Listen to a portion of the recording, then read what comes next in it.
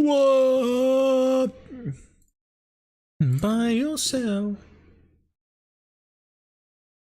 Ba-ba-da-dum-ba-ba-ba-da. By yourself.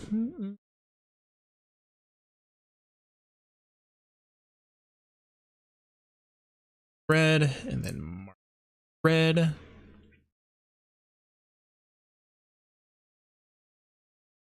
Now it's time to take 9 years for it to actually come up. We can go keep full screen while we wait for all this to do it, because every time I join the server, it takes 9 years. Why am I having to have to sign into fucking Rockstar? Okay, I guess I don't. What the fuck is going on? Huh?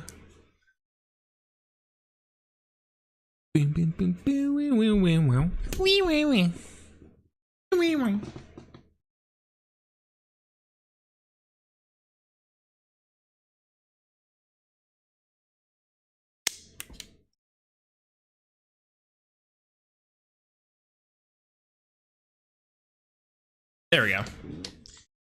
Now we're able. Bing. There it is.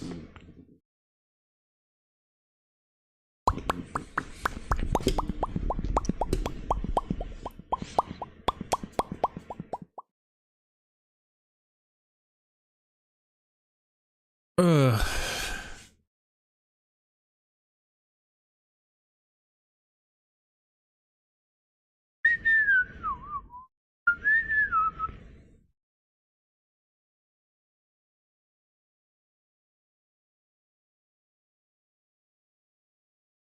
Whoa.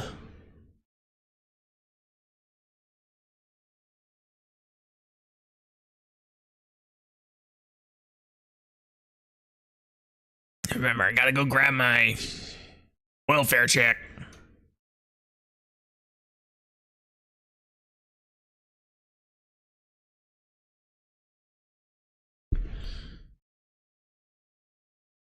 Oh, storming like crazy today. Beep beep beep beep beep beep beep beep beep beep beep beep beep beep me me me me me me me.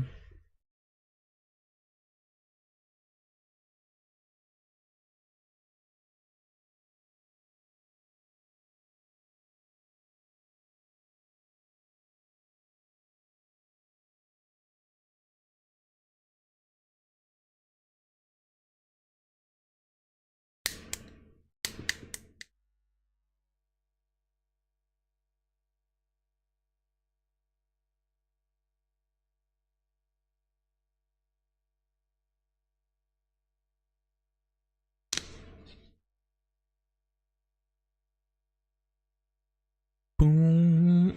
Ah! Hi, Miku.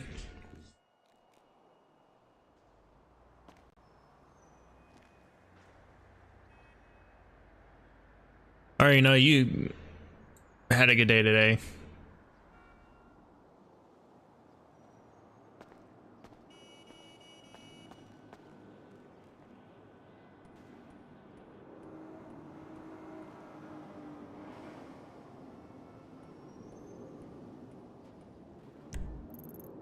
Fuck, it's not open. Dude, it's not open. Fuck.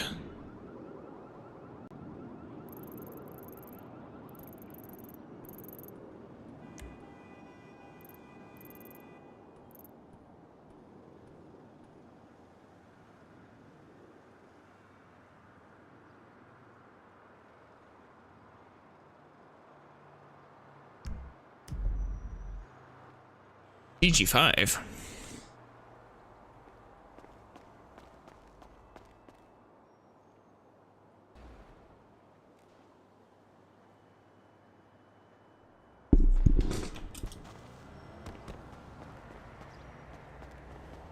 many fucking people were there?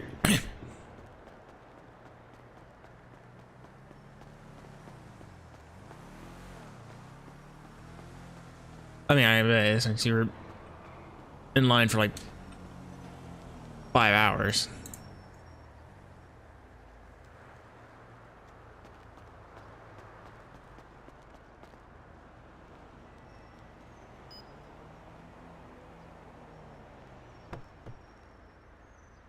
Were all three of them? Oh yeah, I think all three were supposed to be there.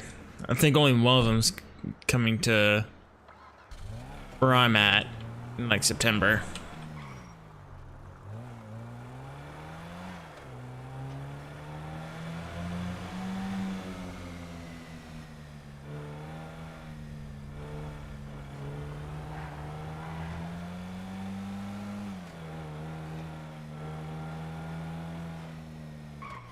I don't know, is it just...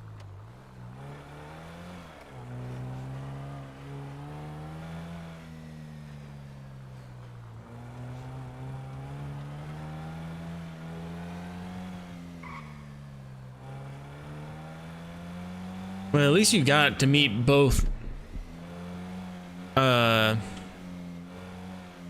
and Naruto, because when I met Naruto, I was trying to meet her and Steve Bloom. Right? God, 170.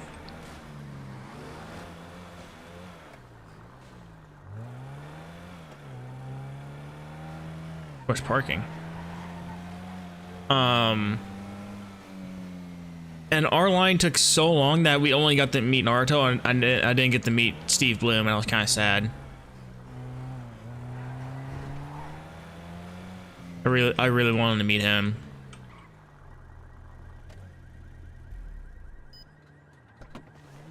$170, that's crazy though.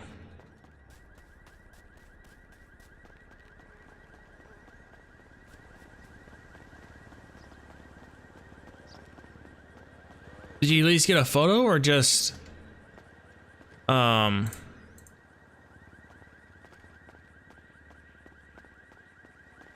autograph?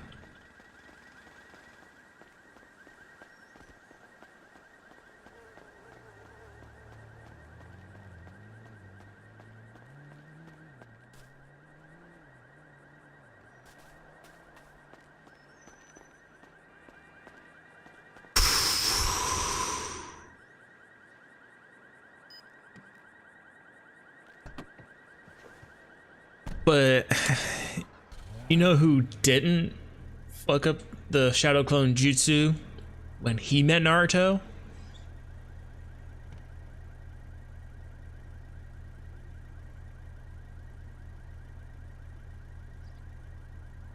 Me.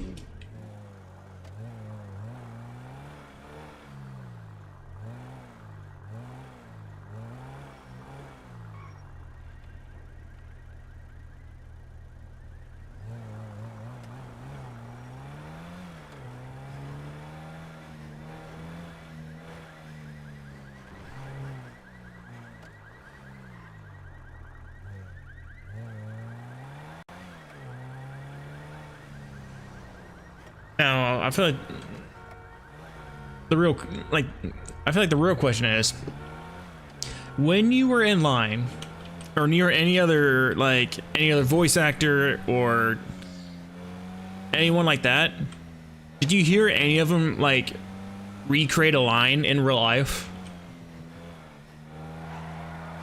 Because like that shit hits different when you actually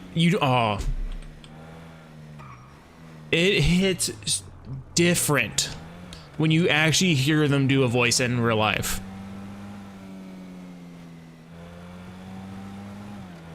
Like the voice actor for Whis, he also does the voice of what's their name in One Piece, the skeleton.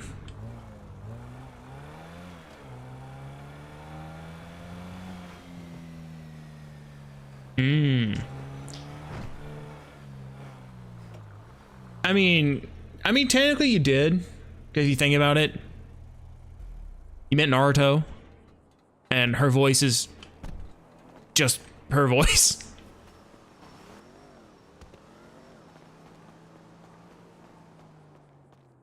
But yeah, he kept doing the laugh from One Piece, which was just like super cool.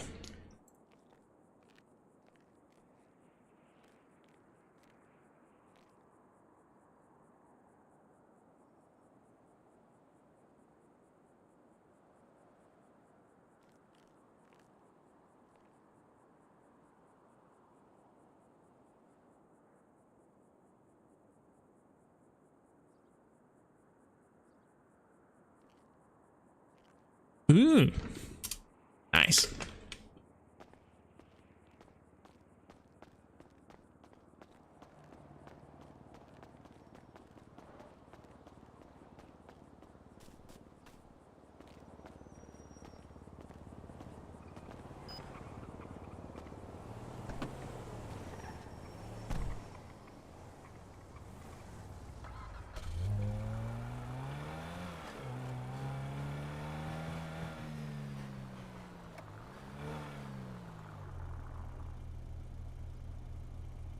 What am I going to do?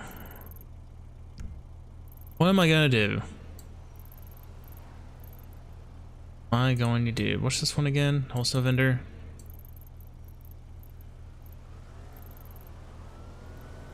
What am I going to do?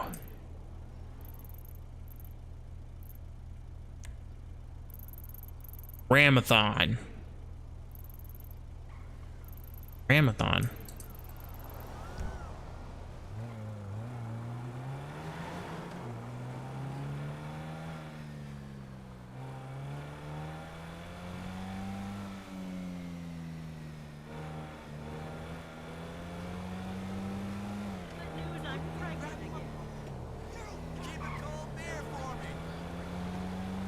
Man.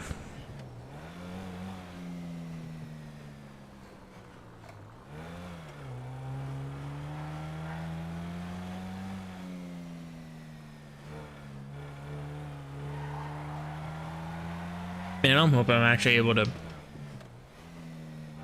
go to a con this year. If there's even a good one with celebrities I want to meet.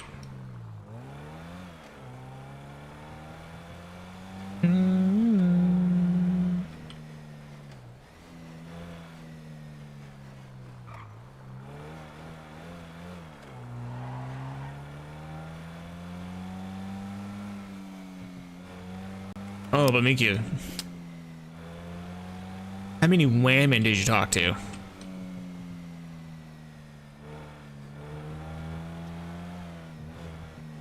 What the fuck did I just see? I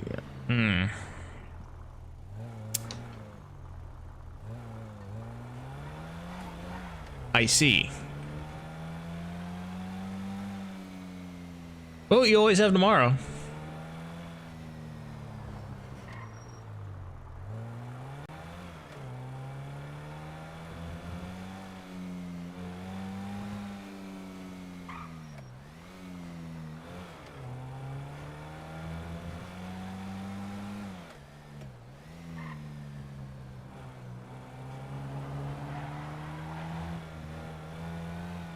Anything going down at that gas station? I'm not seeing anything.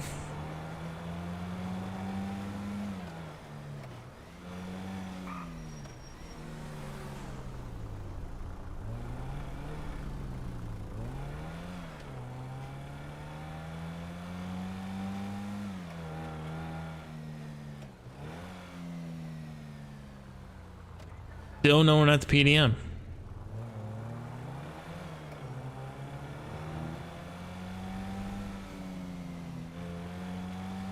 Man, how hard is it to get a fucking car dealership to open up?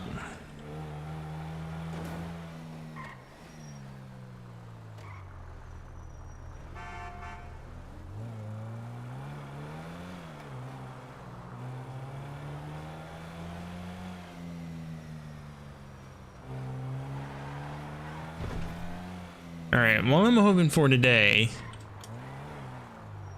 What I'm hoping for today is that we actually see Public Street Performance open up. And I'm actually able to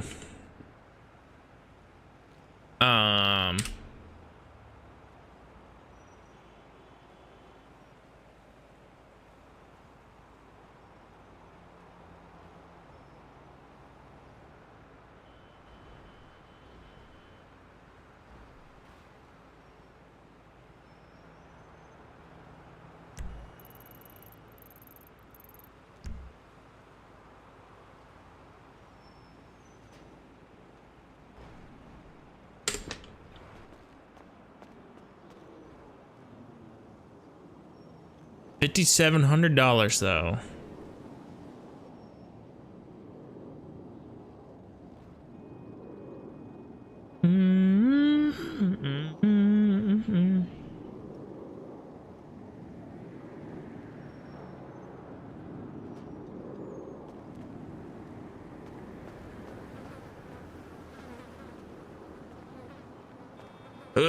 Time to start off the day.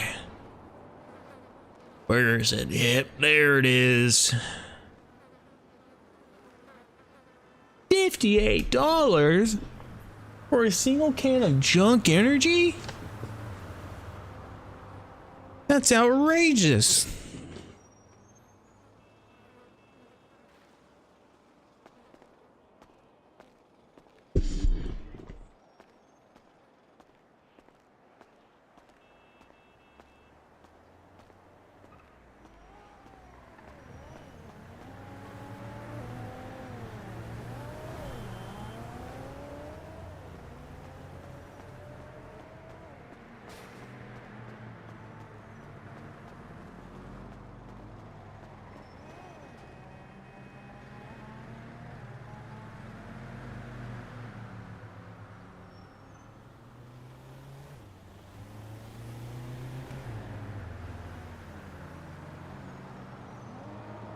Anything going on Twinsta?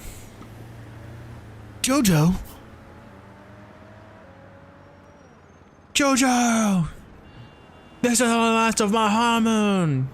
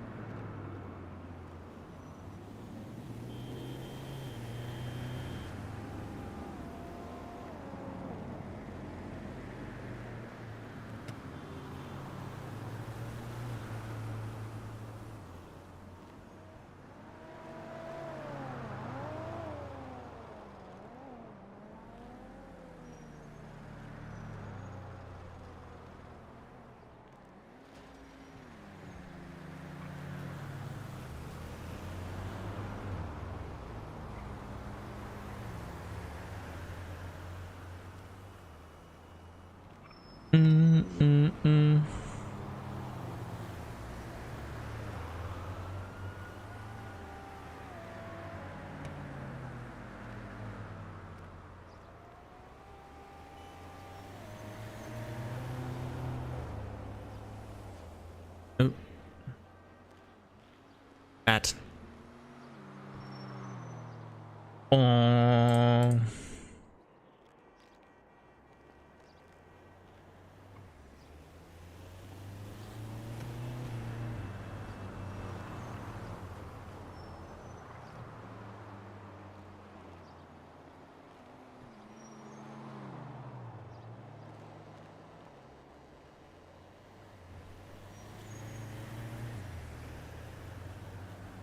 Yeah, that's kind of how I felt about like some other voice actors too. Like I see their line would be like super low.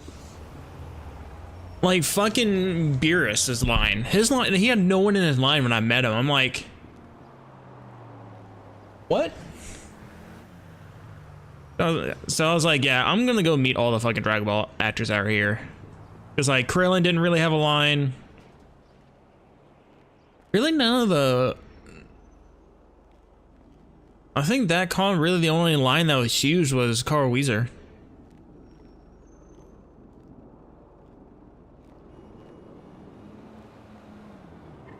We also miss Killua.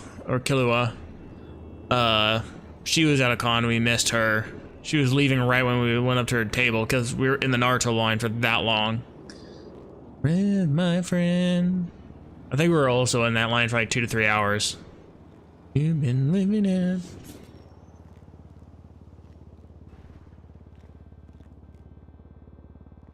if anything, you need to make sure you, if you want to spend more money, go see the art section where all the artists are.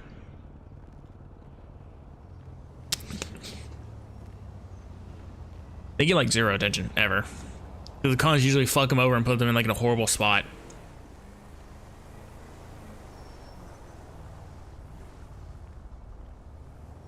No.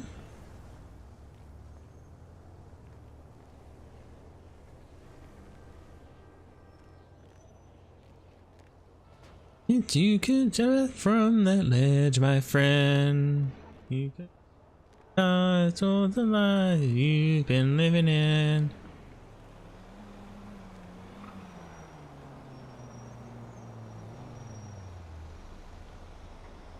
There's two people now that just turned around. Just made a complete U-turn. Like 300 yards before you meet me. What the hell? What did I do?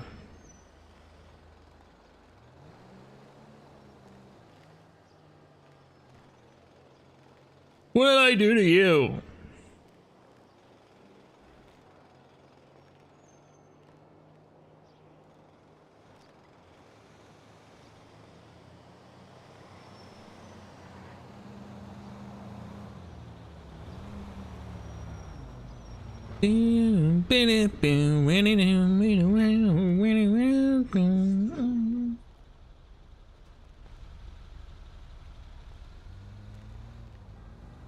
Understand.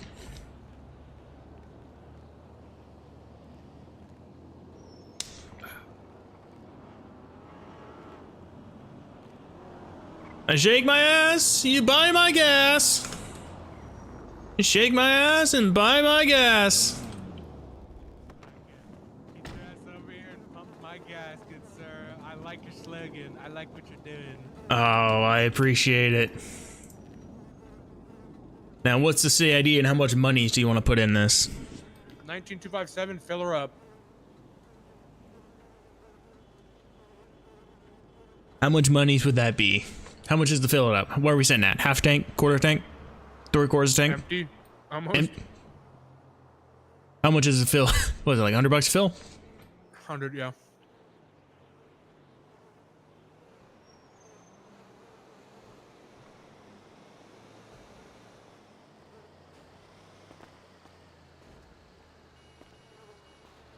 Dude, you know you set the prices, right, when you do this? What? You set the prices when you fill gas. You don't have to ask me how much it costs. You just tell me how much it costs and I'll probably say yes. You're fucking with me, right? No. Normally gas is like anywhere from like 80 to maybe like 100 a full tank. But like you set that price. You're like, hey, it's gonna be 90 something or it's gonna be 100. You don't have to ask me or anybody. There. Oh, I'll get down from here as soon as I hand you this. Now I see why you were charged with witchcraft. Well, son of a bitch. Well, you did buy my gas, but first I'm gonna shake my ass. Yeah, Yeah, remember all the performance and zero issues, only at zero gas. Oh my, thank you, sir. Thank you. Mm-hmm.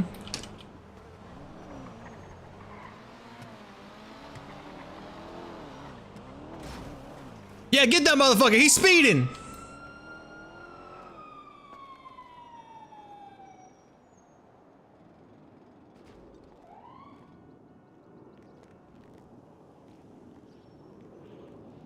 I guess I set the price. Son of a bitch.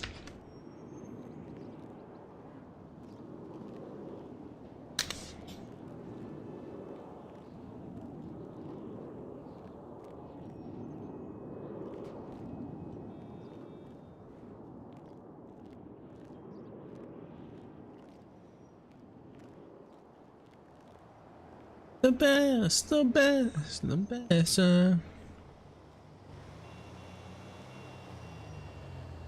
Is it? Is it this is where I get my income, or is it my based by how much fucking work I do? I don't even know. Shake my ass and buy my gas. Well, fuck you too then.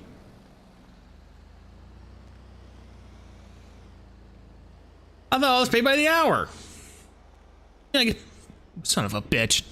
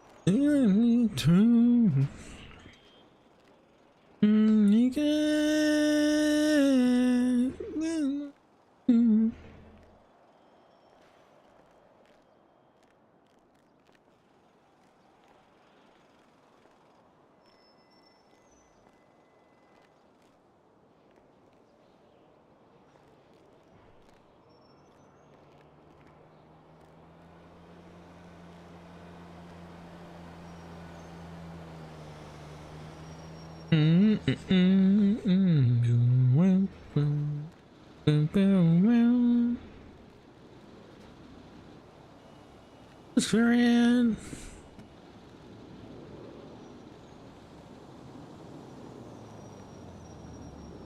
About an hour. Popular? Nope.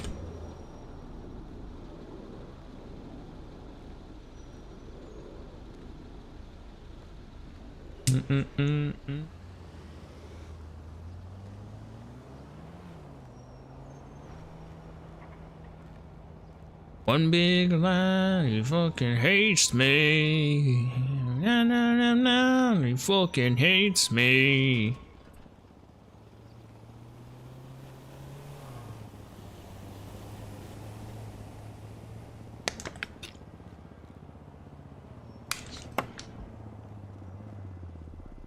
Holy shit, you see that van? Driving like a fucking crazy person. Yeah, get him! Dude, driving like a crazy person. Some of these people, am I right? Jeez. Man, who would drive like that?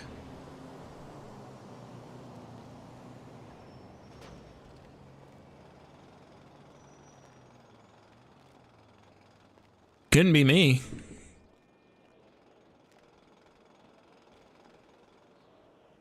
He fucking hates me. Na na na.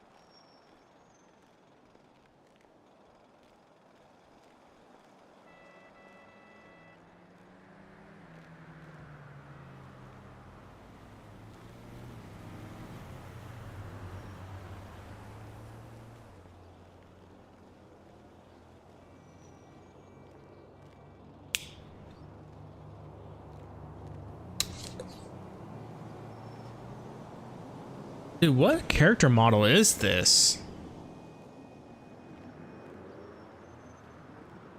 Is that a multiplayer model? What the hell? I've never seen that. I've never seen one, like, someone make one like that. Like, that one, like, looks... Like, I don't know how to describe... It looks like... professional?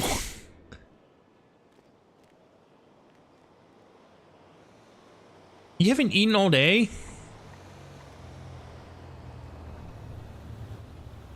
What the hell? You gotta eat. That truck just hit the fuck. Oh, okay. They just also hit the fuck out of that pole. Okay.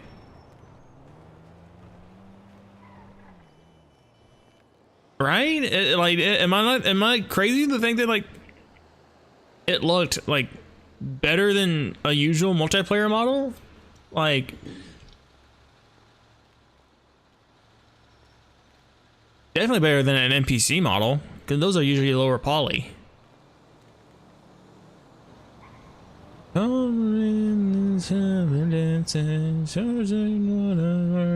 Passing by.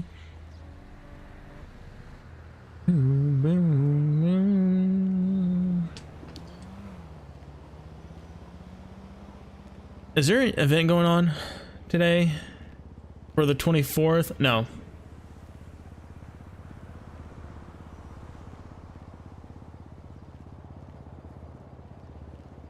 What is this? Lily Cart birthday edition at no location. Lily Cart returns to its founders.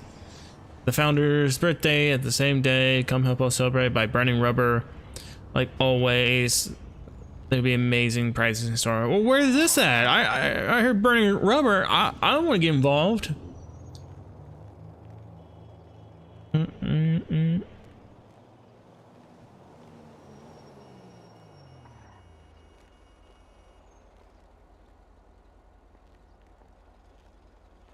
Holy shit.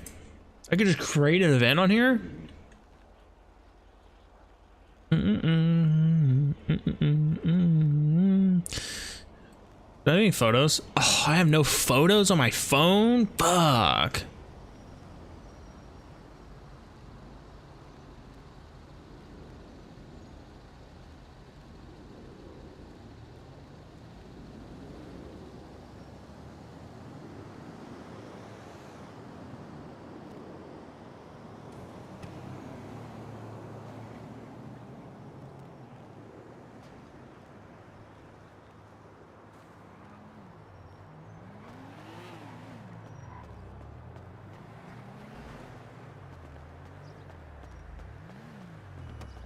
I shake my ass. Buy my gas.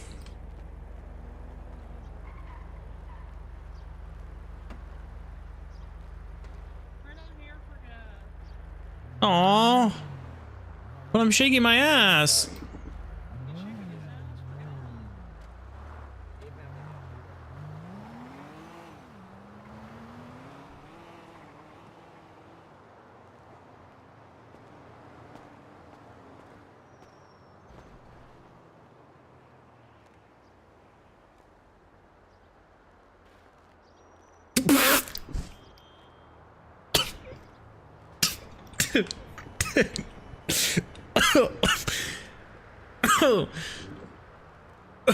Not what not what I thought would happen.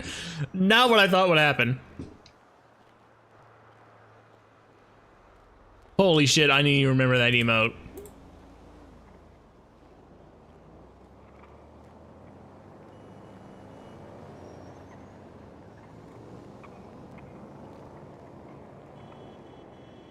Holy shit, dude, that caught me so off guard. I didn't even know what I was gonna do.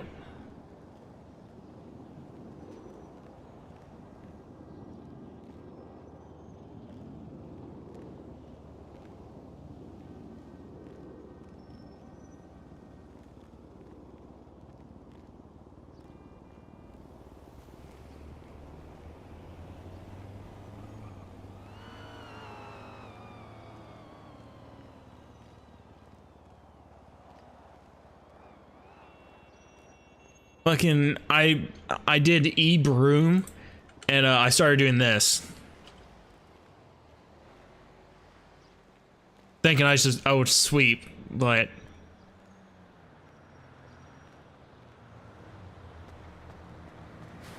it fucking caught me off guard.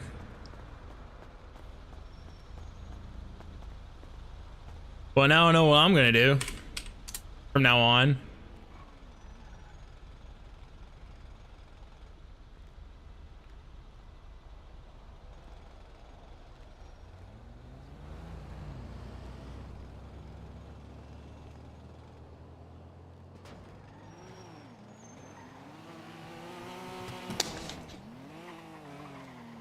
You about to drive to a fucking gas pump. I swear to God if he gets gas. I swear to God if he gets gas.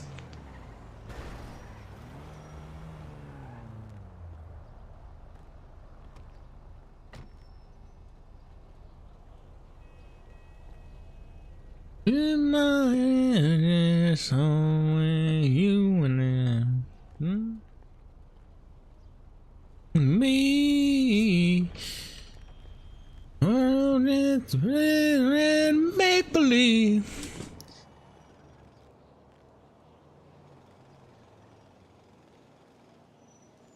Hey, don't you don't. I'm like constantly having to check around my chair to make sure my cat isn't around it.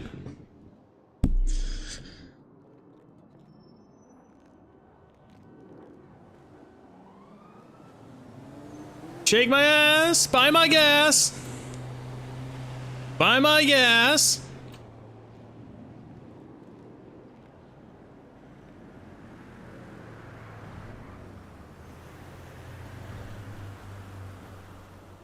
It's kind of crazy. These are kind of the shoes I wear now. These are actually kind of close to the shoes I wear now.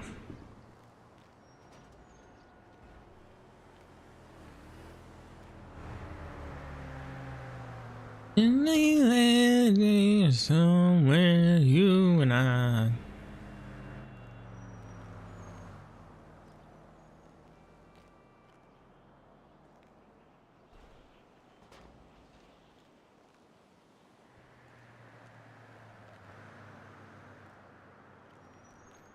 You love me, but you don't know who I am.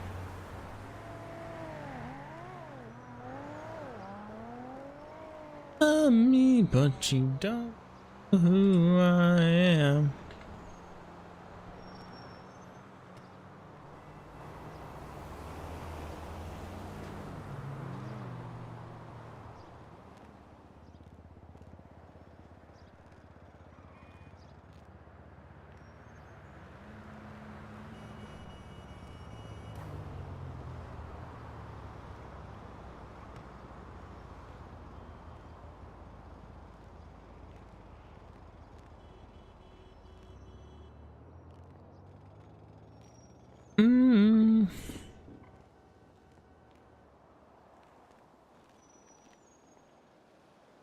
Probably face this way.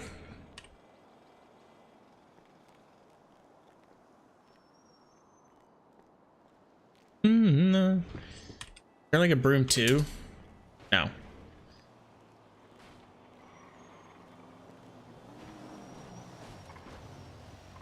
You love me, but you don't. You love me, but you don't know who I am. What are you doing over there? What's he building in there?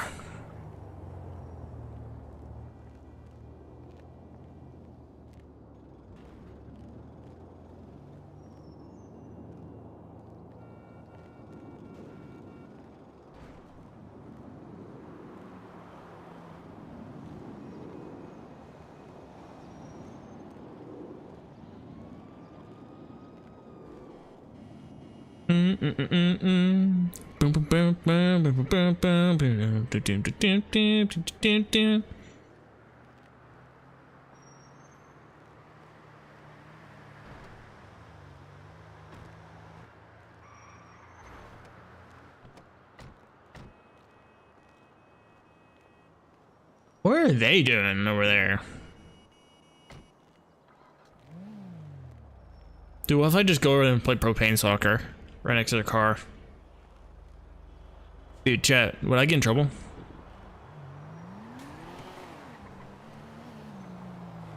Shake my ass, buy my gas. Hi, I shake my ass and you buy my gas. Shake your ass for gas. Shake my ass, buy my gas.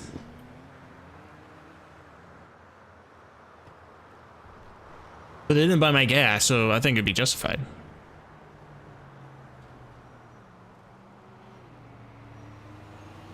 Buy my gas. Everything away. That's what I'm saying. They were in there in my store for like 10 minutes, and what did they do? I don't know when they bought anything. They were just in my store for 10 minutes.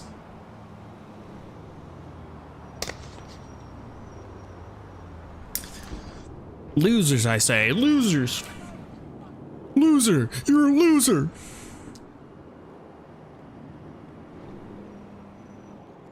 Yeah, it's over. It'll be a fantasy.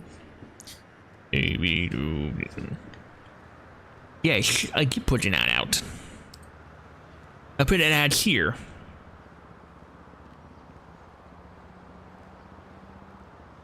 I don't know, it'd be a good idea to put an ad out on like, what is it? The directory? You are wrong and this is not where you belong. Dude, where the fuck is this thing at? Oh, now it's open. Oh, now it's open.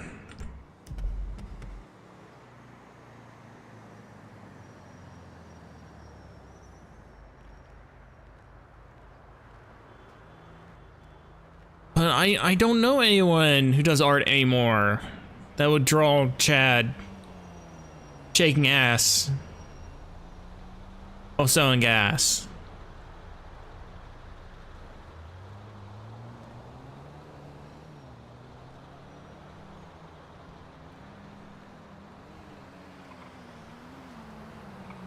Shaking ass, buy my gas. I'm guessing you're not here to buy my gas. You want to come on an adventure? Yeah, get on the back seat. Okay. We're going on an adventure. It's gonna be really quick, and if nothing happens, we'll buy gas from you. Okay. Oh, alrighty. I even throw in a tip. How about that? Yep. I mean, I only work for tips because they don't pay me. They only gave me the hat. That's true. Oh, really? Yeah. Oh my god. Why do you think I had to shake my ass to sell gas? Ugh! Ah! We killed the hostage. I'm sorry. That Sorry. was meant to happen. That What got was it saying? Oh yeah. Why do you think I have to shake ass to sell gas? Like it's. Make sure you click all your straps. Make sure you continue to stay strapped up while in this car. Well, okay. I got a question. Is this a 6-point harness or a 4-point harness? I don't know. I just So click the it's a buttons into the 6-point thing. It's probably 4 point. Oh, okay. No wonder I fucking submarined out of it. You gotta get the 6-point, man. Yeah, 6 points better than 4. That's too expensive, man. But then you don't submarine and send your- Formula One. Yeah, but that means even if you do Download crash. safety equipment, not good. Not good. Yeah. not good. Who cheaps out on safety equipment? If you're gonna race and go fast, you gotta ball out. Like, there's no exception. There's no exception for safety.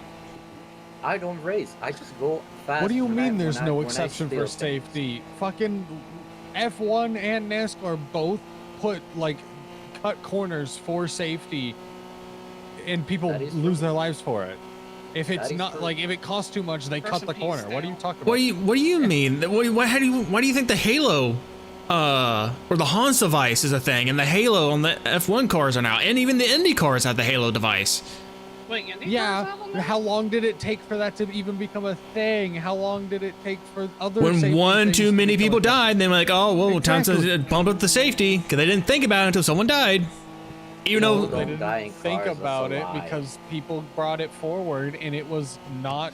There hadn't been an Actually- incident yet. well, where they actually, needed with it, and NASCAR- it cost too much. NASCAR, they brought it forward and the drivers hated it. They wanted to get rid of the Hans device. And now, after so many people had accidents with the Hans device, now they appreciate it. It was actually the drivers who wanted to get rid of the Hans device during How NASCAR. do they get in accidents? They just go. They just do left. Well, if you're going left and somebody bumps into your car at over 300 miles an hour, and you go into a wall, the fucking force. That's genuinely anything is an accident there. Have you ever heard of a term called bump drafting? Yep. I have not. I haven't. It's you draft behind your opponent and you physically get so close to the bumper of their car, you're bumping into it. hmm Oh. And it ends up turning the learning. car, and it can turn them into a wall or anything. It's actually kind of what part of He got hurt. Yeah, It's not exactly. exactly that, but he got turned We around. cannot do the register. Fuck. All right, all good.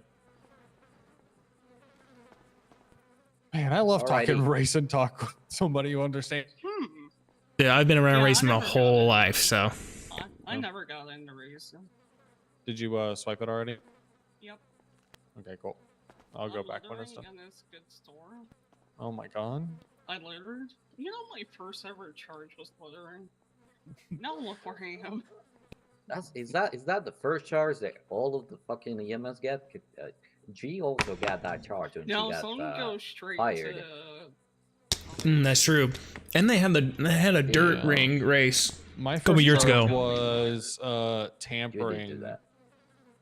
And then what is My the thing what that is got me fired the was oval tampering event that they have? It's a or super not fired, small what? track, What the fuck am like I talking about? super small. I got Where like tampering it's so hard to literally, pass. like day 3 And, of like, being the- into the city. And It's it was the same pinned track on where the me, person rode up into the wall to by pass Jeff like Jefferson. 8 He also people. threw me down a mountain. Oh, classic. My Jeffy first Jeff. charge Do I have was Jeffy freedom, Jeff's number? freedom driving through the south side and going into an alley that didn't have an exit. I have Jeffrey Bundy's number. I do too. I do too. Hey, you guys want to know what's really funny? I have Lily. Ka-chow. Collins' number. Oh, okay. I think I She- have she her did. number. She She would did. every time somebody would rob the Mirror Park Yes, store, she guy, would what's call your us to name? come. Oh yeah, what's your name? Sorry. Oh, I'm Chad Smith. Chan? Nice to meet you, Chad. What do you I'm want to Slim Junior, the 14th and 15th Is it and tough out 16th. there trying to get people for your gas? Oh, what about my You guess? gotta shake. But you gotta shake ass for gas for tips. Well, yeah, well, that's when people actually come to buy my gas, not just take me. I feel like people would like what do you gas is want so to do? expensive Are you trying to be a car racer, Um, or you just know about cars? I mean, if I step back into that life, I don't mind. But I'm trying to hit up the Popular Street Performance like open interviews. 'Cause I talked to someone yesterday that told me they were doing it. So I'm like, oh fuck, that gets me back into mechanic work, and then that could possibly get me back into, quote unquote, possibly street racing. But I need a car first. You know what? Once we get out of here, I will call a friend for you. How about that? No If you fooling, don't Pop. respond. the fuck? I Yippee! don't know what you just said. Oh, there you go. He's head. Yeah. Well, I mean, I can pull a couple of favors also over there, but I think we're quite literally going to be calling the same person. So, Probably. yeah. Maybe. Well, if it's Alex, I texted him and be like, sorry, I woke up late. If you're still around, I still want to do the interviews.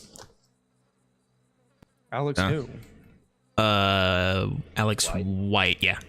Oh, White. Yeah, that I didn't guy know White worked stinks. over there. No, Alex works there. I didn't know that. That guy stinks.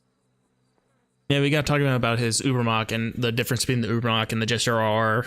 Technically having the same B58 engine, but Dinka did technically take out the parts that they didn't think were quality enough to be inside their engine. So technically, a mixture of a quality of Dinka while also being the power plant of a and the handling of a Ubermacht.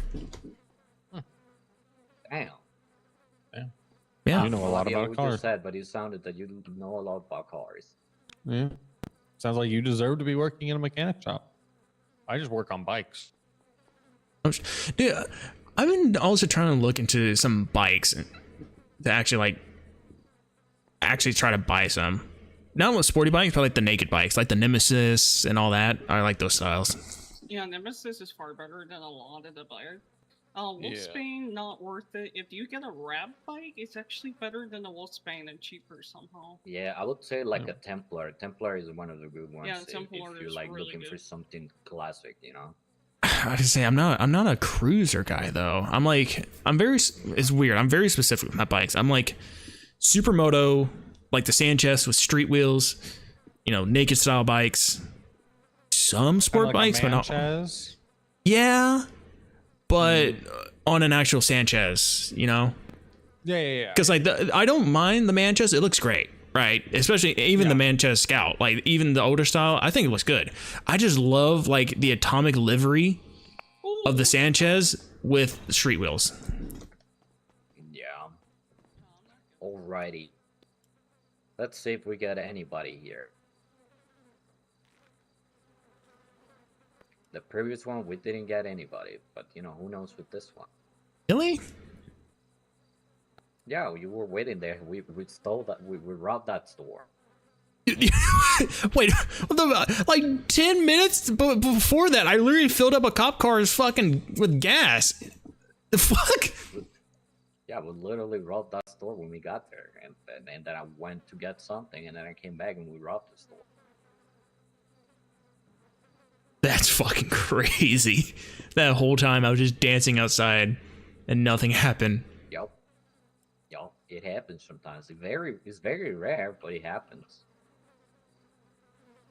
Hey, are they Happens just in this fucking shit busy going on. today? And they can't be busy, cause I saw them go pull someone over for speeding. So they're like, they can't be that busy. Yeah, it was something going on, I think, and you know, around this time, there's a lot of shootouts too in the pizza place. That's all right. Say, I haven't been here for like 2 years. There's also like a court case with Wolfgang and other people and the Italians. So you know, Oh, that's right. I did see that in Twista. both of those group are If fighting. no So. cop chill, we'll just take them back to the gas station. Yeah. Also, what is that with the whole drama was the Papadums and fucking everyone? I haven't been here for 2 years. So like, I keep seeing stuff on Twista about all that. Well, I mean, when you were around, Dominic Toretti was the chief of police. He got fired, so he put he already had the Papadums because Papadums back then was by the airport in the gas station. But then they fucked off, so he got fired and he became criminal. So he moved it to Spanish Avenue. So every time there's something, they insult people, so they end up getting shot. Nobody likes them. At least already, nobody likes him. So he gets shot a lot. Yeah, I can see that now. Yep. That's basically the gist of it. He's an asshole. He gets shot. They get in a beef with somebody, pretty much. Alright, we're We good good. to go. Let's roll. Alrighty, guy, let's go. Oh, damn, all right. I'll take you back to your gas station, Chad. Thank you.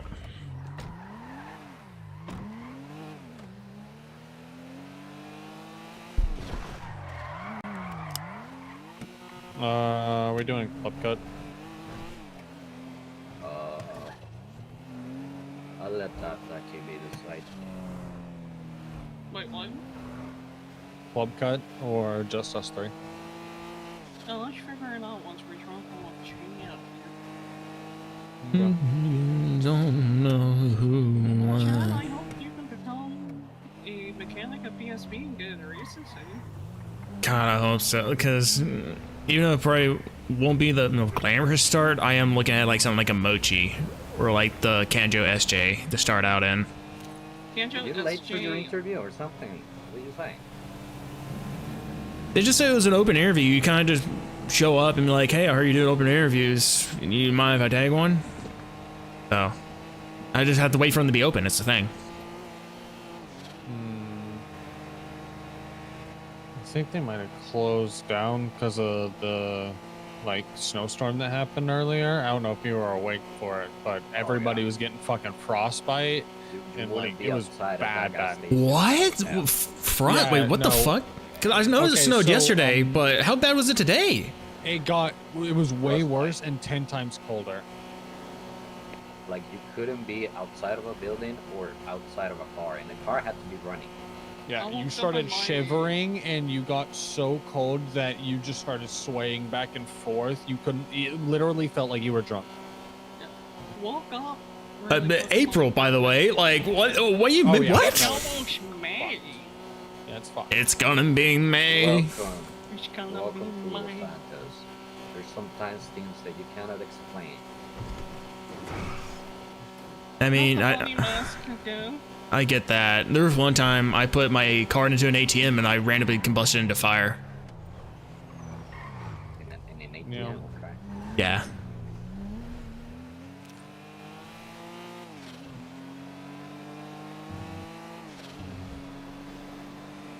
What's your phone number, man? Oh shit. If you go into settings, you can share your number. Yeah, let me do that real quick. Oh, there you go. Chad Smith. Yes, sir. Chad with the C. Holy shit. Oh, I got it. I'll let my people know and see if they can hook you up, right? All right. Appreciate it. Want to give me some Bonjour. gas? Oh. Pull over to the pump so to eat. Oh, of course.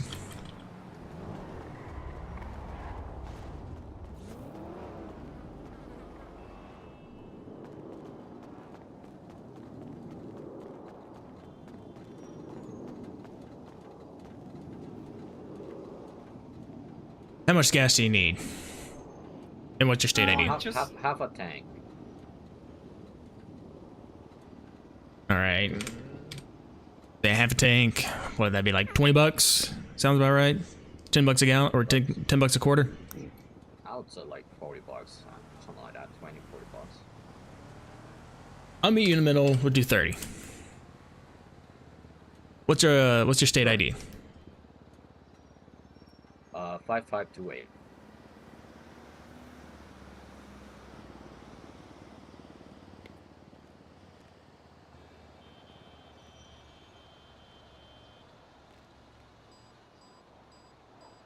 What's your state ID? It should be 6247. You have been, you were around back then, okay? Yeah, well, I haven't been around for like 2 years, but yeah. But like I said, you buy my gas, I shake my ass. Thank you. Yep. And remember, Thank you, Chad. Hey, all the you performance can and zero also go issues. get, there's a new thing. You can go get what's a Welfare check? Welfare. Yeah, Welfare. welfare. Yep, I already picked it up today. Yeah. There you go. All right, buddy. Have a good one. I already Yeah. passed your info around and might call you or text you. Oh, shit. Appreciate it. Thank you, All right, Chad. buddy. Thank you for the business.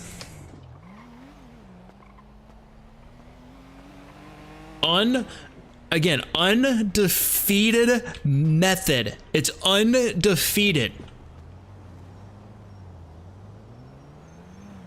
It's undefeated. Give me like 300 bucks. Do score. 200 bucks. Score. Undefeated.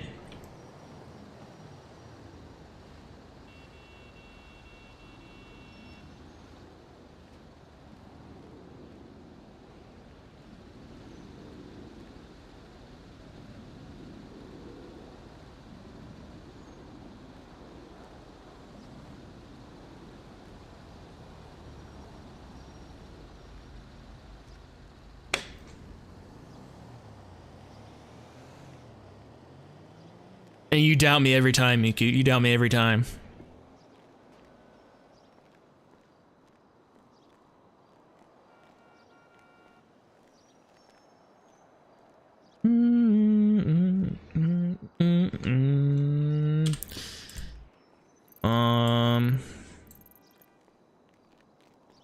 Had to remove myself and I'll try to. Yeah, do you like that? Do you like that?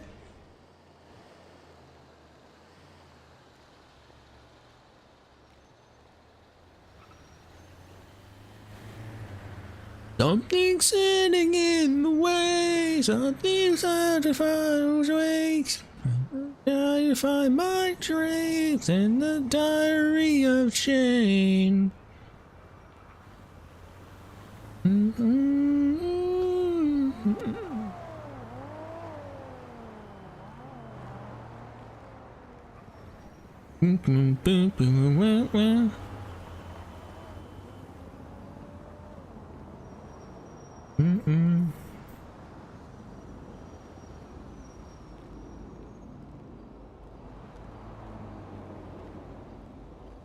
Something's heading into way. Something's under fire.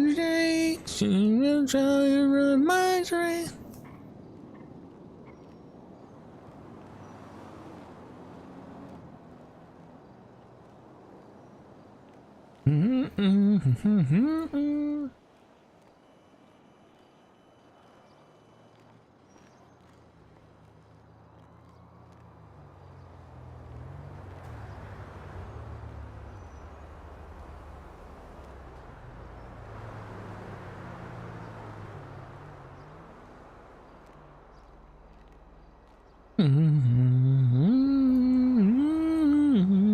Well,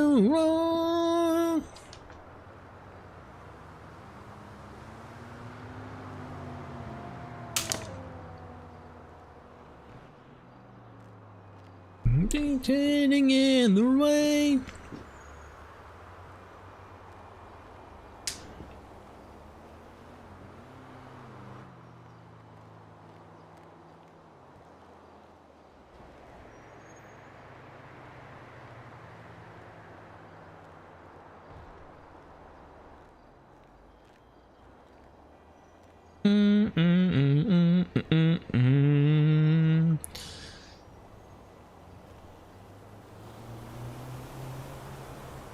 Buy my gas, I shake my ass.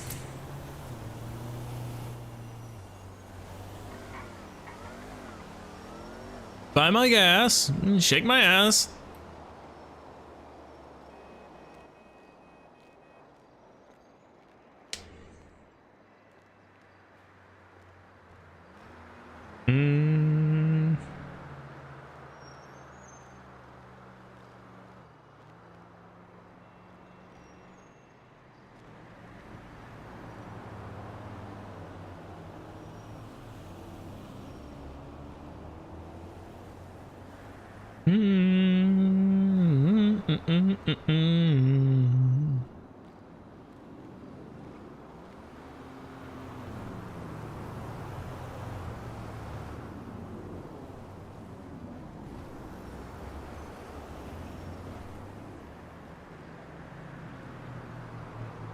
I feel it. I feel it. Just going to tomorrow.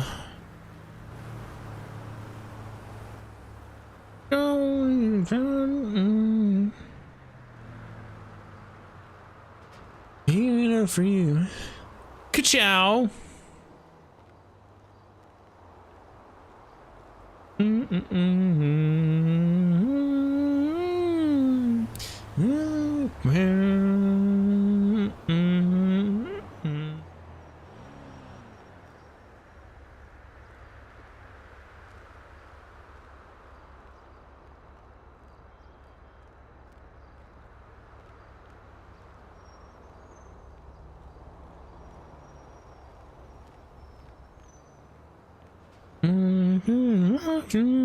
I feel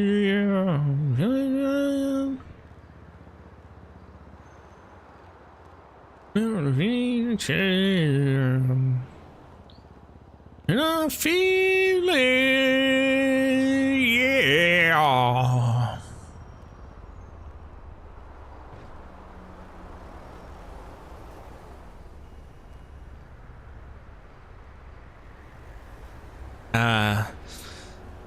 As the sunset fades towards the west, the smog continues to fill the air, and Chad continues to shake his ass while also selling his gas. Man, they're flying. You see that?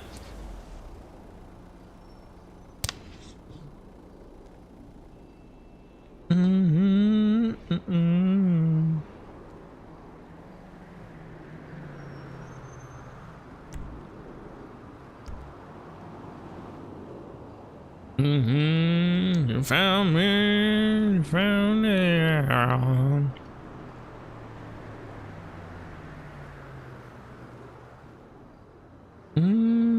Boom.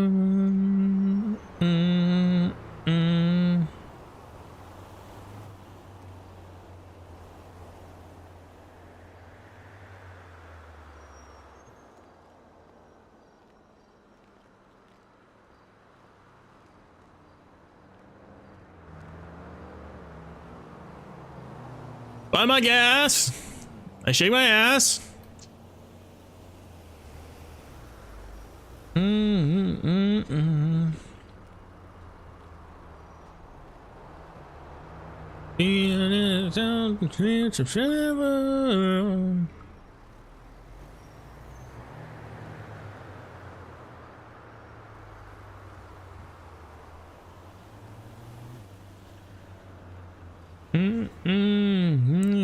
Tomorrow.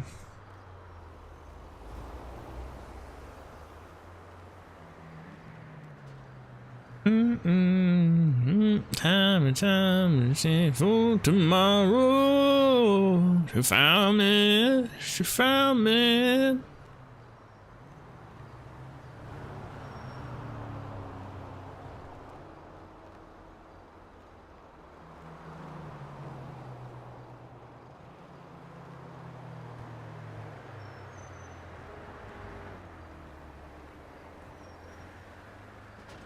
I also just realized,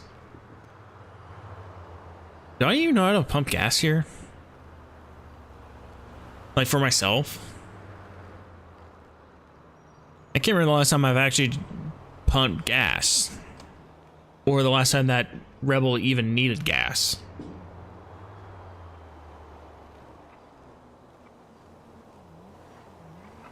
I shake my ass, buy my gas.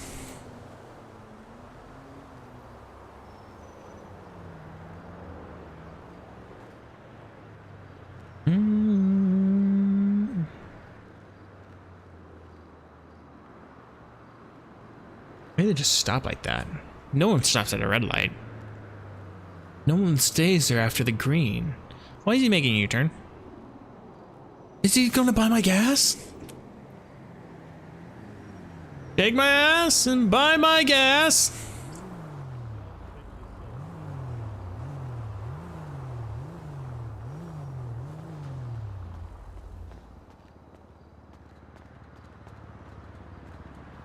I'm guessing you're going to need gas. Yeah, be great. All right. What's the state ID and how much gas do you need? I usually do like $10 per quarter of a tank. Okay. I guess probably $20. I'm about a half tank. And 19387. Don't. There you go.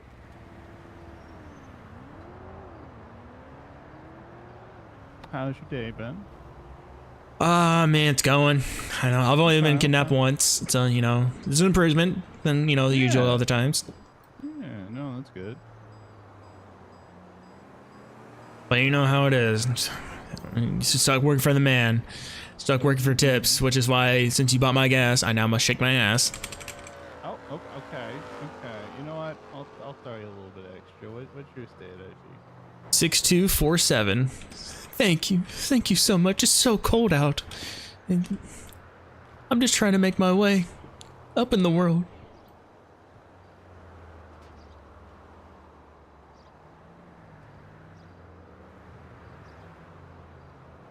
Thank you so much. And remember, all the performance and 0 issues, only at 0 gas. Hell yeah. All right. Have a great rest of your day. Yep, thank you for your business.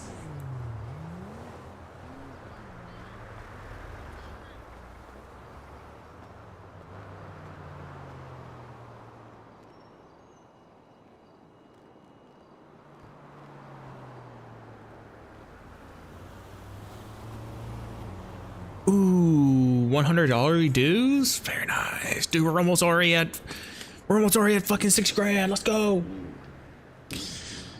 Sometimes I wish it was you. To never been moved on.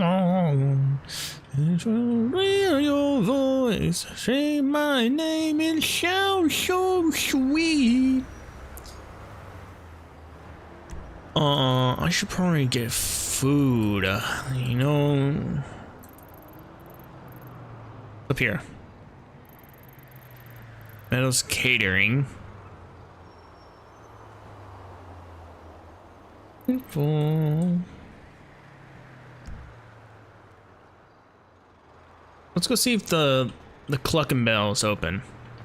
Grab me us some Cluckin' Bell. And we can also drop off this $300.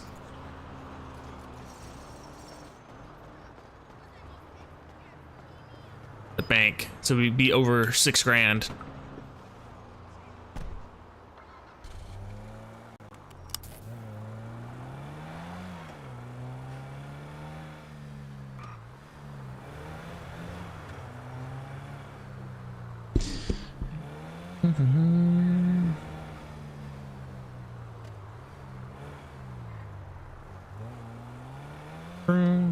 Sometimes I wished it was you. You never really moved on.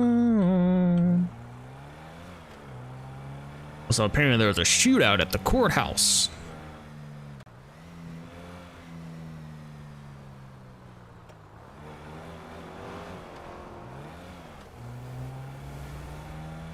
Jet.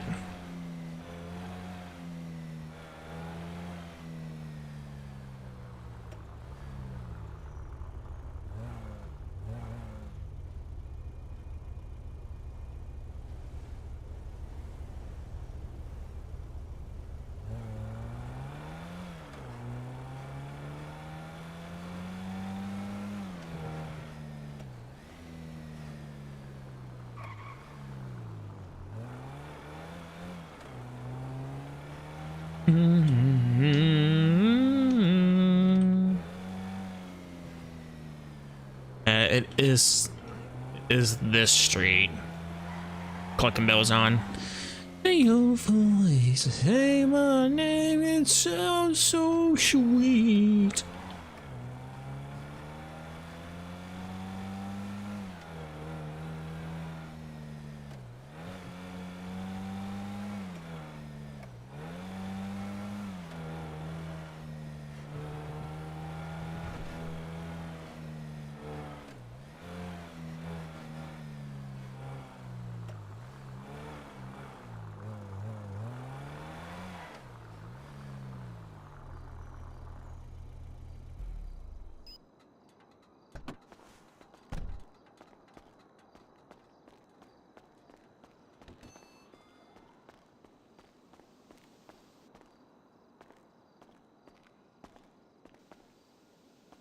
Helloing.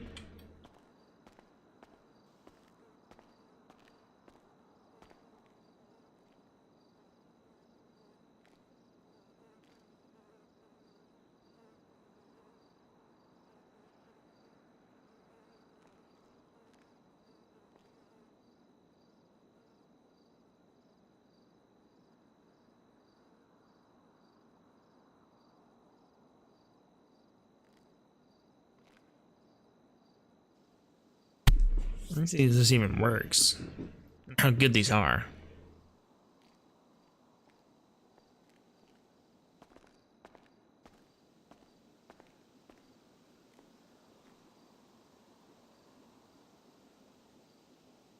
You'd say pretty good.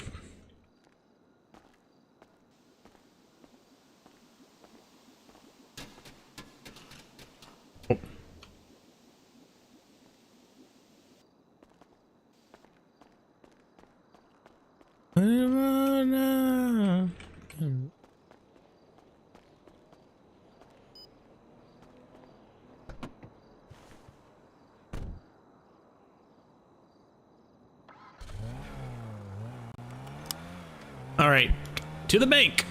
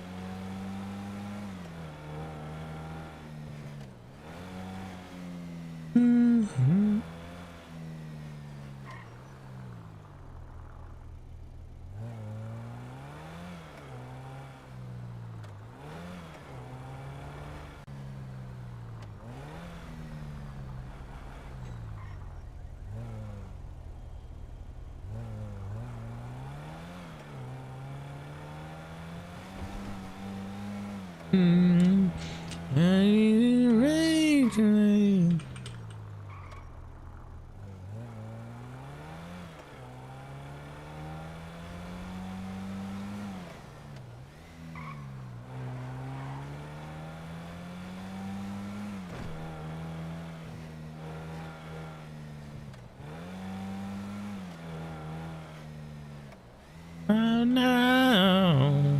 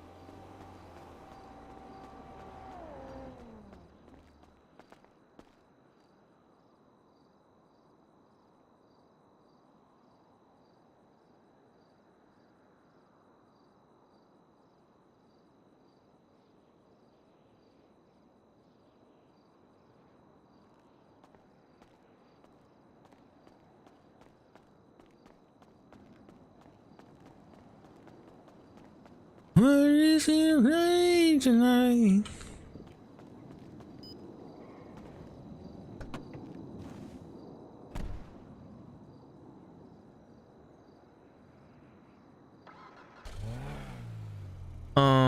I feel like they're gonna ask me this. It's probably best if I learn how low brakes can go.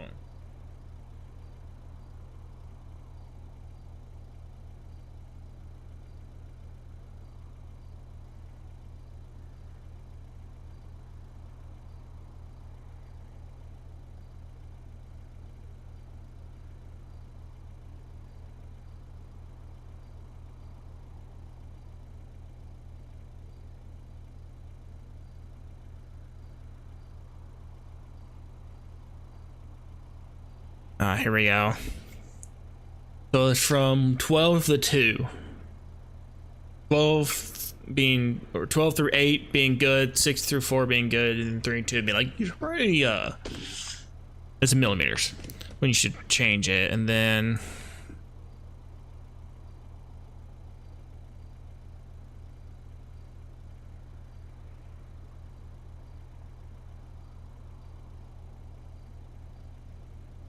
and tires are around the same way with being 8 to 6. Okay.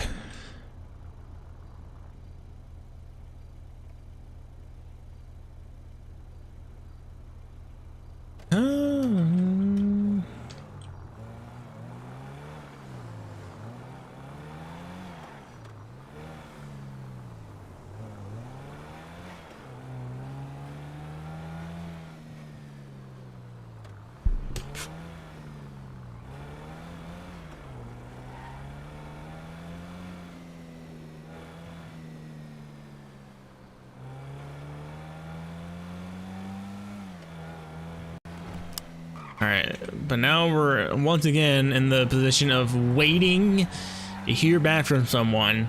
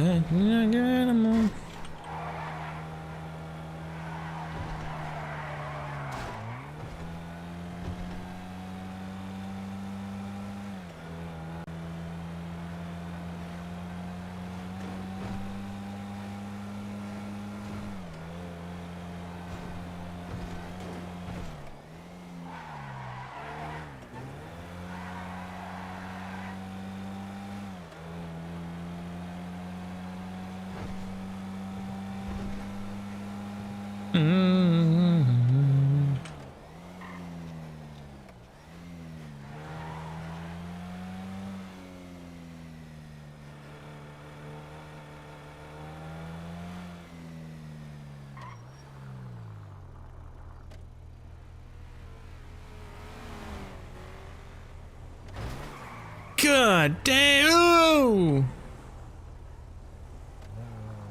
Holy shit, dude. I dodged the fuck out of that. Dumbass. That could have been bad.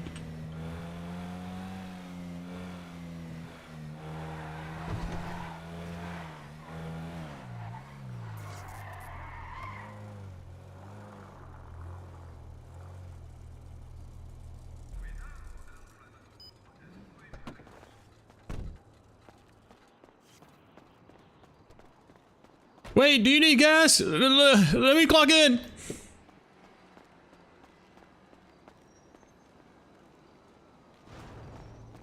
Yeah, exactly what I was coming for. Yeah.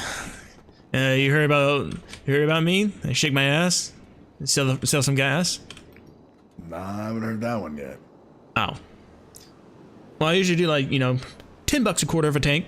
So, how much do you need? 3/4. All right, so $30. What's your state ID? Sounds good to me.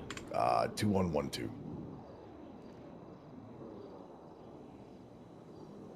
Perfect. Yeah. Hey, works for me. Save a little bit of fucking money. You been here long? Yeah, technically I moved here like 2 years ago, but then I moved away. And now, I'm now just kind of back here again. Cause fuck it, why not, How long you been working at the gas station? Too fucking long, man. I've met several people that work at the Popular Street Performance. I'm just literally waiting for someone to come back to me to get me a job there. Cause I've talked to multiple people like, yeah, you need to get a job there. I'm like, please, I'm begging you. I need to be a mechanic, please. I've been around cars my whole life. I've also been around racing my whole life. My dad was a rally driver for the 90s. He actually raced the Calico GTF, the zero gas one, which is why I'm contractually obligated to only work at zero gas stations. So. Okay. What about your background? What's your background looking like? When it comes to... I had a little amateur stint in Touring Cup. Didn't really go very far. Then I did a little bit of Time Attack. Won a little bit there, but Time Attack only gets you. Dinka Segoy. Oh, why'd you pick the Segoy? I'm weird. Well, okay. When it comes to the Touring Cup, I was in a Kanjo. When I was in the hatch. Okay. And then Time Attack, I moved to the Dinka Segoy. A little fun fact about Time Attack: the most competitive cars in Time Attack are front wheel drive. Oh yeah. Yeah, so like I'm actually a big fan of front wheel drives, believe it or not. People shit on it because they don't know how to drive it. That's it. Once you learn how to drive it, it opens up a whole new avenue of racing. It's I can go on and on about front wheel drive racing, but Got to pull instead of push. That's the only difference. hey, fucking thank you. It's a totally different fucking line too. You got to think about that. It's a pull, not a push. Thank you. You're the first person who I've talked about with front wheel drive who knew about push against pull. Yeah, it's because you're talking to one of the lead managers of PSP, big dog. Oh fuck. Yeah. Meet me over at the shop. Oh, all right.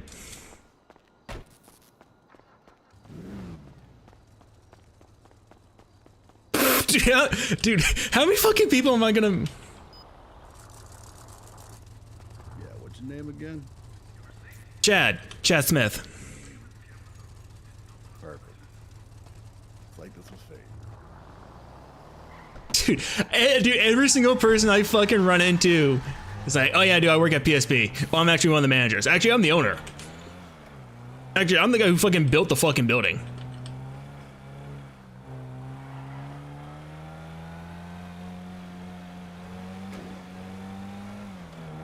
Like, dude, how many fucking people from PSP am I going to fucking meet? Holy shit.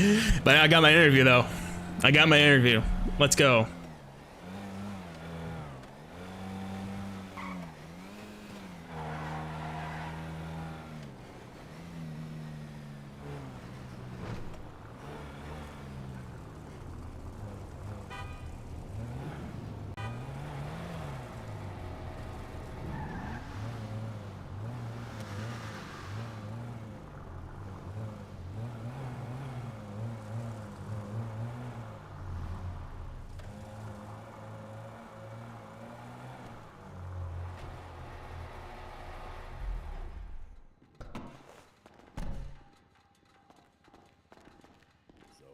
or not, I already got a text message about you, my guy.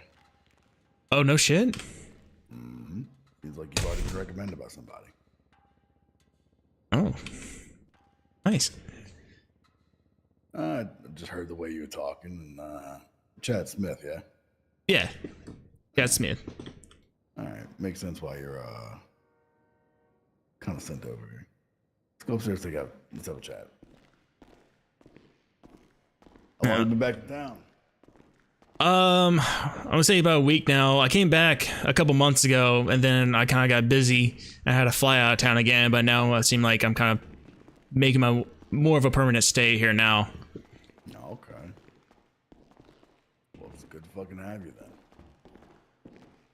Yeah, go and have a seat, any one of them.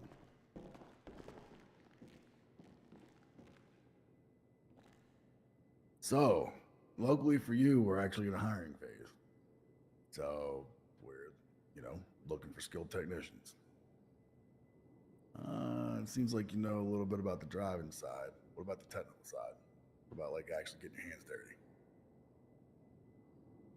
I mean, I've been around vehicles my whole life. Just about every single vehicle I've kind of built from the ground up.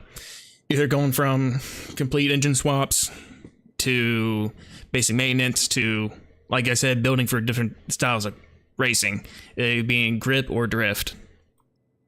Okay, drift, huh? Yeah, I had a little RT 3000 that I built out. Nothing anything crazy. It was NA'd. It was.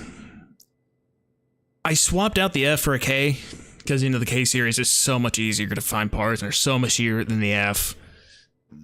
So I just did the simple thing of like I did a Frankenstein. It was a K24 bottom end, K20 top end, and I kind of kept it within the same rev range of the F20, but not all the way to 9,000. More like the F22. I got up to like 8,500 RPMs, but at that point, once you get that far up into the rev range, you kind of lose a lot of your torque. So I kind of kept it in more of the 8 to 8.5 range. Didn't really worry about trying to get all the way up to 9,000. Yeah, see, I'm a fan of the old Dinka Big Block 8 series. That's my style. Oh, very nice. People like the B and D's, and I like H's. Kind of along that F series, kind of, Yeah, I'm not gonna lie. I also am a fan of the J series. I love the J30s, J35s. I feel like that's an underappreciated platform with a lot of potential. Didn't those come in like the 2012? The J35 was 2012 and up. Yeah, and the J30 I think was the generation before that. I think they were the 8th gen. They had a coupe, and it was very rare you could find a 6-speed transmission for those J series. So, but those going from finding a coupe J series 6-speed manual is practically impossible. It's a unicorn car. But they did make them. They did. Okay. Well, I mean, if you want to do a full blown interview right now, I'm down to do it. All right. Yeah, I'm down. Okay. All right, let's go. Let me get some information up real quick and just take a couple things down. Let's go.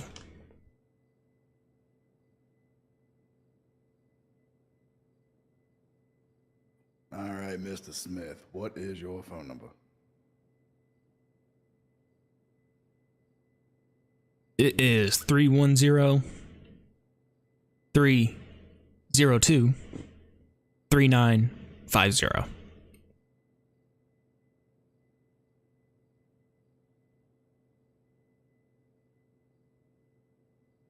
All right, dope.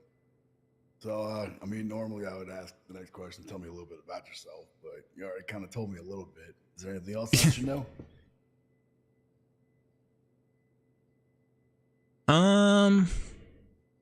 I did technically have an undefeated streak in motocross, but that's a different story. Okay. Interesting.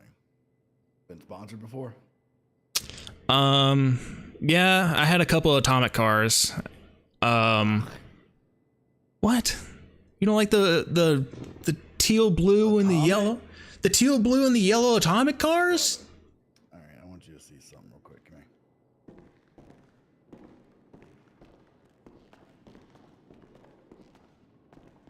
Before we I go would- any fucking further, I want you to look at them tires right there and tell me what they say. Listen, I don't hate on the Fruit tires. I don't hate on them.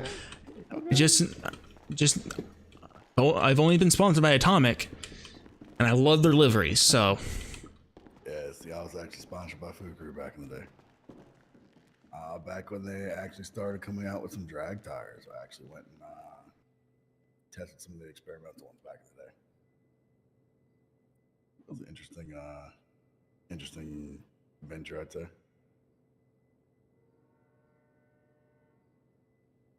yeah, I didn't even know they made drag tires.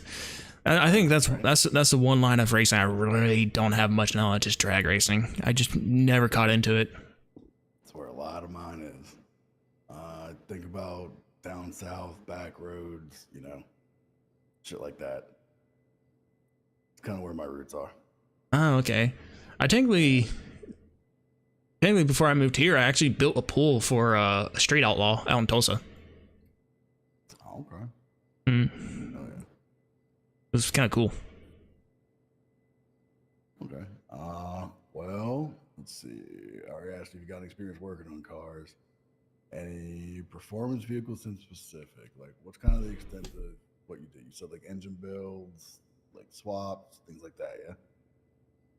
Yeah, for the most part. I mean, I've windowed a couple of blocks. Again, I had to build from the ground up multiple times. Then, of course, suspension components, and then not a lot of fabrication into roll caging, but enough to understand. So you got a little bit of welding under your hat, yeah? Yeah, but it's not very much. It's a couple of shitty beads, and it's strong enough to hold type of welding. Hey, sometimes that's all you need. Okay. Well, I mean, what makes you want to work here out anywhere else? Like, why the spot? It's probably because from what I've heard, this is more of a performance shop more than, throwing body kits and customization of that kind of thing. That's where I've always drawn to, because like I said, with my motorsports background, I've always kind of preferred the performance side over the more flashy, trying to make something, show car-y. A lot of the times I just go OEM plus. So a lot of the time, a lot of my work is done under the hood. You sound like me. I'm kind of the same way. Like, maybe throw a little bit of carbon pieces, OEM style, maybe do some tasteful modifications, decent hood, but Right. same. The only time I put like a full on like canards or splitters or wings is when I'm literally building like a GT car. When I build like either like a GT3 style, like the Jester Double R GT3 Cup spec, or the Growler Cup spec, even the Mochi Cup spec. I love Mochi spec. Mochi or Kawaii spec deal going around here for a long fucking time. Dude. Like 4 cars that are exactly the same. Yes, it's so fucking fun to watch, dude.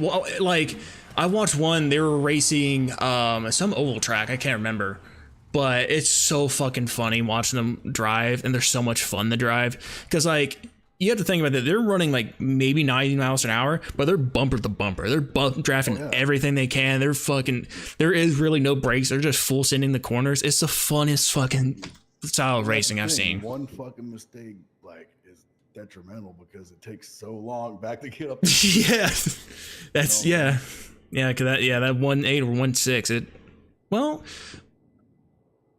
When is there the modern Mochi? It's a 2, right? They're at least in the 2 liters, right? Either 1/8 or 2s, maybe. Yeah, I'm not sure. That I'm actually not sure about. Sup, Mariah? How's I'm it going? joking. What's good? Hello. Mariah. All right, now I did it on accident that time. Moira. This is Chad. Chad Moira. Hey, Hello. Yeah, just get a little interview done. All right. So, I guess now that she's here, I mean, you kind of already told me some stuff, but what would make you a good fit for our company? Again, I would say the amount of passion I have for vehicles. There's really nothing I like strand away from when it comes to either learning the history, learning the specs, learning, ins and out of a certain, like trim level. The amount of, love I've had for vehicles my whole life kind of defined really where I've kind of stepped forward into every avenue of life choices I've ever had. Like, there's nothing I can think of in my life where there wasn't some type of vehicle that is memorable to me that happened to me during my life. Like I said, when it comes to early life, I have the Calico GTF because that's what my dad drove in the 90s for Group A. Then I have my Kanjo. Then I have the Segoy. And then an LG Retro that I have fond memories of, kind of doing more Toge style. And then, of course, when I found Toge, went to drifting, got the RT3000. Like, there isn't really a spot, like I said, where there isn't some type of car that kind of like ingrained itself into me. Even now into like, I'm now more into, we're getting more into like the entrance of, I would say exotic cars, like the whole, I wouldn't say not the whole Fister line, but the whole Fister like Growler line with their GT4 RSs. I love that car. And then the Tempesta Evos, homologation, GT cars, I found those fucking amazing. And then surprisingly, I don't know if it's my age kept catching up with me or my love for fanny packs, but I've gotten really into coquettes badly, specifically the C6, C7 generation and C5. Like, dude, the C5R, the one that Dale drove for I think it was GT Racing. I can't remember exactly what IMSA class it was that he raced for GT, but just like him just talking over that C5R, I was like, dude, it's so fucking sick. Okay. Well, you've mentioned a lot of cars so far. If you had a top 3 vehicle garage, what would be in it? Don't worry about that, Moira. Don't worry about that. All right, top 3. I'm going to bust it down to 3 categories. Let's go for daily track or just straight track. It would have You have a 3 vehicle garage, and you got to fill it with 3 cars, and that's it. There ain't no categories. You got a 3 vehicle garage. You got only that amount of space. What you gonna put in it? All right, so let's go for what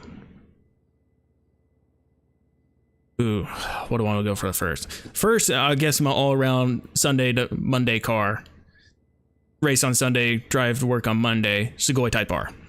Absolutely. There's nothing in that car that you can't do, either from daily driving to track racing. That has to be number 1. Okay. Number 2 would have to be and it's so hard to choose now since I have so much.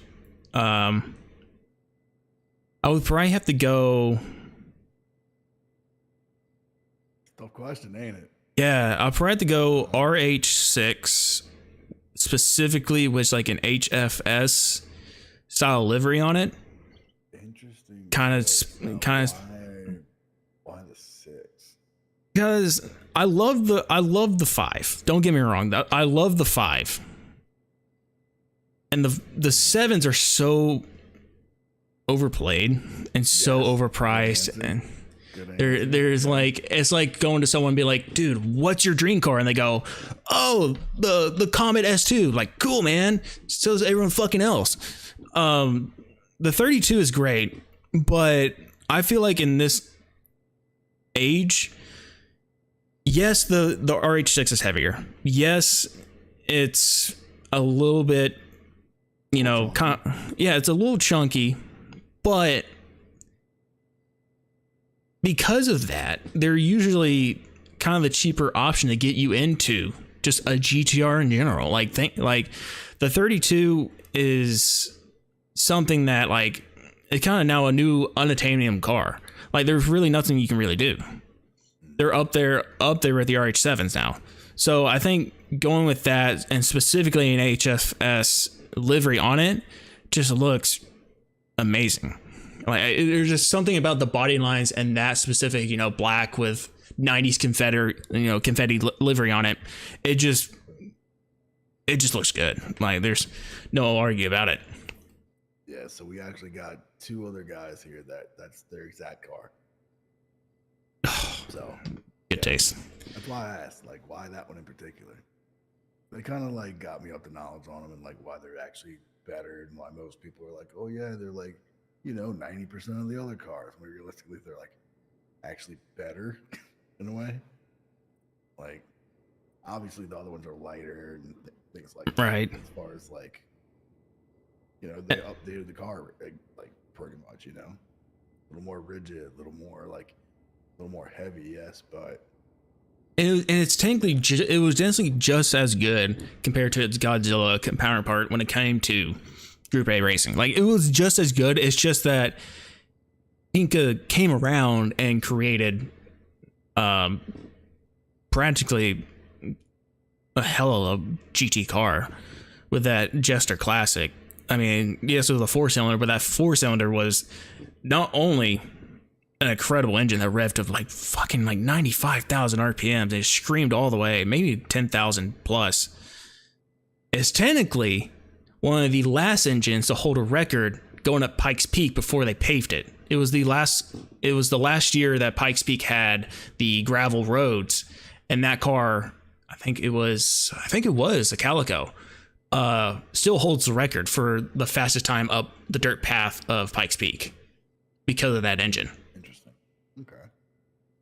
And I guess my third one, my last, would have to be, probably not gonna like this because it's your sponsor, Atomic Spec Racing RT3000. The hard top, the whole atomic body kit, the atomic, you know, valve cover, the full 9 yards when it comes to, I mean, even the fucking atomic SW388 wheels, like the whole thing. Just one of those, just, you know, to track around in. Okay. Yeah, you're gonna hear me talk a lot of shit about atomics. We're probably gonna go back and forth about that, but you know, teach their own. Red was asking if you needed her. Yeah, if she wants to come in, sure. She's not like awake right now. Yeah, I mean, she doesn't have to. We're just kind of sitting here chit-chatting. So. All right, so you got any affiliations with anybody? No, nothing. Be honest with me. If you do, you can tell me. No, like I said, I moved here 2 years ago, and then didn't come about until like 2 months ago, and then now I'm here for, you know, the first week. I've literally not have really met anyone. Literally all the people I've been meeting is me working at the fucking gas station and getting kidnapped. That's really it. Gotcha. Okay. I mean, you got any plans of doing anybody like? No. In a while, but No. Okay. Well, we'll move into some scenario questions, and they're meant to be vague. So I kind of just want you to word vomit. Just kind of rattle off the first thing that comes to mind. Okay. All right. All right. So Scenario number 1. You're working in the shop, and you hear a bunch of commotion outside. Take a peek over the hood, and you notice, like, you know, there's a couple people scuffling outside. You know, they're fighting or whatever. What you gonna do about it? If they're not a coworker and they're just people that showed up, started fighting, probably just close the garage door and lock it. Because, like, I don't want to have commotion start to go into the shop.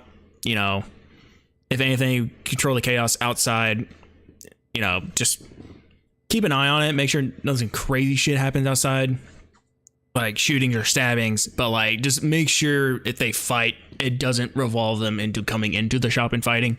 If it's someone I'm working with, I'll probably, like, kind of step out there and kind of, like, be like, hey, what the fuck's going on? Like, what are we doing? What are you doing to my boy? Like, kind of, like, try to dissolve the, you know, the situation. Okay. All right, we'll move on to the next one then. Scenario number 2.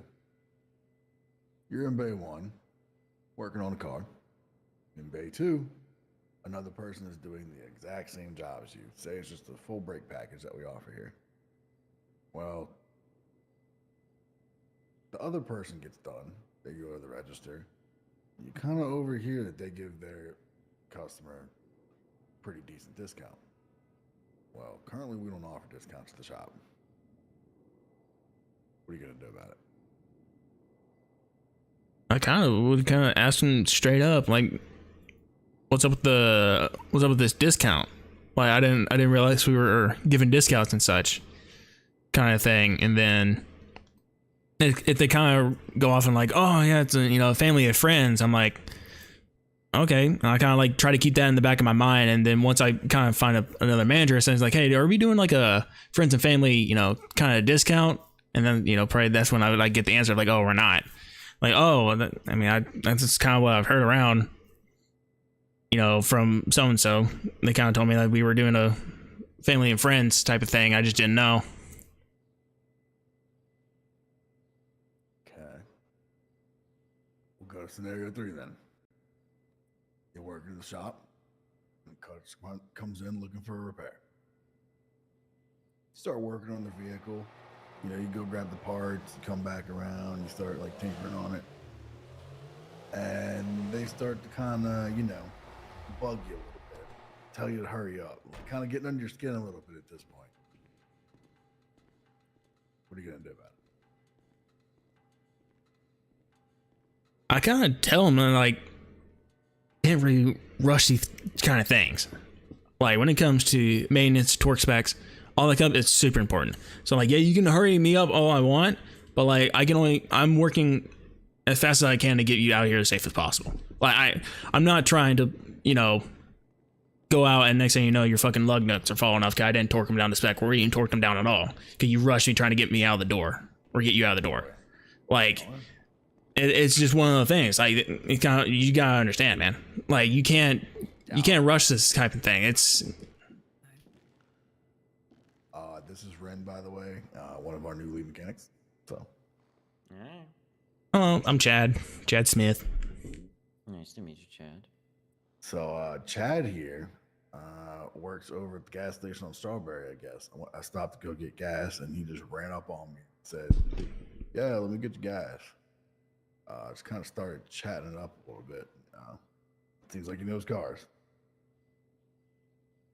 Crazy, huh? Some could say it's. A lot of people could describe it as one of the only things I do now. And Warhammer lore, but that's kind of a different topic.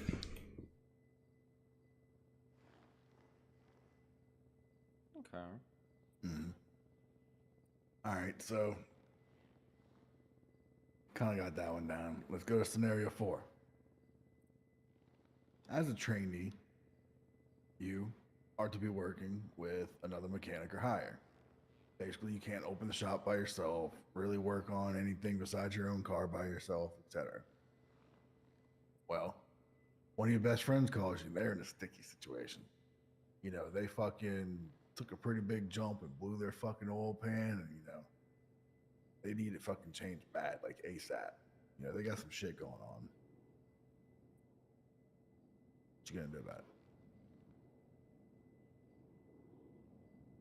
And this is one thing I get. There's really much I can do. Like, I'm a gambling man.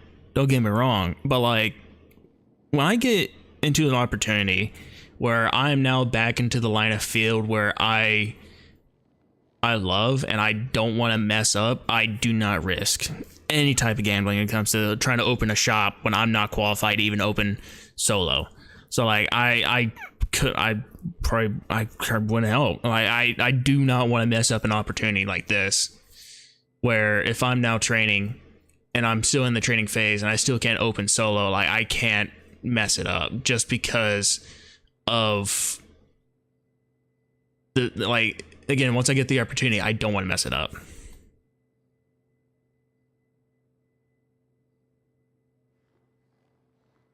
All right. Scenario number 5. You're working at the shop. You know, kind of tinkering on the customer's vehicle a little bit. You notice that another employee just rolls in the back door, and they're completely blacked out. You kind of recognize their car, but the shop's open. You know, things are kind of moving here. Well, they go over to that laptop over there, and they clock in, put their shit on jack stands, start working on their car. What are you gonna do about it?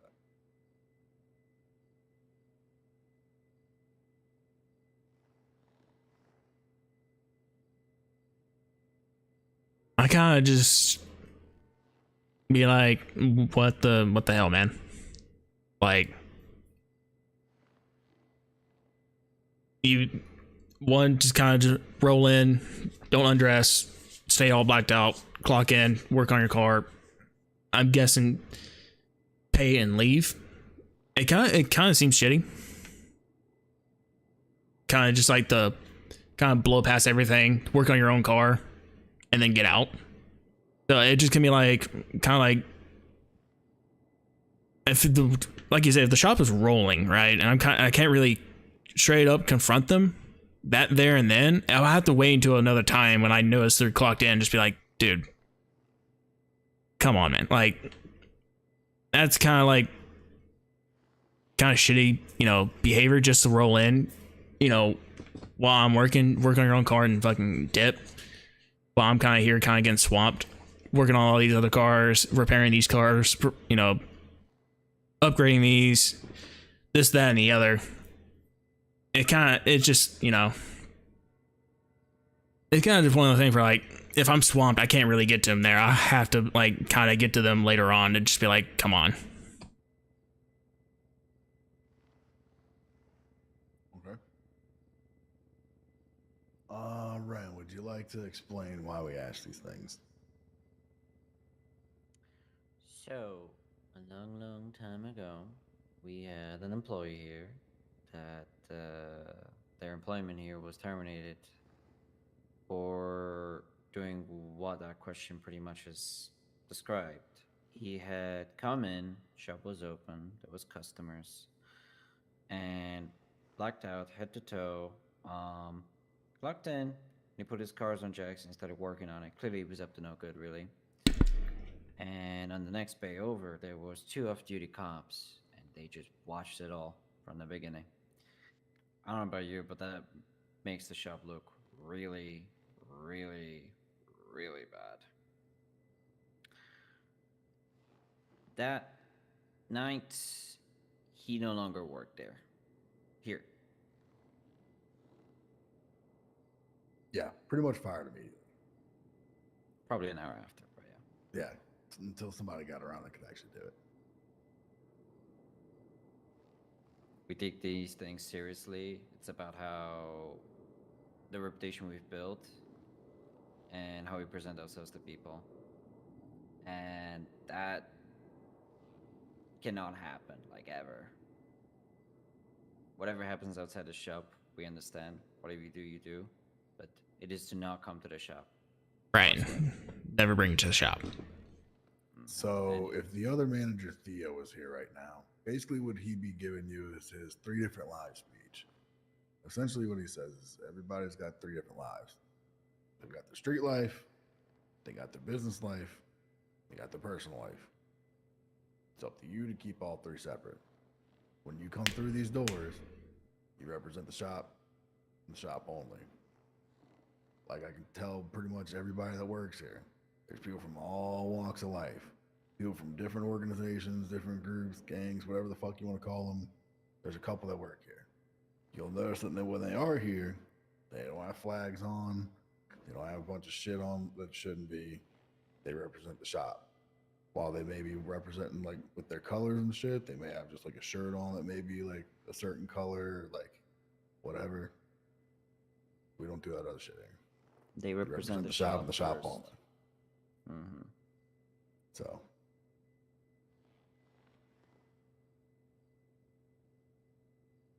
And then, you know, actually, I'll be honest, the other two questions, 3 and 4, are actually based on that other guy, too. So, Yeah.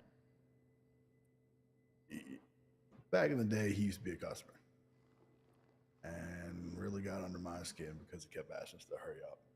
When realistically, he could have just got a ride and went and fucked off and did something else. But Right. He sat there and aggravated the fuck out of me. I don't want that happening to our fucking employees. We understand that builds here take time. And we try to really relay that to our customers. Like, hey, this isn't like a fucking easy process. If you want to go like get a ride and go do something else and so you don't have to sit here, feel free. We'll call you. Like, you don't have to fucking just sit here the whole time. A lot of people will, but you know, that's their own choice. When the shop is rocking and rolling, though, you'll notice that there's a bunch of people just sitting around talking, so it's really not that bad of a situation. It's kind of a vibe, to be honest. Mm-hmm. But yeah, you ever have a situation if you do get hired where like you know that happens? Yeah, it's kind of how we roll. And then like situation 4, same thing. He had a friend call him and say, "Hey, my transmission's going bad. Can you replace it for me?" He fucking did it. He wasn't supposed to. When it comes to shit like that, we're starting to get to like a real zero tolerance policy on, you know, that kind of stuff. Maybe like 1 strike, that's all you get. Especially in the fucking trainee phase, you know? Right. So, other than that, I will tell you, we are not a quick service shop. We're, you know, like I said, things take time. You got to do it right. Do it right the first time. Also, tuning takes time. It's not just a simple, like, you know, turn wrench, here, high, go fast. Like, it really don't work like that. It's a very in-depth process that I got a feeling you'll be all right with. I'm guessing we have like 3-way suspension of like, no, camber, ride height, and then Camber, caster, ride Caster. height, toe in, toe out, front, rear, tire pressure, Rebound. wheel width, yeah, Ring bump weights. rebound, sway bar, stiffness and bias. You got aero kits. You'll see. It's a lot.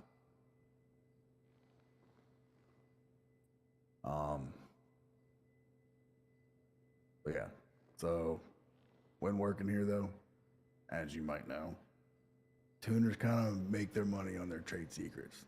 The things that they learn over time, the things that the shop learns, you know, it's kind of how you make your money is your reputation. We don't want that getting out. So we do have a policy on this whole trade secret thing that, you know, we hear you're kind of, you know, giving out the knowledge and shit, then you probably get terminated. That doesn't mean you can't like help out your buddies and shit, like talk cars and shit, but like say, you know,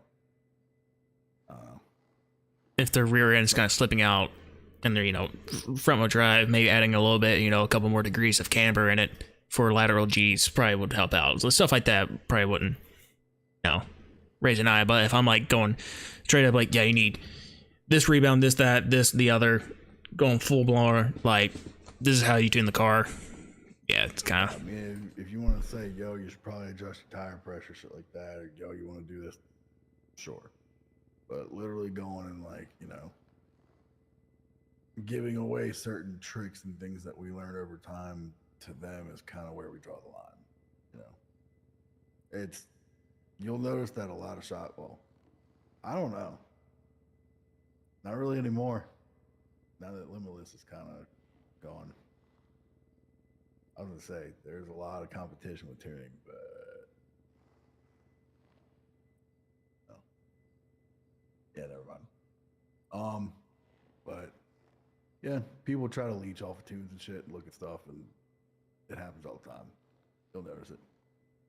But with that being said, we are an at-will hiring company. You know, you can be hired and fired for any fucking reason. So you could do something on the streets that we don't like, and you know, if it doesn't represent us pretty good, then we'll see you later.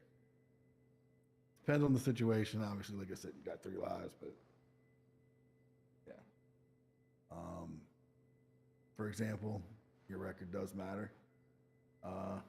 Don't exactly care about the petty shit, whatever. You start getting like money laundering, murder, fucking drug trafficking, anything that might get the businesses audited, looked into, whatever. Something to get feds involved. Yeah, your employment might get looked at, basically. Once again, actually, Ren, do you want to say this part about the whole Limitless thing? With Brian. Yeah. Brian Novak, our exemplary employee, not in a good way, has seemed to have had a case of money laundering, probably the biggest the state has ever seen. And that has put a spotlight on Limitless Performance. The shop that we now speak of is now closed. Many suspect that he is one of many reasons, one of the biggest ones, if anything.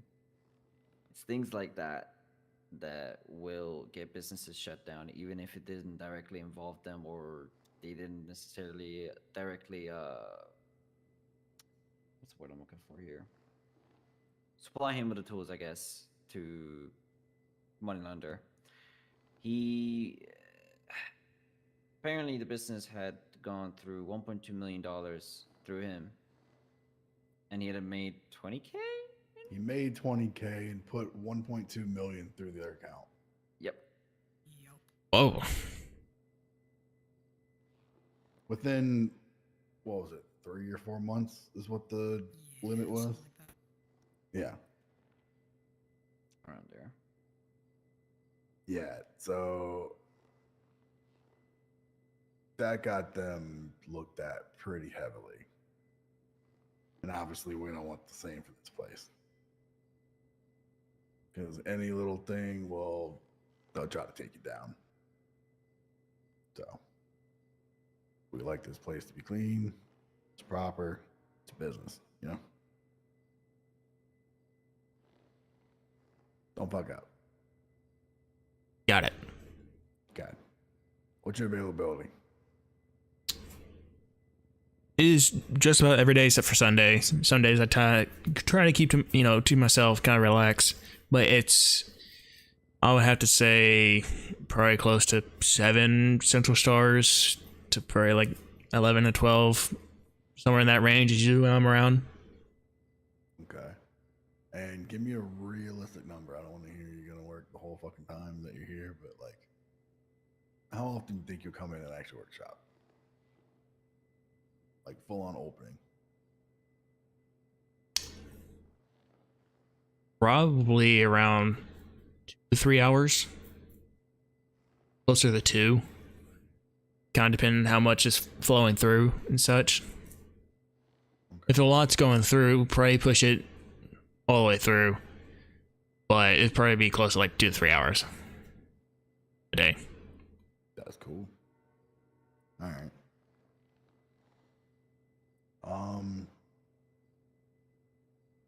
Well, you kind of told me your history and stuff. I mean, Ren really wasn't here. If you kind of want to like give her a little bit of your background, like you told me, you just want to tell her.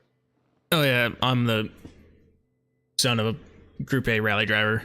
He raced for Zero in a Calico back in the 90s. I personally have a couple years in amateur touring cup racing. I had a Kanjo that I kind of spec'd out for that, and then I had a couple of victories under my belt in time attack where I drove a Dinka Sugoi for there. It wasn't, I forgot to say, it's not like it wasn't full like unlimited or that type. It was street class. So what class I ran in was no adjustments to aero, bolt-ons only. Tire can only be 200 tread wear and up. Yeah, 200 tread wear and up. And like I said, full bolt-on except no, if your car was turbo, no aftermarket turbos, and if it's NA, no aftermarket force induction. What you mean, ref? I bolted on this big ass cam. What you talking about? What the hell? What I'd say. Everything's bolt on if you think about it. I mean, yeah, but like if you let's say you had a Sunrise and one specific year model that had a slightly bigger turbo, would you be like, well, technically it was factory for this one specific year for one specific trim, so technically it's factory. Then they're like, nah, if it didn't come on your trim, you don't get force induction. And it's like, well, fuck, okay. That's like brakes, anything to do with fucking anits. They're kind of like just interchangeable. Same thing with like fucking Cheval and the Class A. Like they're kind of interchangeable too. It's like, oh yeah, I just went and got VSTR brakes in my fucking shit ass truck. Like, I will say, when it comes to brakes and cooling and stuff like that, you can probably go as big as you want, whatever you can fit onto the car within your spec, wheel. So like you can get full like six piston brakes, carbon ceramic, and then brake ducting, oil coolers, just no like splitters or like under trays that help with aerodynamics. If you did anything aerodynamic, you got sent up to street mod, which is just like kind of like street but a little bit more lax. You can do a little bit more to your car. And then of course you have track mod or track and track mod, then unlimited. God, dude, see some of those unlimited cars are insane. Oh, I can imagine. I figured there'd be some kind of limit on the brakes, like piston limit or like rotor size or something. I've seen Kanjo with 6-piston Fister brakes attached to them. Yeah, I think definitely stop. You don't even really need the brakes at that point. Damn. Duh. Okay. I mean, I think at the time they were running this other class. It was called TR, where it was all aero but not a lot of power.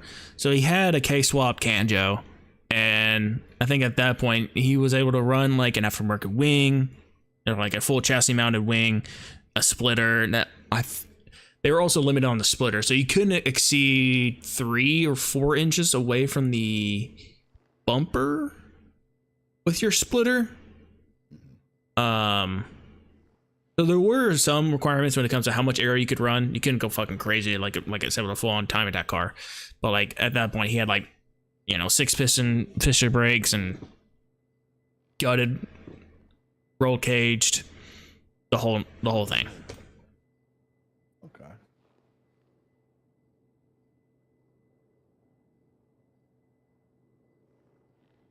Oh, sorry. We were talking about your past experience, your background and shit.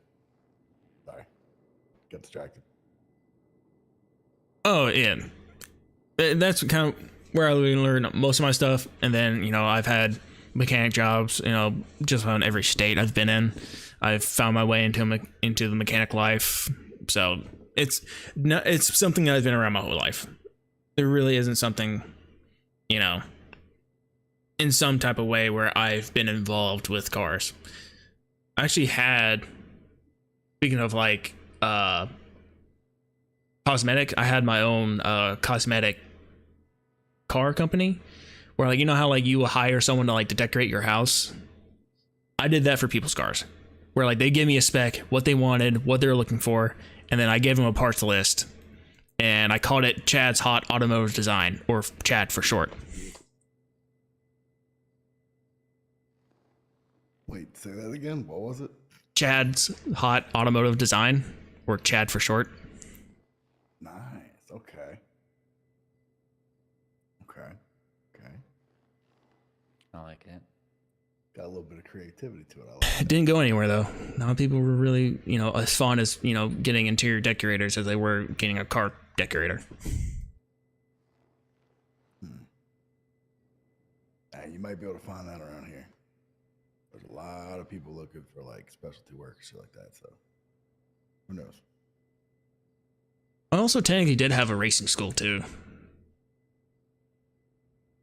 But, well, I had a little track that I had to myself. It was a drift track, but I did enable it to have a little bit of sections where I could teach grip. And it was a Smooth Butter Racing Academy. Because fast is smooth and smooth is fast, just like butter. Okay. Yeah. True. It was tell people all the time. A lot of people would be a lot faster if they just took their foot off the gas. right. It's like, it's one of the things you wouldn't believe. You might be feeling how slow you are, but like, if you feel like you're slow and you're smooth, a lot of times you're going a lot faster than you think. True. And that's kind of what I try to teach people. Because I had a couple of long sweeping turns where, like, if you kind of take it a little bit more outside, but keep your speed and kind of take a little bit of a later apex, having a little bit wider of a racing line, you're able to hold a little bit more speed. Yes, you're not technically in the most optimal line, but like a lot of times it sets you up a lot better at exiting out of the corner at the speed and maybe a little bit farther out than you want. But if you kind of, depending on the track, it could work into your favor, keeping it into the transition to whatever corner's coming up next. Especially front wheel drive. And dude, learning front wheel drive will teach you a lot of things about every other driving style. It really will. That's why I tell people, learning front wheel drive allows you to look at other vehicles in such a different perspective. Especially if you go from like a front wheel drive to an all wheel drive and then to a rear wheel drive, go into that pathing of racing, it just unlocks something. Oh shit.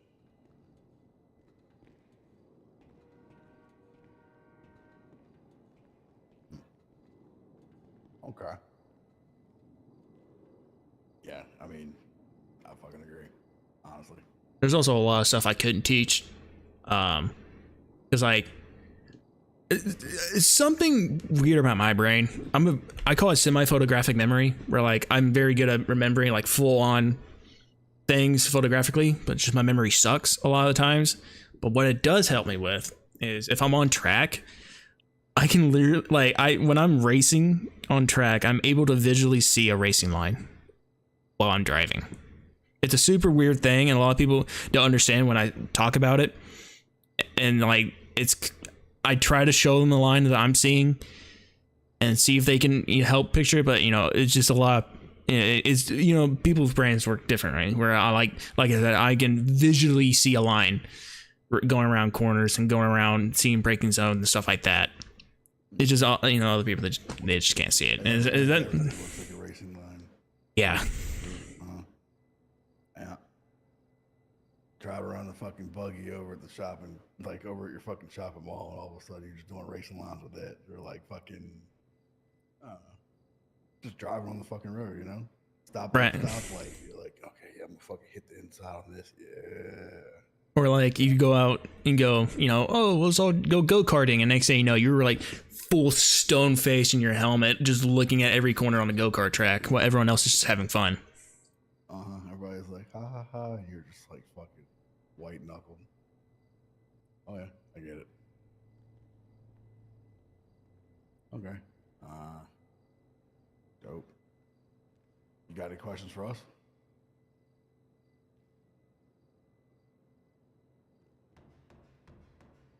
I say not necessarily. I feel like the questions will come once I actually, kind of start getting my hands dirty. Then the questions will start flowing. You know what I mean? Okay.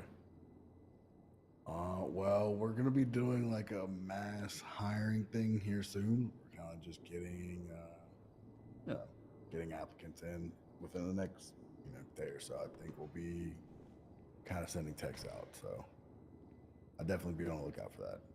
If I were you. All right, awesome. All right. Cool. What you plan on getting into then? What you got planned for the rest of the night? Probably going back to the gas station and working. Because Hard worker. I all I have is that Rebel, and like it'd be great to have like a secondary vehicle to keep around, keep in storage, but like I need something fun. And looking at these prices, I gotta fucking work if I'm gonna get even like a Kanjo SJ or like a Mochi. Those are, there's 30 grand. So like there's a lot I have to work for, even for like a Futo GTX. That's 40 to 50. Well, it's not even that. You gotta do maintenance, upgrades. You gotta do all the cosmetics to it. Yeah. So like I'm a very long way, and I rather, make progress in that as much as I can while I can. You know what I mean? Yes, it might be boring staying outside, shaking my ass and trying to sell gas and dancing around the broomstick all day. But if it gets me any style closer to get anything, sporty, in my garage, I'm going for it. Okay. Sick. Let's see. Yeah, I got nothing else. Ryan, you got any questions? Do you have any questions for us or the shop that I probably missed? Not really. This is one of the things where the questions probably would start flowing once I actually start getting my hands dirty. As of right now, it's I don't really have anything on the mind. That's okay. Most people have a question or two, but that's fine too. Oh, here he comes. He was a little shy earlier. He couldn't really talk. Hey. Yo, what up, dog? What up? Yeah, sorry, I was just... You're a little shy. A little shy, for sure. Just a little shy guy. It happens. Yeah. Yeah, just got done with the interview, so... Oh. This is Chad. Chad Smith. Nice to meet you. Nice to meet you. Okay. So you gotta go work the gas station, huh? Yeah, back to shaking ass and selling gas. You'd be surprised how people generally from the tip me how much I shake my ass.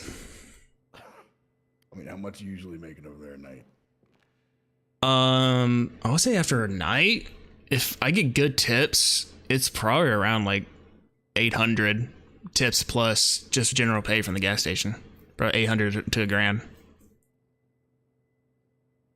But that's on a good night. That's the type of thing. If I get nothing through, it's nothing. I've wasted my time, and next thing you know, I just sat around fucking with a thumb up my ass, eating hamburgers, dancing around with a broomstick, yelling at people to buy my gas so I can shake my ass. What was the last time you picked up your welfare check? Today. Okay, yeah. I'd stick on that then. A little bit extra income for you. Yeah, $500 a day kind of goes a long ways, And if you think about it, 6 times a week, that's $3,000 right there. Yeah. $3,000 a week just picking up welfare. If I'm here every day. All right, cool. Maybe we'll see you over there. You definitely see me. Like I said, a lot of people I've only met is people that kidnapped me while I was shaking ass and selling gas. So Yeah, haven't really met a lot of You people. won't get kidnapped tonight. I've already been kidnapped once, but I feel like that wasn't to my favor. The worst has happened. I think I've been kidnapped 3 times in one day. So, Well, 3 times in one day? yeah. It's actually crazy. Today, they robbed my gas station, but didn't take me hostage. The cops didn't show up, and then they rolled back around, kidnapped me again, took me up to Sandy, and then robbed that gas station, and then brought me back to the gas station. Yeah, the entire time I was just out in the parking lot fucking dancing, and they're robbing my store, and I had no idea. Sounds efficient to me. I don't know. I mean, that was my line of business. Sounds like they got you good. I gotta admit, they got me good. They got the cops good, I guess, because again, no one fucking showed up for either 2 of those fucking robberies. That's fucking wild.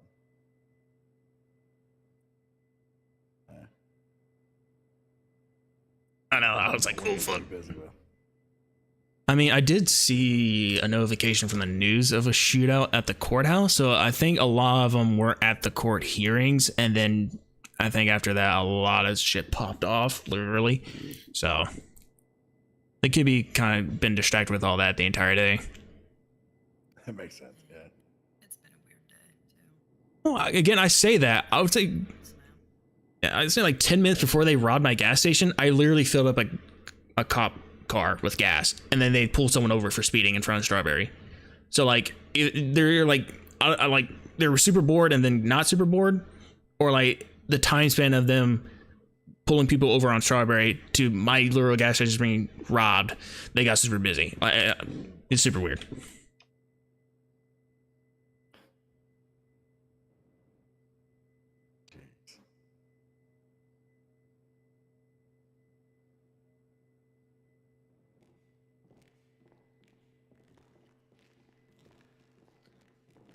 What you been up to? Well, not much that I can talk about. Fair enough. Oh. Yeah, Oh, okay. I've been in my corner, you could say. That's right. Oh, yeah. Dude. But all right. Everything good around here? I mean, yeah. I'm a little sleepy on my life. Working on it. Yeah, things have been a little slow. A lot of people that were around just really haven't been around. So trying to get some new faces in here, you know? Yeah, I get that. All right, Chad. It was a pleasure meeting you. Yeah, pleasure meeting all you. Appreciate actually. From us in the next few days, you might as well assume you didn't get the job, but yeah, we will be in touch. Hopefully. All right. Again, Take care of yourself and don't get Yep. kidnapped. Stay safe. I'm gonna get kidnapped. I work at a gas station. That's fair, honestly. Don't let them hurt you. Stick up for yourself.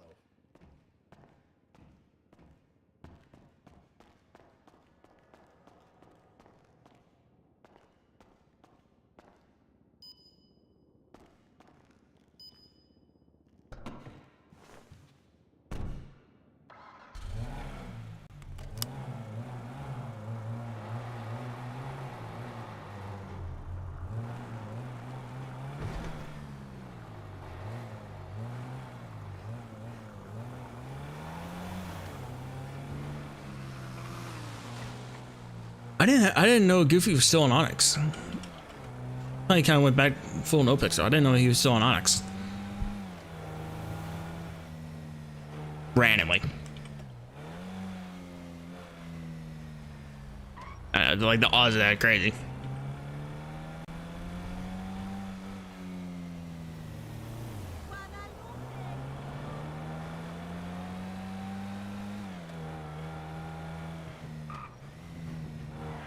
Oh, where the fuck am I going? My gas station's right here. Dude. Well, I gotta say, we had a huge step in the right direction for good old Chatty Boy. Gotta say.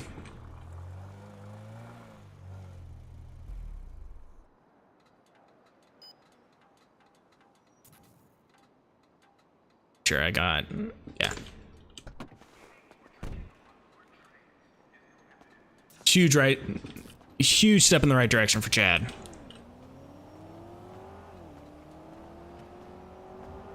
And it's also just crazy the amount of people from PSP I kept running into here. It was everyone from all the same shop.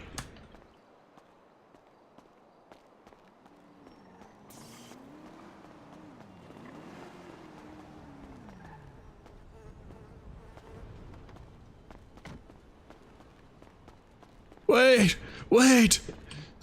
Hi, can I please get some gas really, really fast? Yes. How much do you need? I do 10 bucks a quarter of a tank. A full tank. Full quarters, full tank? A full, I need all of it, all the gas. Okay, okay, so 10 bucks a quarter, that's 4 quarters, 40 bucks. What's your state ID? It's 23214. 3214? 23214. 2321. All right.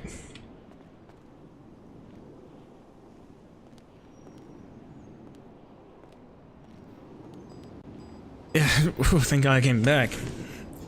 That means you bought my gas, and that means I have to shake my ass.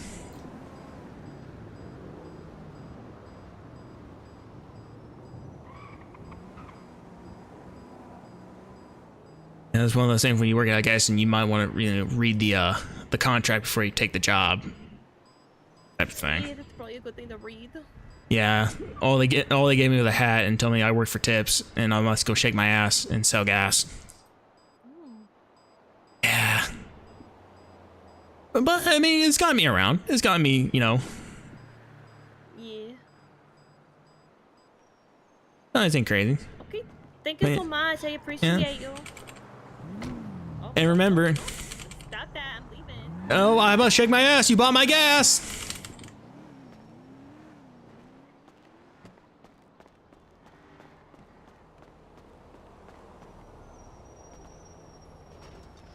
Also, dude, Johnny, check out this emote.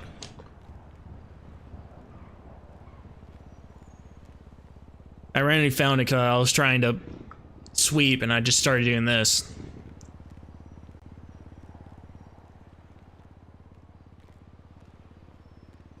And it caught me so off guard.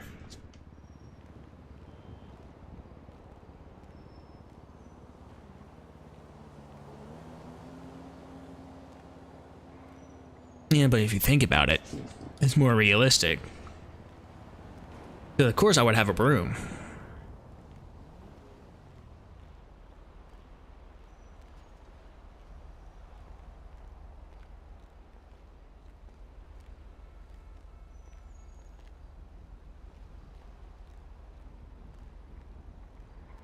Yeah, but where would I get a...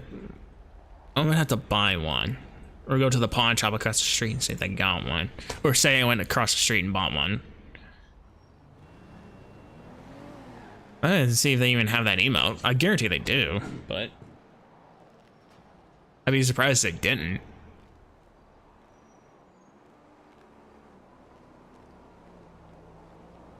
When was the last time I got hit by a car crossing the street without looking?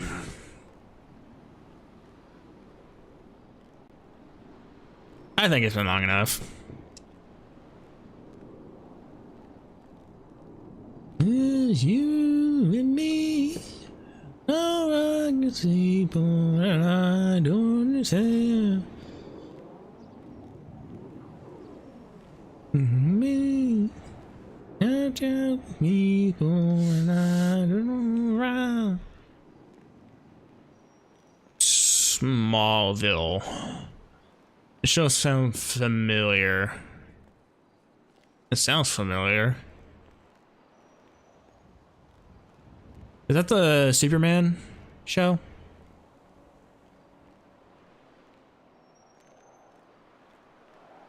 Ah, yeah, okay.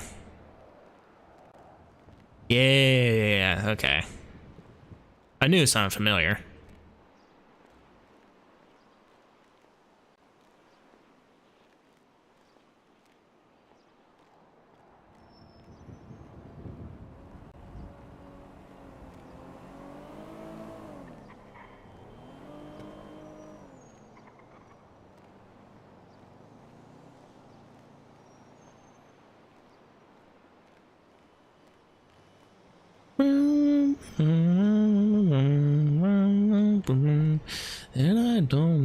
Have I really been good enough?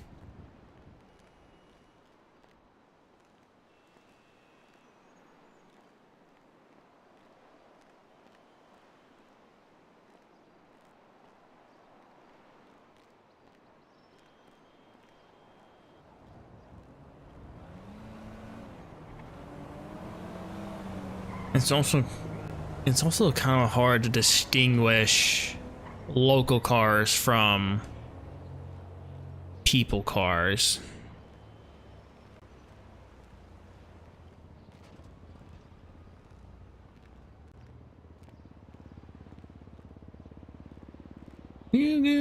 I wanna push you around where I will, I wanna push you down where I will, I wanna take you for granted.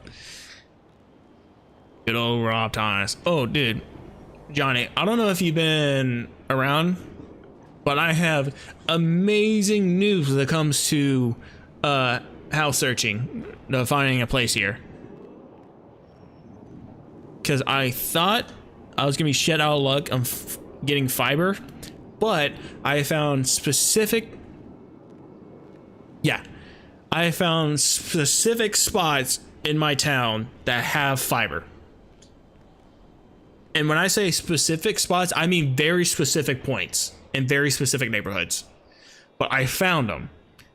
Tomorrow, I'm going to look at a house, see if I can rent, that does have fiber availability. So I might be back on the fiber. And the great thing, I'm pretty sure AT&T is trying to get customers in my area, so the prices for fiber here are fucking slashed to fucking hell.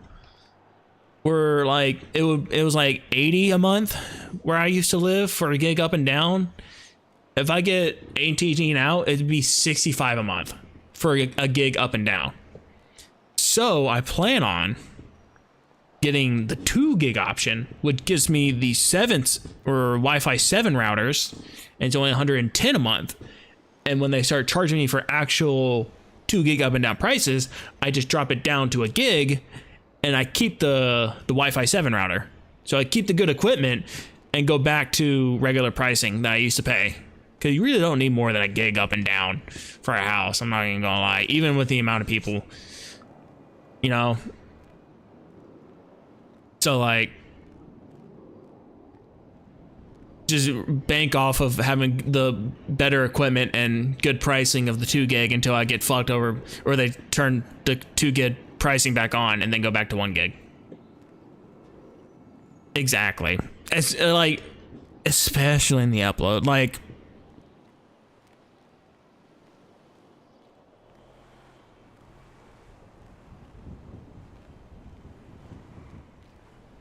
I think I think every time I did a test, I think I got up to like 980, 979, 975 any time of the day. I didn't really have dips, surprisingly. And again, I don't know how many people in my state even know what fiber internet is, so, or how many people would actually utilize it. Just one of those days where you don't want to wake up, everybody sucks and everything's fucked. No, it's the other way around. Fuck! Ripping someone's head off!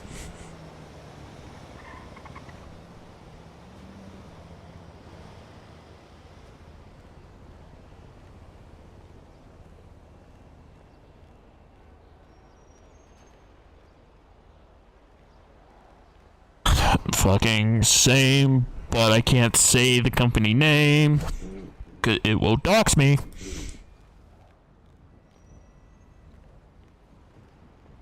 But they have such a fucking monopoly over this place. It's crazy.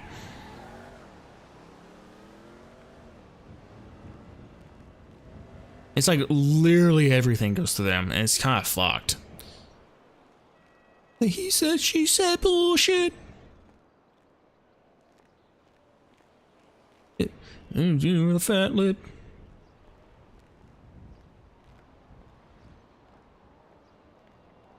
But yeah, I'm hoping the house I'll look at tomorrow is good.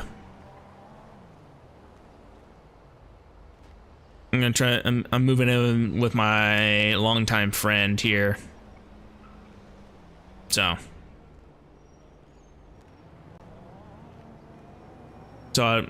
you know, rent's gonna be, you know, a little bit cheaper and such, so I can shave a little bit more.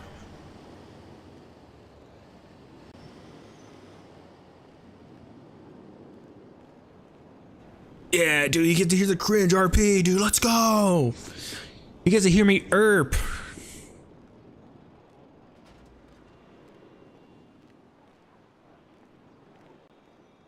That's experienced roleplay.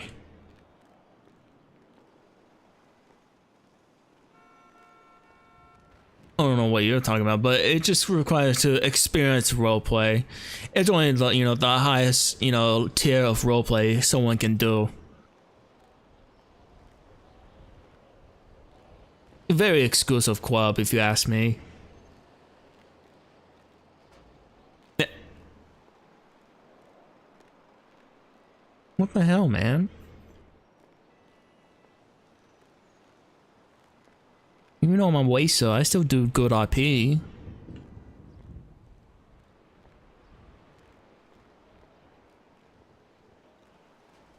You don't think this is an exciting RP? Standing outside of a gas station and dancing?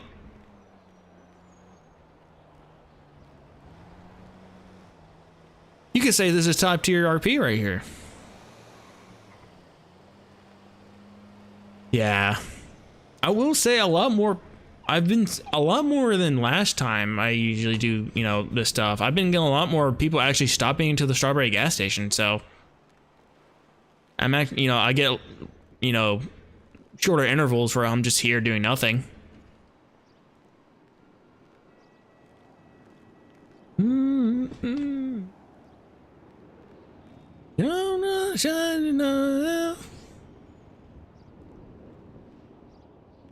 More than you wanna.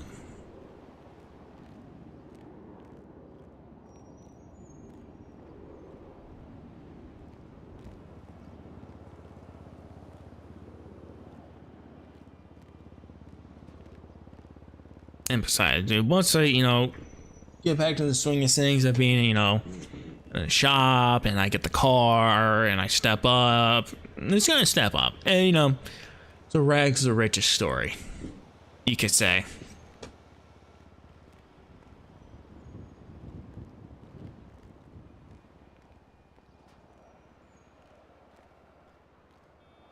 When the waste car driver does wasting RP.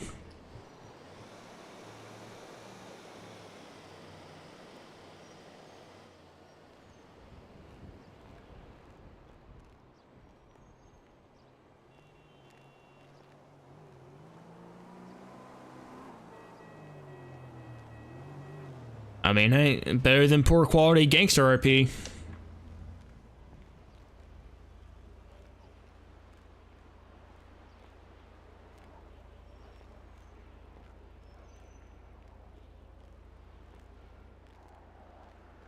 A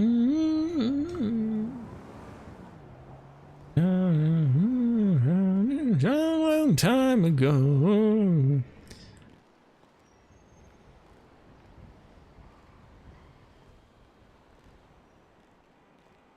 What are you up to, Johnny? It's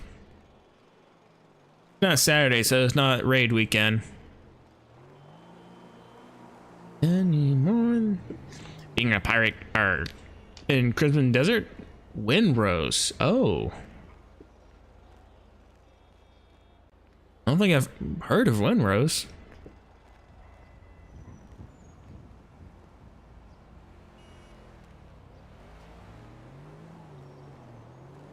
Dude.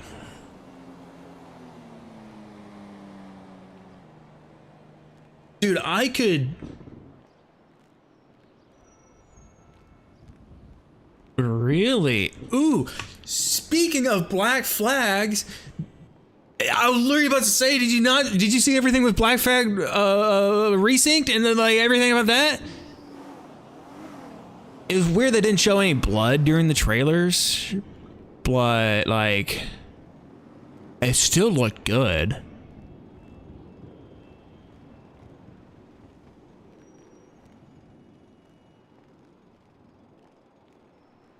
That's true.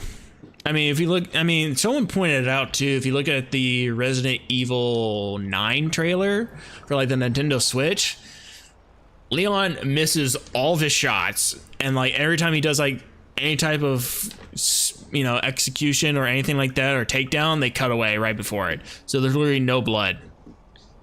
So, but yeah, I'm guessing it's just a toggle in the settings you can turn on.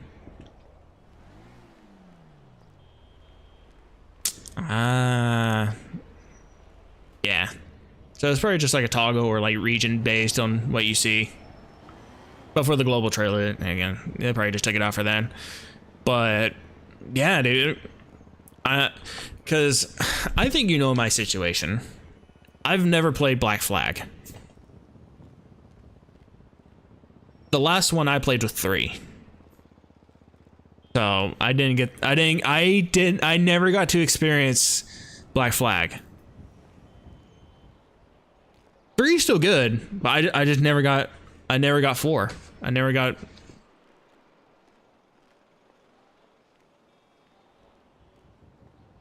So I might, with the resynced, I might have to play it along with all the Metal Gear games when Metal Gear Solid 4 comes to the PC. I still need to. I'm still kind of waiting on when that. Oh, I mean, I bet. I only hear all the greatest things about 4, so I know it's a great game.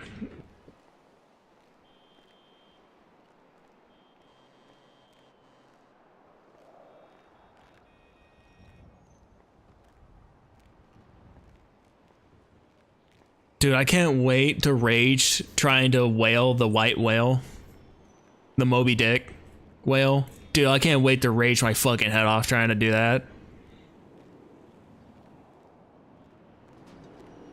Because, dude, my friend told me about the one I'm moving in with. He told me about him and his fucking experience trying to get that white whale.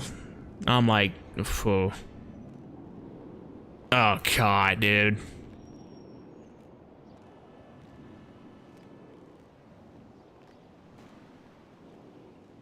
So cool. It's gonna be so great. Yeah, I still need to finish the Metal Gear games. I don't know when I want to go back to them, but I still need to play 1, 2, and 5. I might play 5 next, and then 1, 2.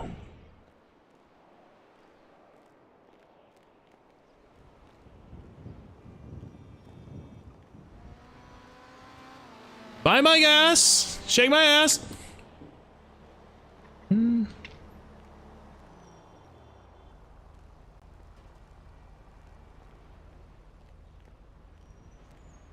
1, 2 for later. Yeah, I need to play 5 because 5 is going to take me a long time. 5 is a very long game.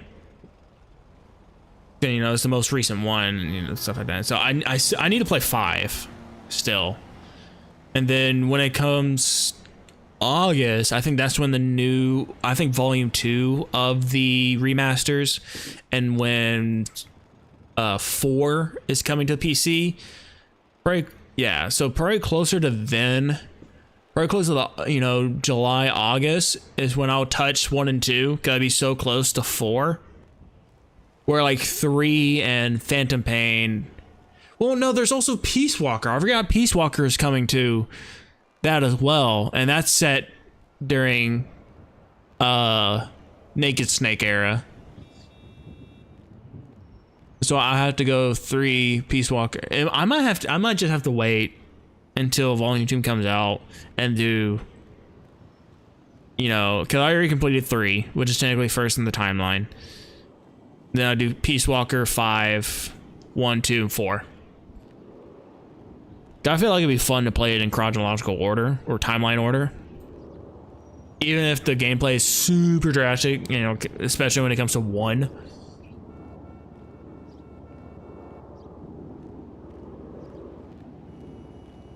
But I want to try to see if I can get the secret ending for 1. I want to try to go for that secret ending.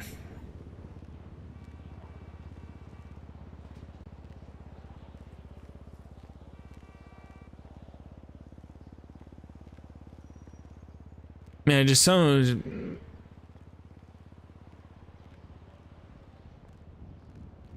Yeah. Dude, this is what crazy to me.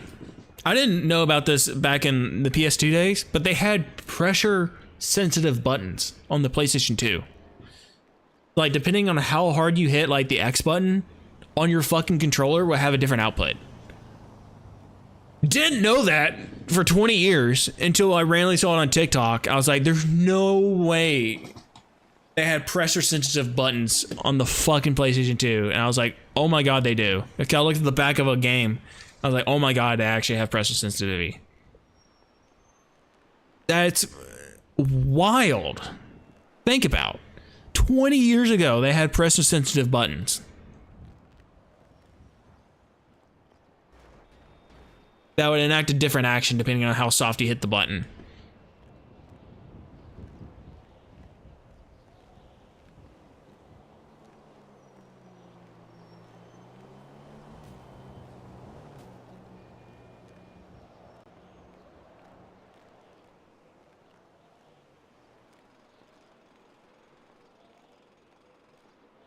Ooh. Oh, Miku went to a convention today and got to meet Frieren, voice actor, and Naruto.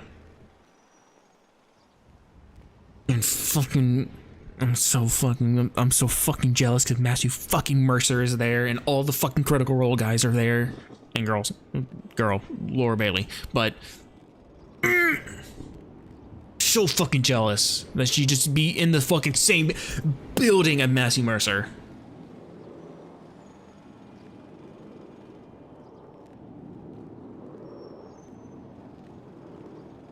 Dude, I want to meet him so fucking bad. He's on my list.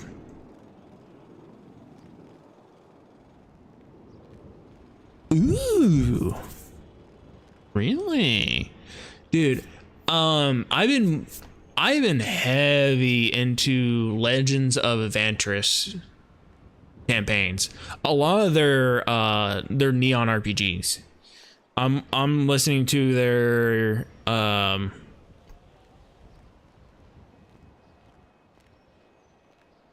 Rhapsody and their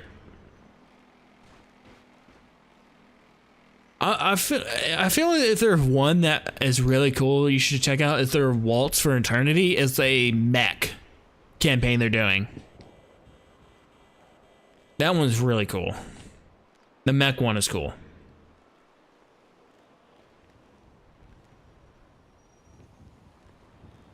Those are really the only two I'm listening to. It's their Rhapsody one and their mech one.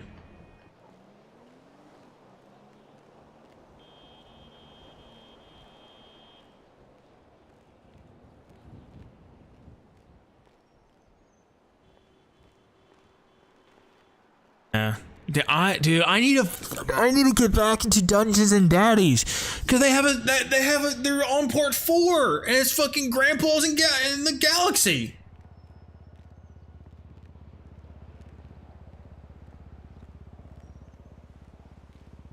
I didn't even realize they finished part 3 and their Call of Cthulhu campaign. So I need to finish that. Because I was really heavy into that a year ago. Fuck, that was a year ago. A lot is happening a year ago.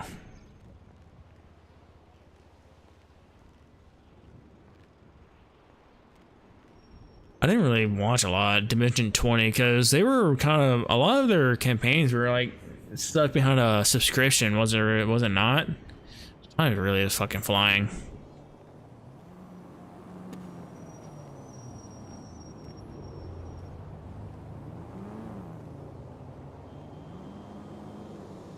Okay. I know I tried to watch some of their campaigns, and a lot of it was stuck behind a membership to something else. Kind of, man.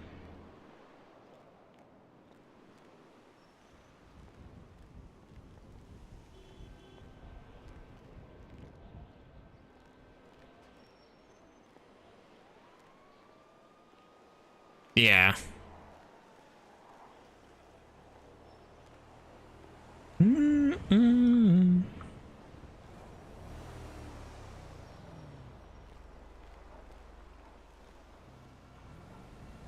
Good old college humor.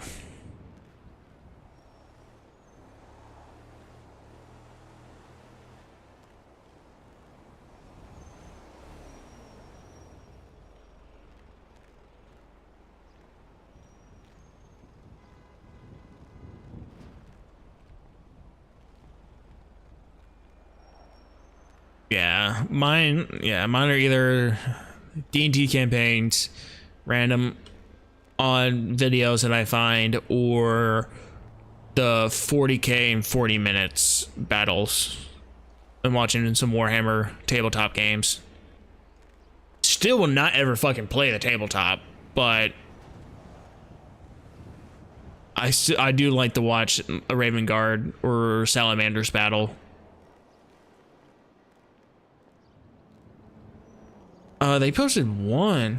Shake my ass, buy my gas. They did a Horus Heresy because they have those models out. They did a 30k in 40 minutes.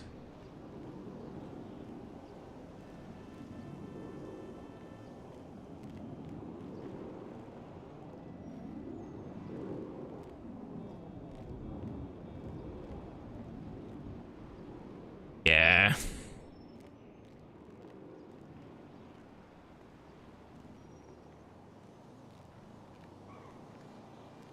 That reminds me. I need to finish. You wouldn't fucking believe this. That's not behind me. You wouldn't believe this.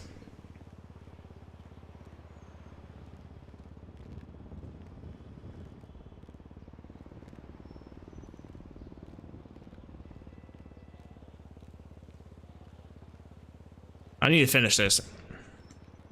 I'm like halfway through. I know I can't read, but like it's the first book in the Horus Heresy saga. So I'm trying to at least read through this one and then do audiobooks for the rest of the Horus books.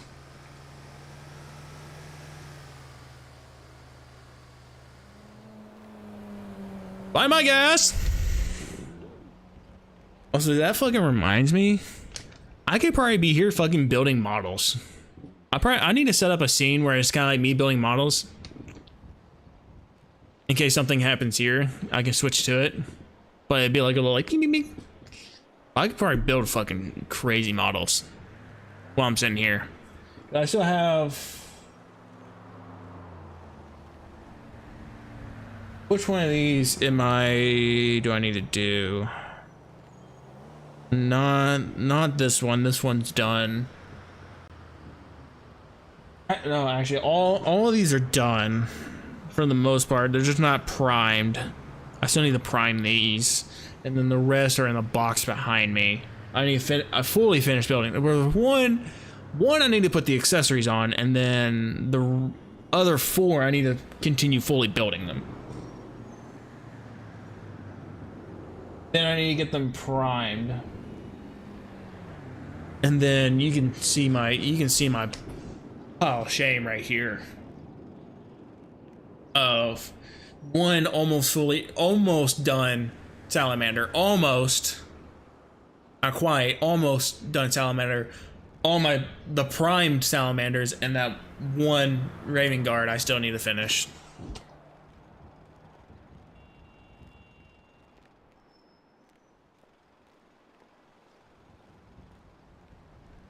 Because the sad thing is, the sad thing about the minis I'm building I got those a year ago.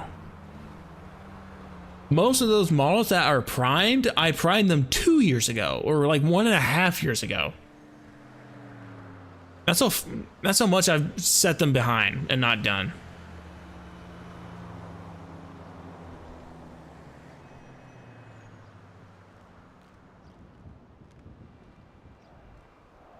But I did buy some things that kind of trying to get me back into it. I found these the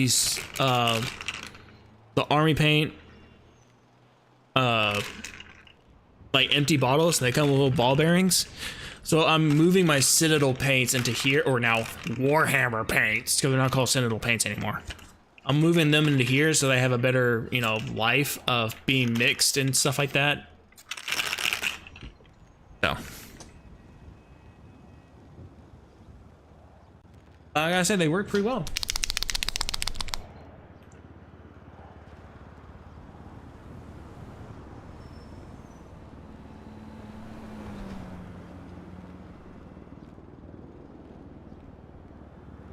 Don't. How far do you go with your keyboard building? Like, do you do the soldering, or do you kind of get like just plug and play keys? Hot swap? Okay. I feel like it could be fun to build a keyboard. But at this point, I really have no need to, one, get a new keyboard or a new mouse. Like, these HyperX mouse and keyboards, I've had zero issues with and love them a lot. So I don't know if I do replace them, it'd be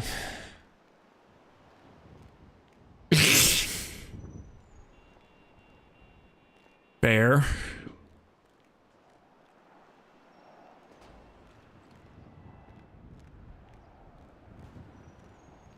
I don't need $400 worth of fucking Warhammer minis I'm never gonna play with and just build. Dude, don't give me. I can't go back to trading cards, man. I can't go back into that hobby. Dude. Once I got my chase card, I said I would quit, and I got my chase card. I've not stepped back into that hobby. Even no matter what collaborations MTG does, I can't do it. Can't do it.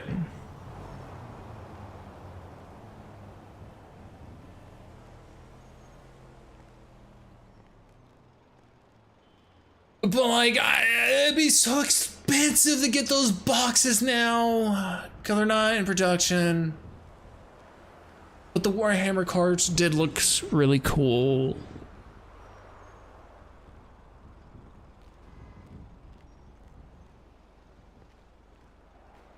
Yeah.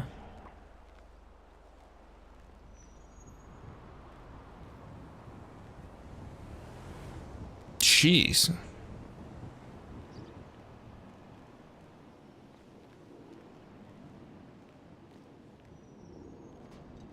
Something. I just know that 11th edition models and stuff are coming out for Warhammer soon.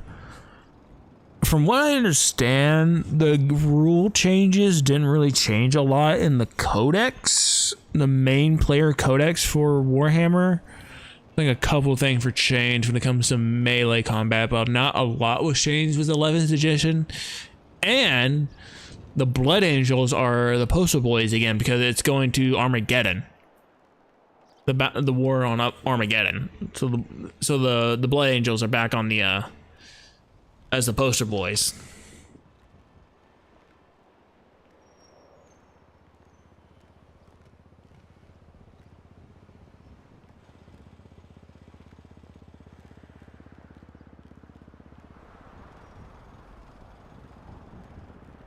Which, dude, I've already seen one model that they teased, and dude, I might have to pick up some 11th edition models just because one of the bolters has a purity seal wrapped around the bolter. I'm like, that's fucking sick as fuck. I'm like, I gotta get that model.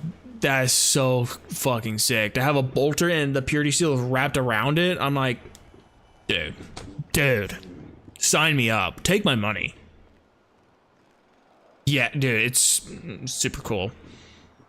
And they had a little bit of a retro thing going on. I think they're going back. A lot of their head models are kind of like Mark 8, I think, power. Either Mark 8 or like Mark 9. But I mean, you know me. I'm always about the beaky helmets. All about the Mark 5 beaky boys. Come Raven. Caw-caw.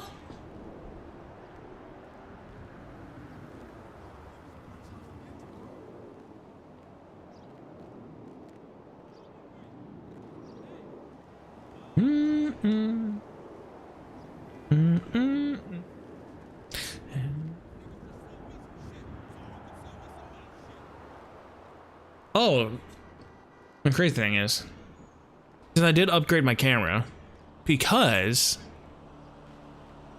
I upgraded it because I needed a camera for my laptop, and my laptop camera for work was not fucking working. Apparently now it works for some reason.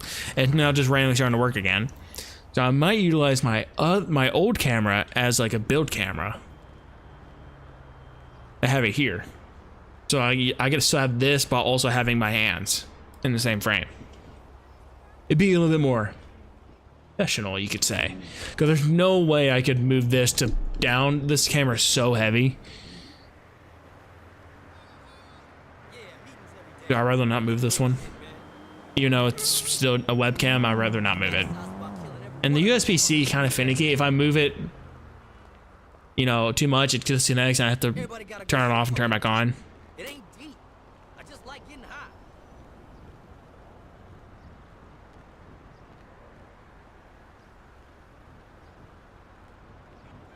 I know. But shake my ass, buy my gas. Well, I mean, I've trained myself now to look this way, so it's just because of having two chats, and there's no way to combine them into one chat for some fucking reason. There's nothing out there really, because I like StreamerBot and I don't know how to set up StreamerBot. I don't feel like learning, so I have to have two different things. Yeah. Why Chatterino doesn't have YouTube integration yet is beyond me. But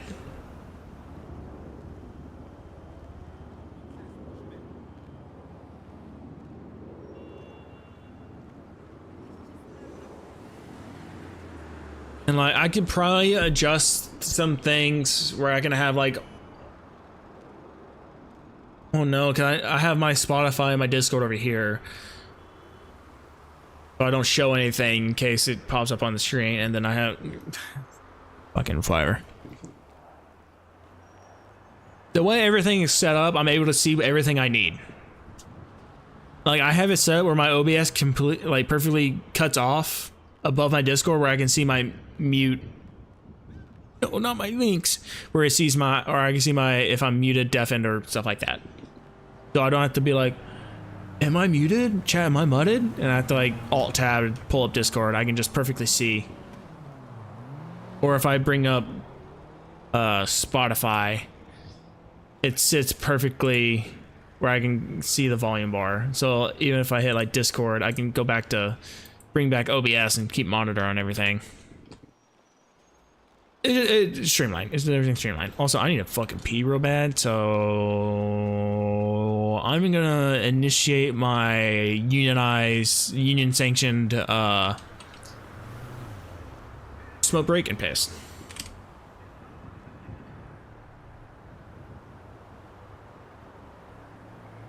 I'll be right back.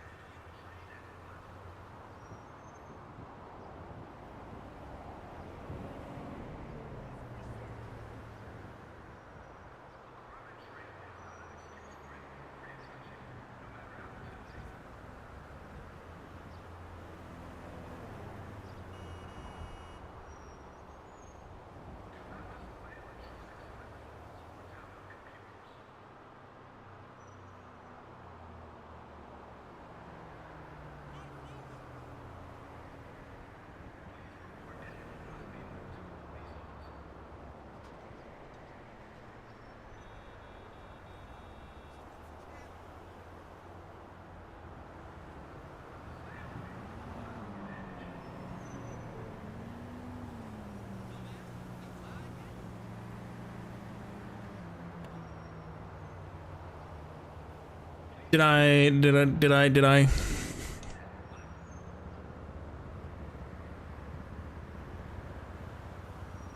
I miss it? A customer? Did anything happen?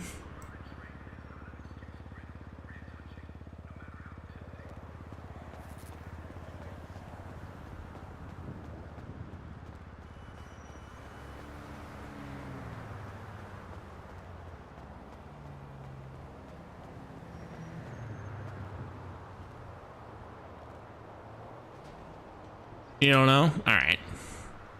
My bad.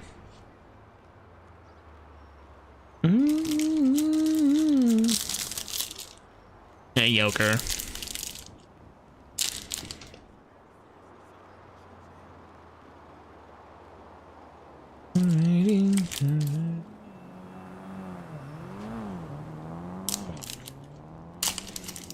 Yeah, I wonder how long it's gonna be before I run into Mash again.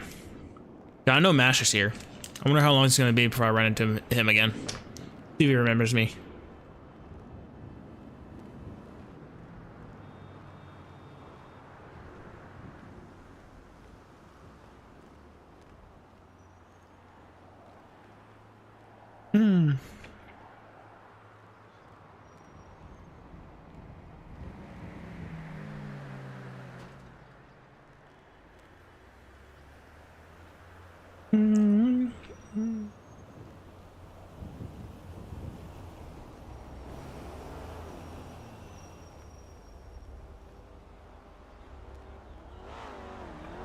Buy my gas. Shake my ass.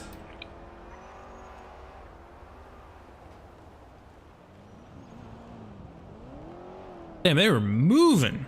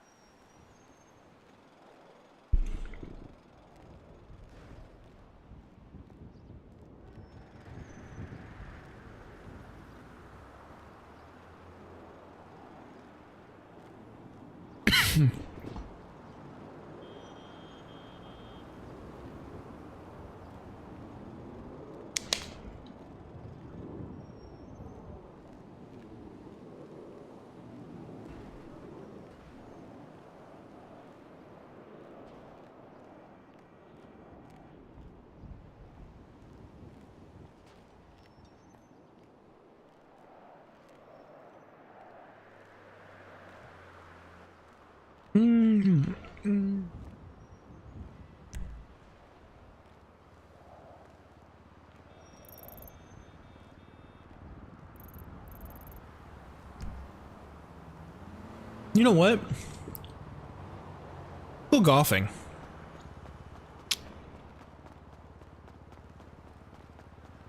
Think about it.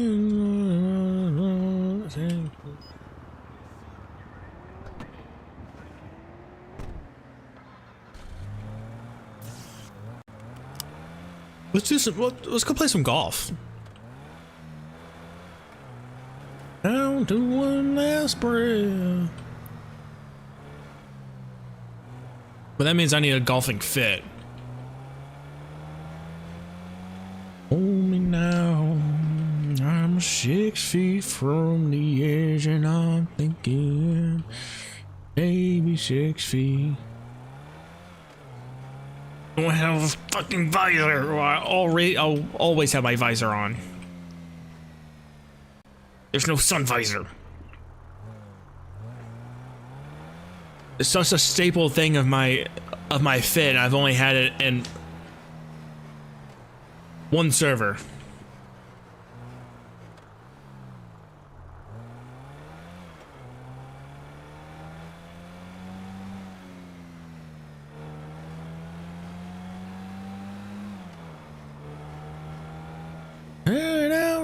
Baby, shave me, hold them down to one last prayer.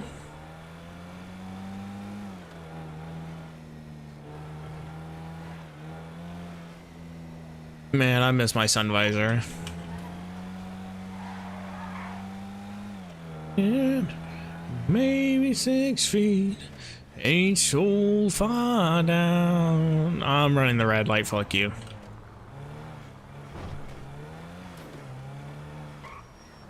Christ.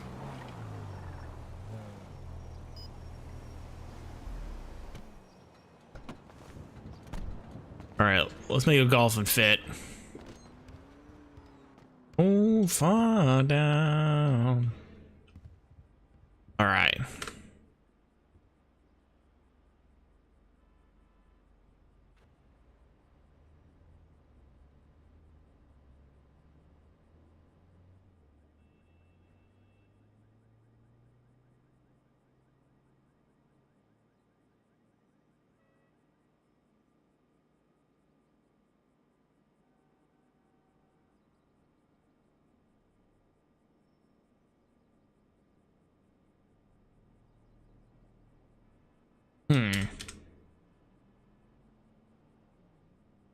No. Good, you're not thinking.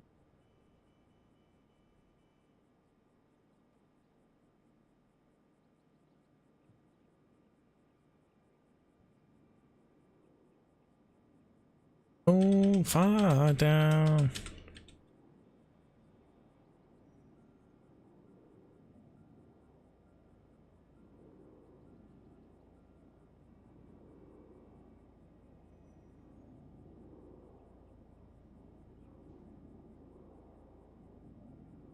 Boom. Torso.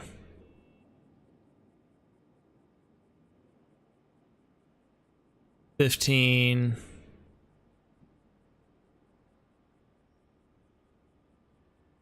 Off.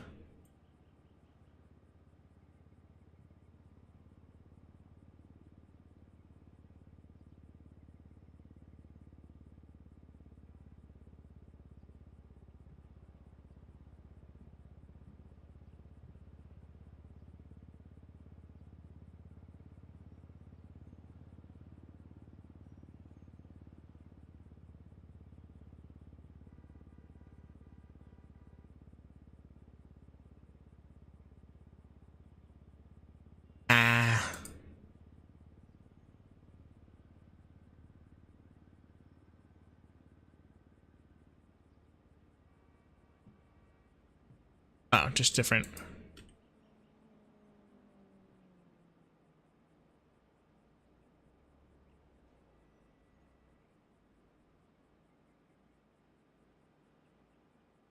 Perfect.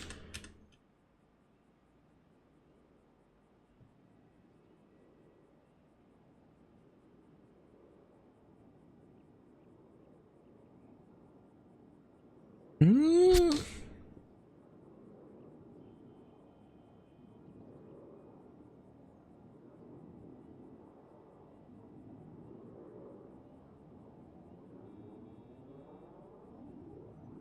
We could be onto something with this. Not as polarly, but you know, it could work. What is this? 679. We'll keep that in mind.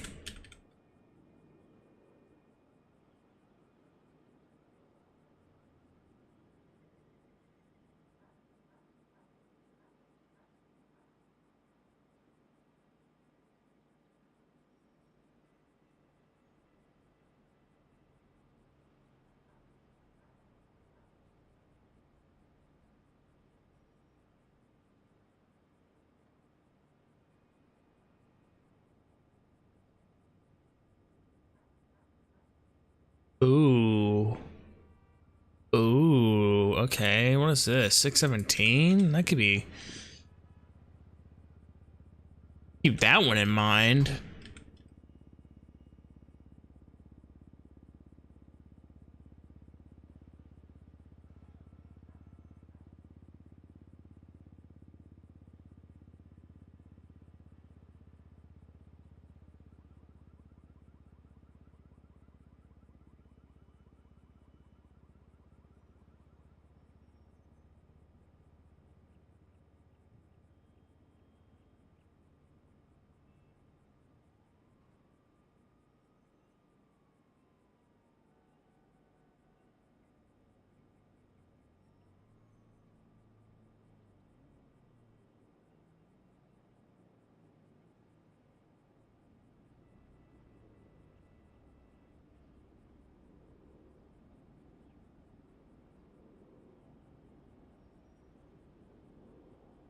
Yeah, there's like a specific polo I'm looking for. I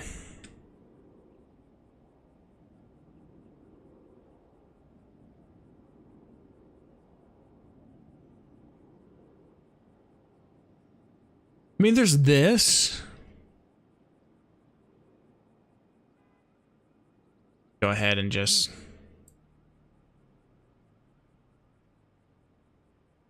Don't have that in a khakis.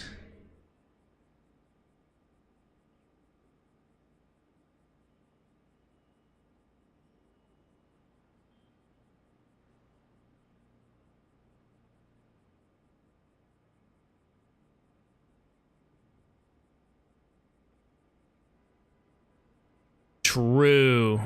Let's go with the 679.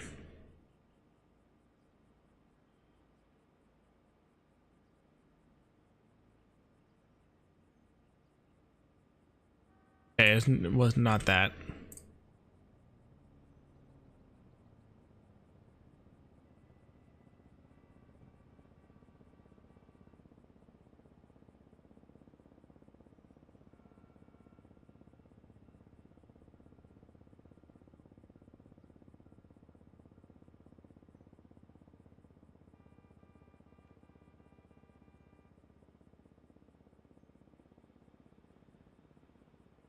I like it. I like it. Very simple.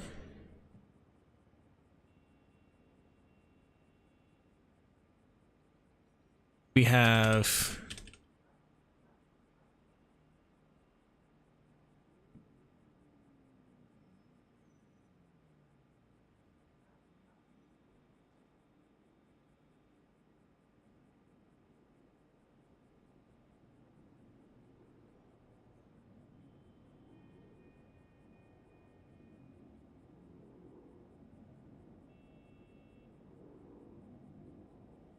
Hmm.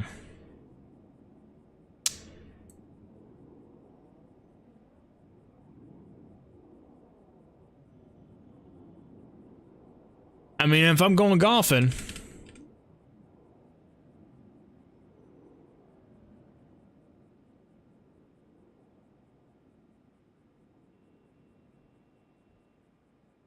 There it is.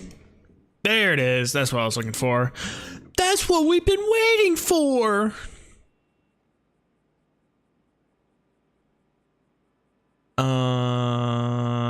Ooh. Question. Different colors? Oh, there of course there's different colors.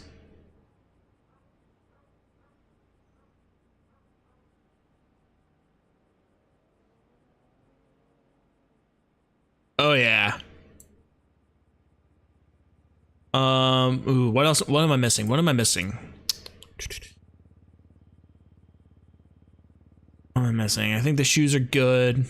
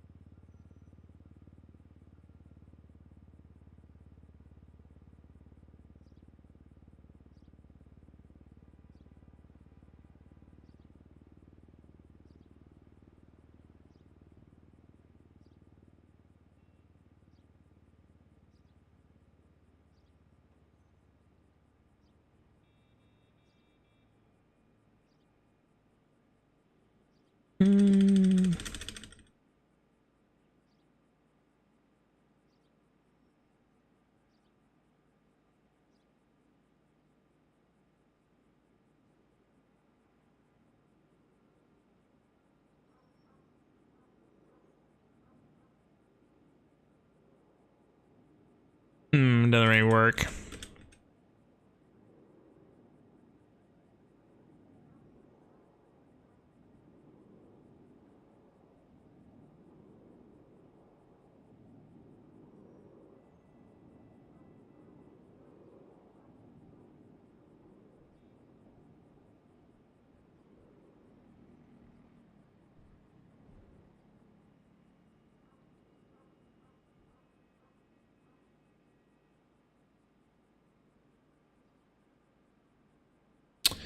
Maybe a little bit of flare with the jacket around the waist. What do we think?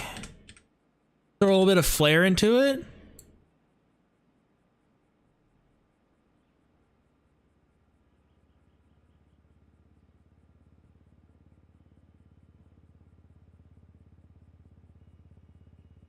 I think I'm down for that.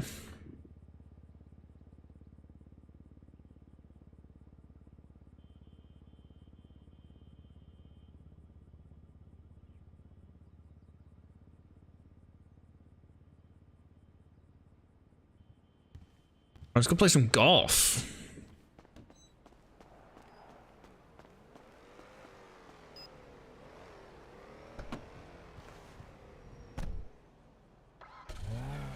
You know what? I should probably get some food and drink before I hit the front 9. 'Cause I'm gonna think there isn't any cart girls working the course I can buy like a hot dog and a lemonade off of.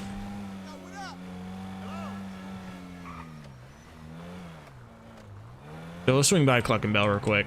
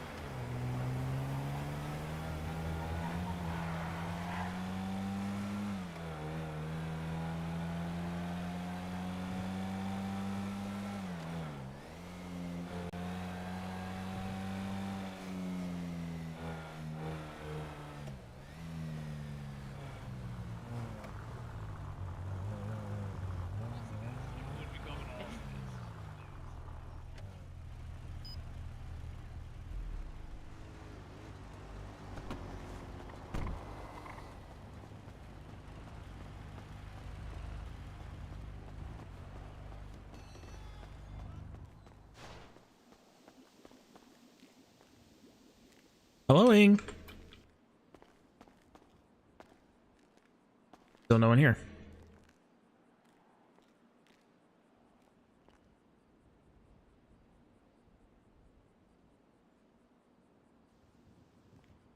Not a perfect person.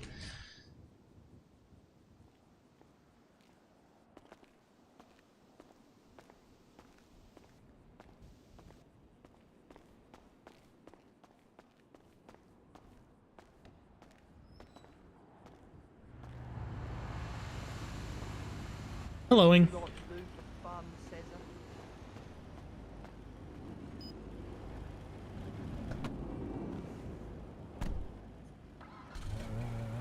The reason for me. What do I jam to? Well, golfing. I was considering pulling up the OST for Tiger Woods PGA Tour 05.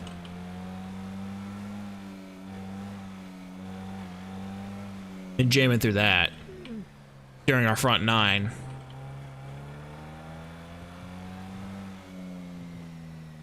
That's what I'm saying.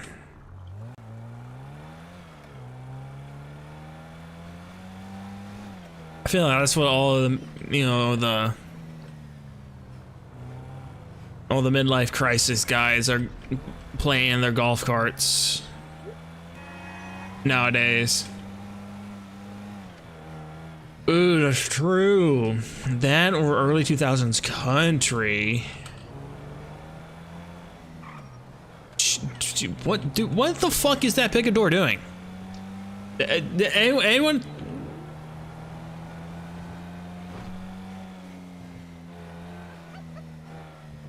The reason is.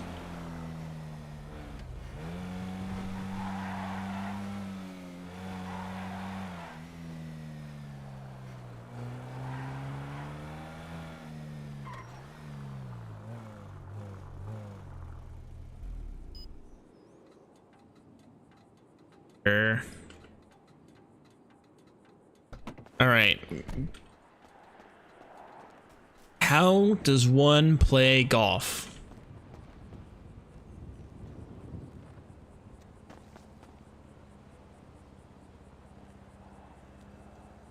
In there. Hi.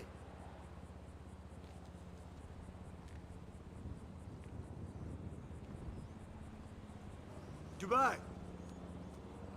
Guess I gotta buy a golf club.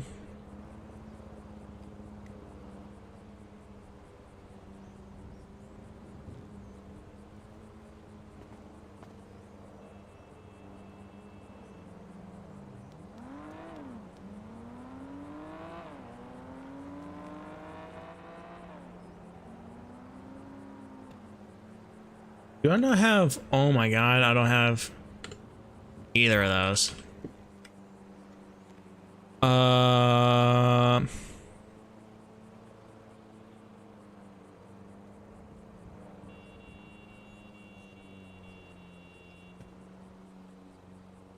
We'll rent a golf cart.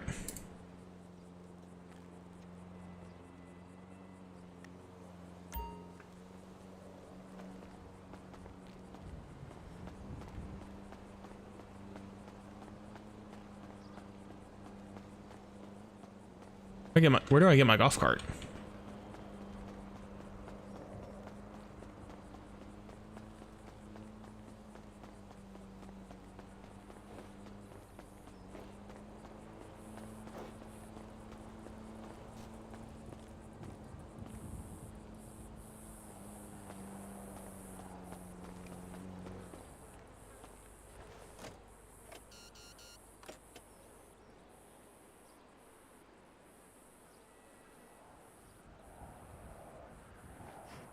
Okay.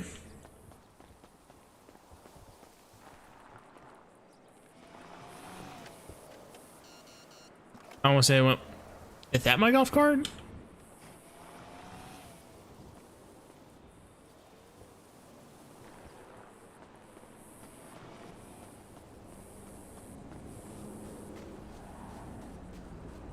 I want to say the interview went well.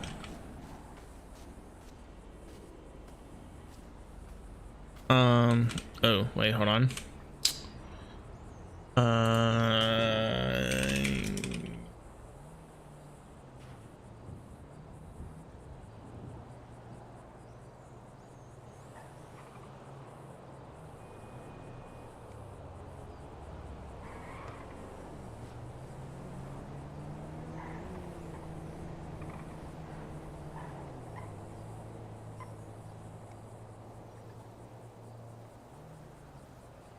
Did I have O5 or what did I have? Oh, it was O3. That's what I had.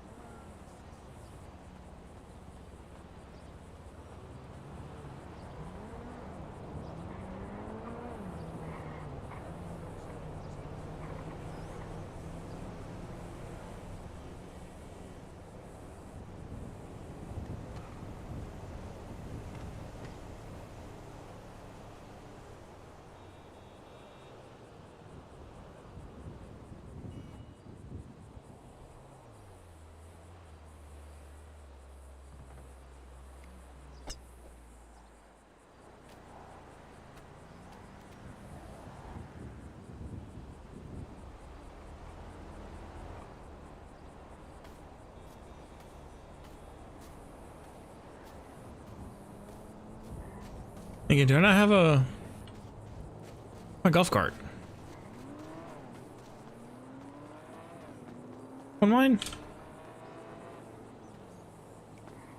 I got the fucking golf cart. I guess I didn't get the golf cart. All right.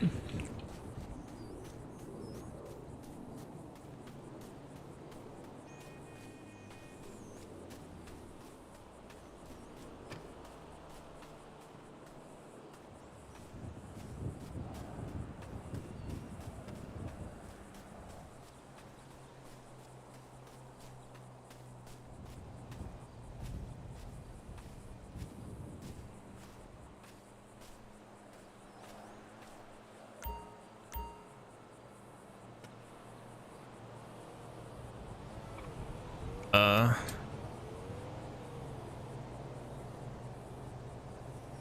Oh.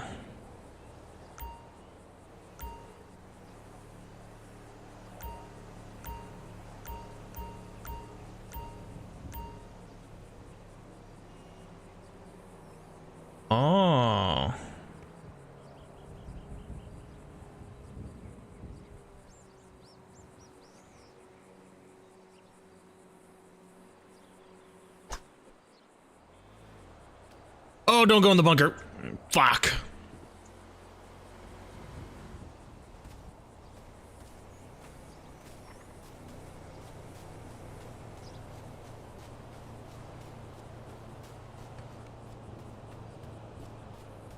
Damn it.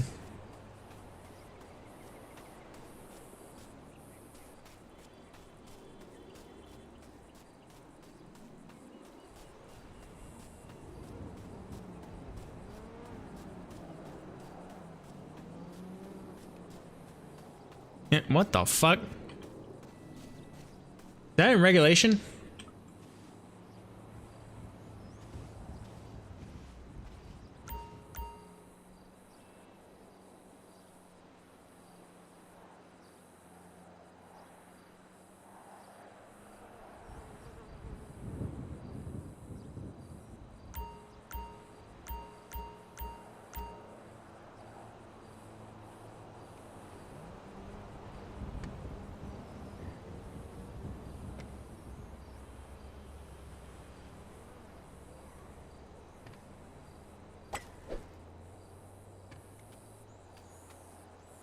Didn't really do what I wanted to do. Is there a way I can get spin on the ball?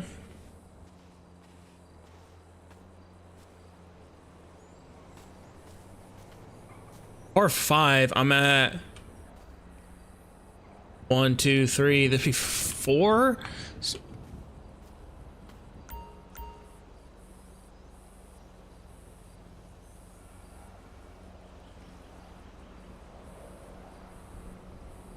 I mean, there's small slope.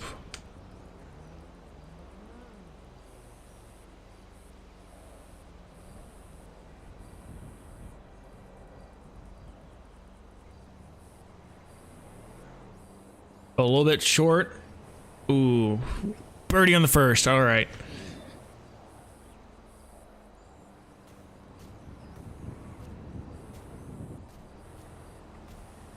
Do I have to grab my ball from the hole? Oh.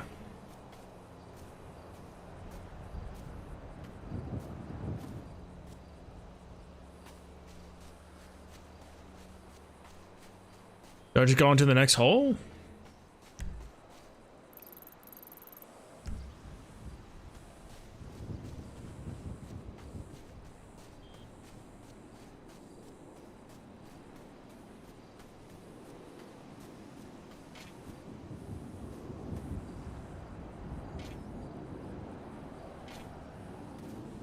Got. How do I go to the next hole?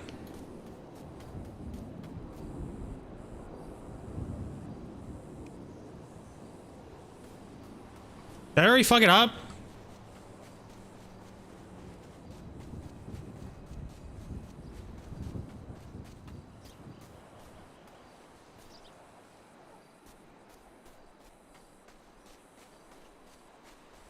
Great.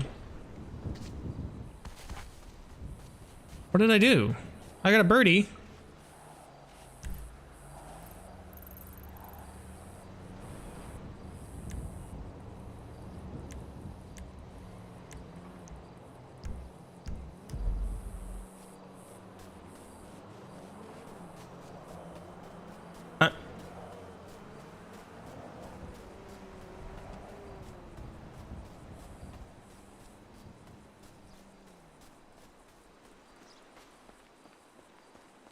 Jeez, because that should be hole 2 over there, but I can't.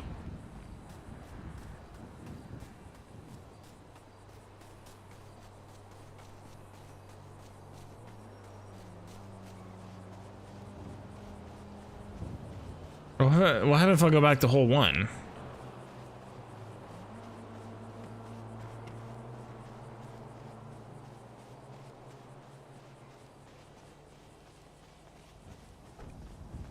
I mean, I'm not seeing anything on hole 1. There's nothing here.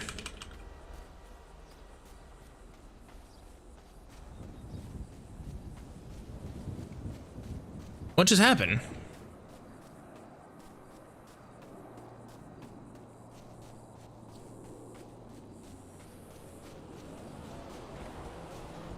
What the fuck just happened?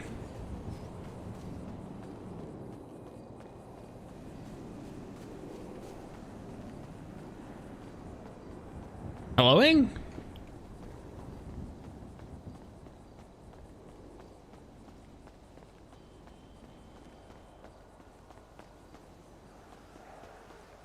I have to like go back?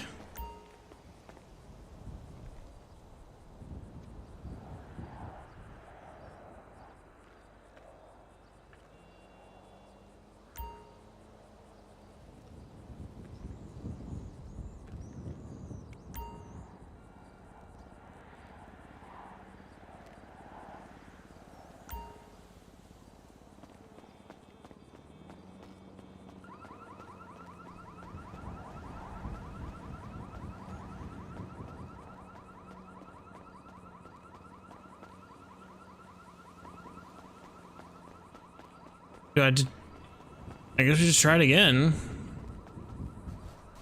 Yeah, 'cause if we look at the map, I have.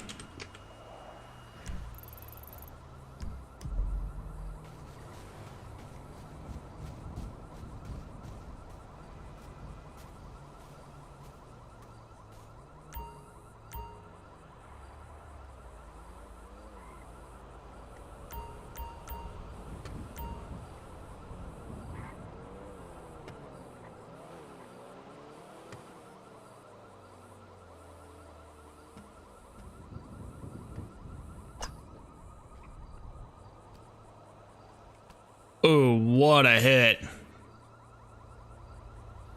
What a hit.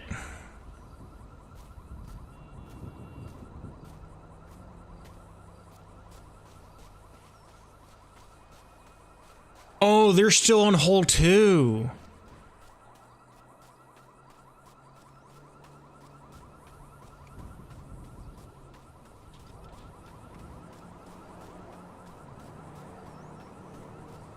I'm guessing I can't do anything until they're done with that hole. Ah, I think that's what's going on.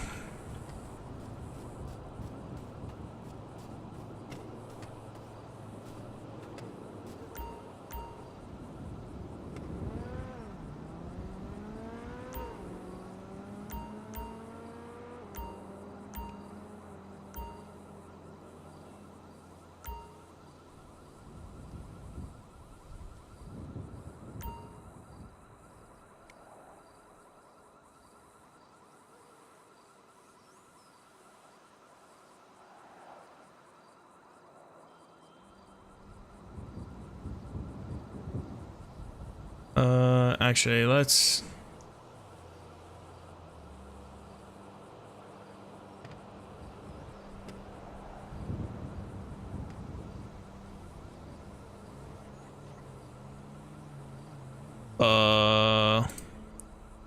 Alright, well, I lost my shot. Okay.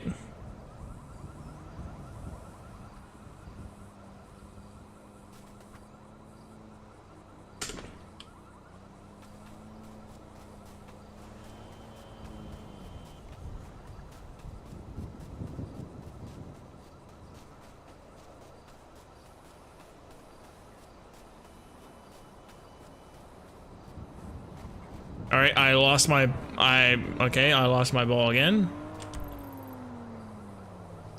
What the fuck?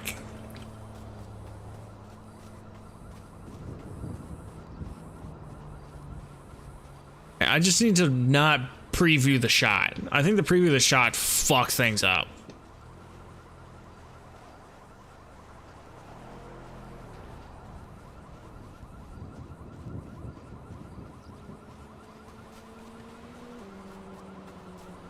I literally just cannot preview the shot. If I do, it fucks something up.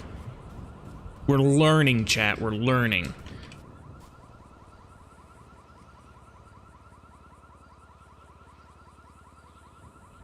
Oh fuck! But it's cost me money.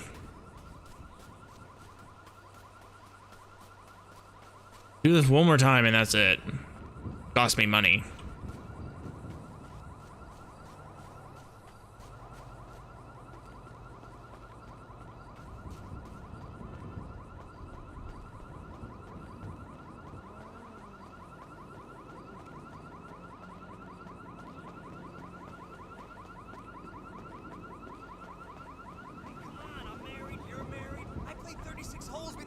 Every week.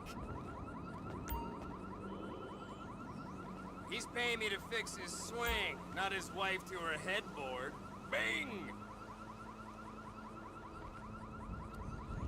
Here's the deal. I'm a better golfer and a better man. That's why I gotta end this. Shanks.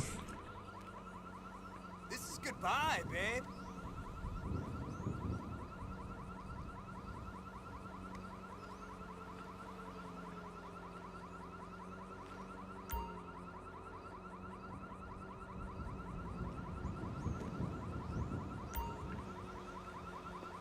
Try it again. One more time. And if it doesn't work, we say, fuck it.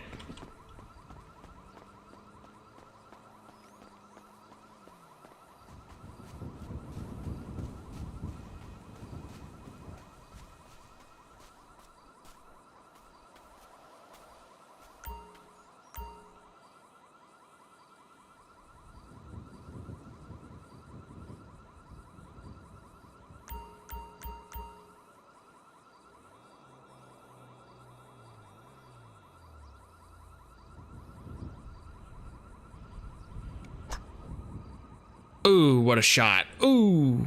Stay on the green. A little rough.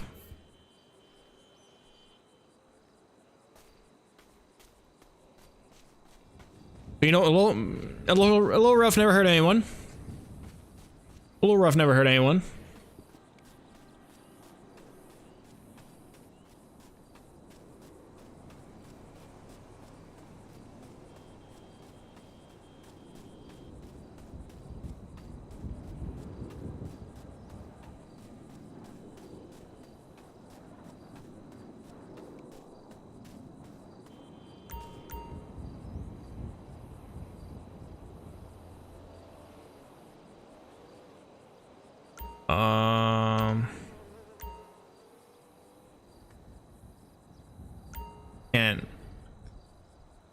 one, so I might bring it.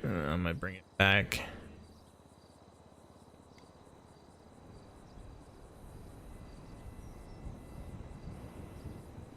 I bring it here. Oh, over the fucking.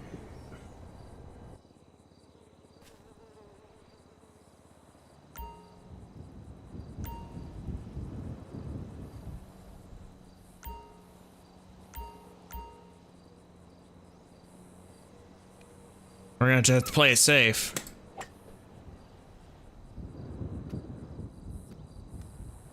In the fucking bunker. Fuck.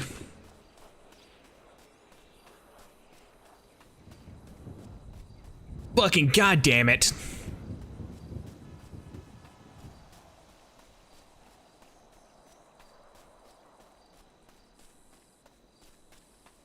God, golfing's so much fucking fun. God, I love golfing. God fucking damn it. That stupid fucking bunker.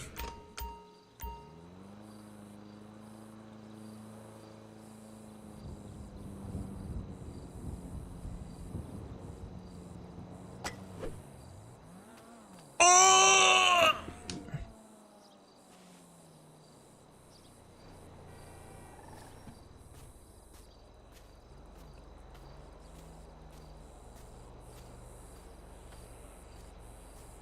God fucking damn it!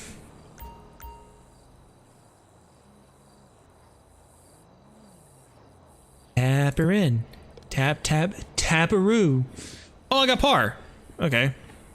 I guess it didn't add the stroke. Yeah, there we go.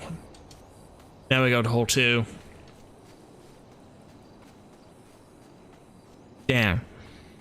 If I shit didn't fuck up the first time, we're doing pretty good right now. So the par 4, 436 yards.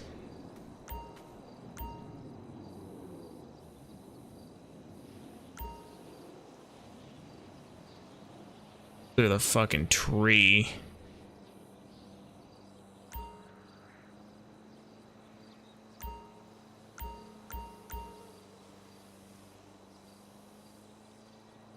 See if we can punch it to the tree.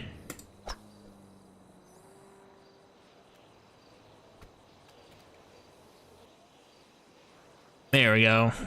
Yeah, just had to punch it to the tree.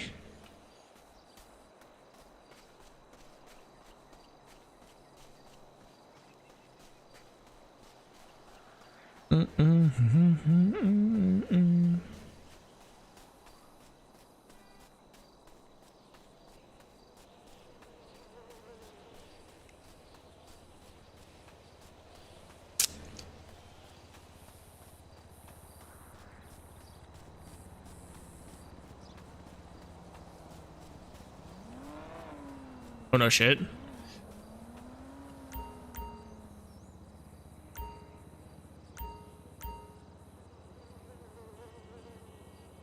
What?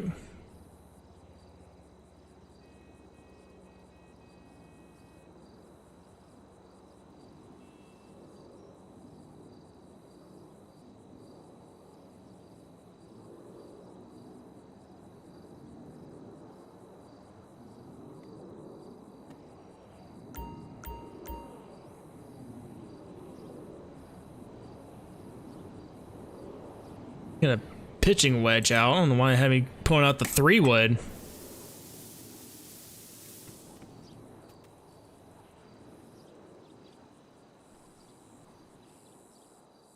What was that about no leaf physics?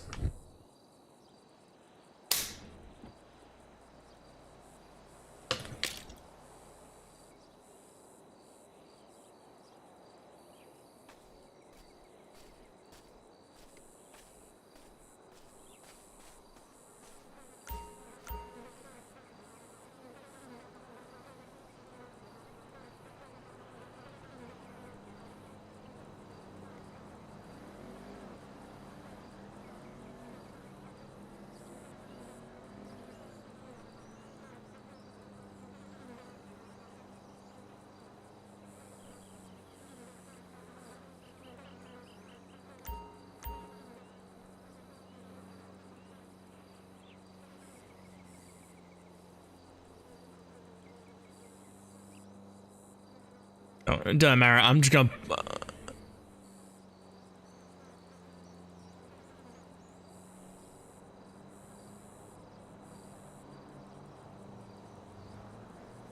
Doesn't matter. I'm just gonna punch into the fucking hole right here.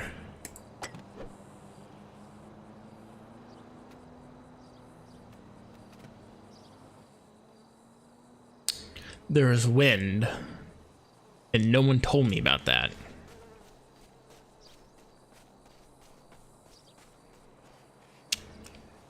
All right. There's 1, 2, 3. So this is for par. Oh, I can't. Oh, I can't Texas wedge it. I have to lob it.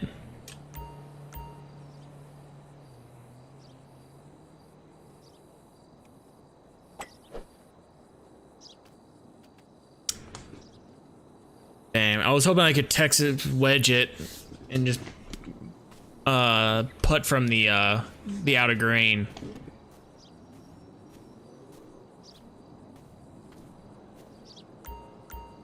Have to be on the green to just tap her in. Great. So far we're par and a bogey. But we have a chance to redeem it right here.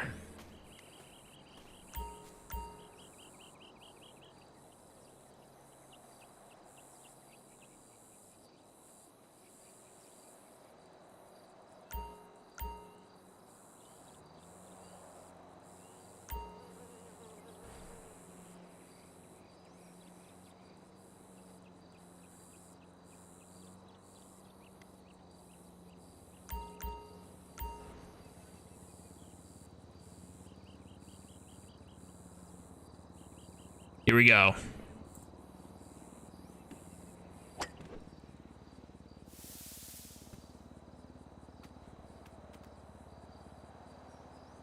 I fucking hate trees.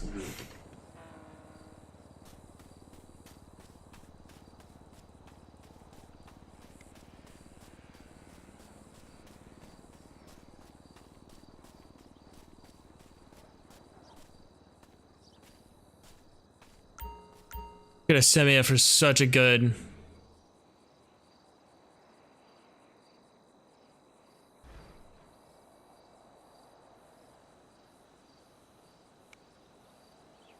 Let's bring it back. Let's bring it back to approach going.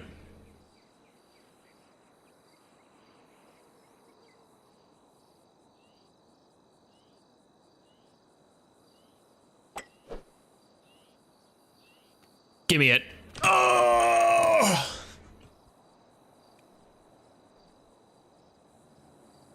Fuck, I could have gone for birdie right there. Could have chipped for birdie.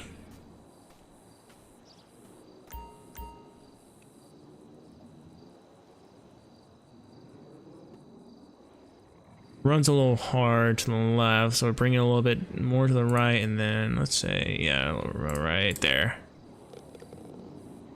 All right. We're still +1, so I really need to step up. Really need to step up here.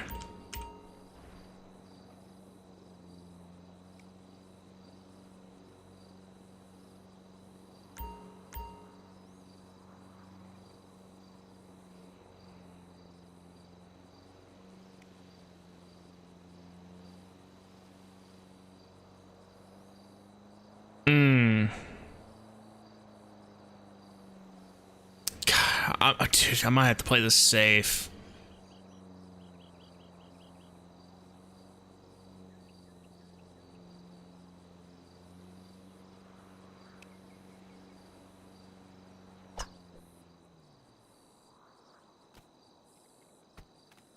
Oh my god, what a shot. What a shot. Get the PGA on the phone. I'm about to earn myself a green jacket.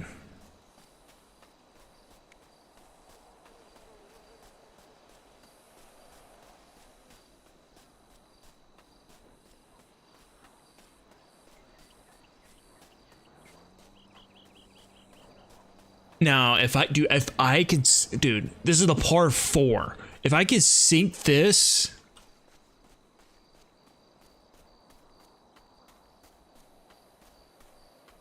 I rented a car for the first time. I didn't get a car. I don't think there is carts. Ooh, okay. Ooh, okay.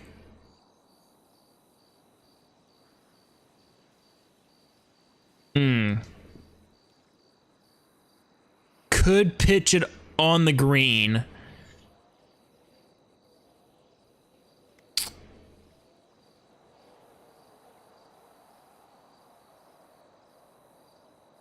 Runs downhill to the right. Oh, long putt. Here we go.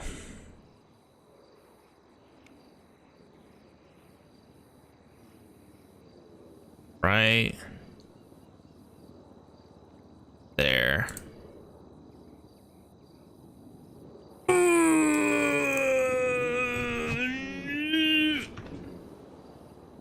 Fuck. Larry could have gone for eagle. All right, we're going for birdie though, which is fine. We'll take a birdie. We'll take a birdie. Fuck, dude. We're back even now. Dude, an eagle would have been fucking nuts right there. Another par 4 for 435. Pretty straight shot for the most part. Then we just power this one through again. Yeah, so we just fucking send it. Not the bunker, not the bunker, not the bunker. Ooh. At least it's not the bunker.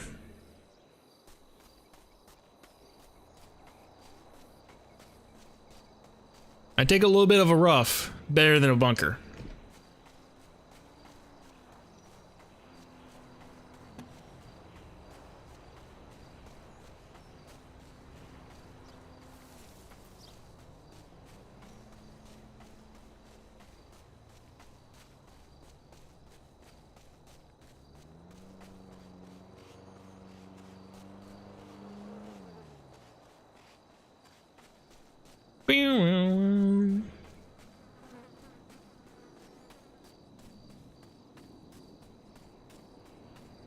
Oh, I remember this song.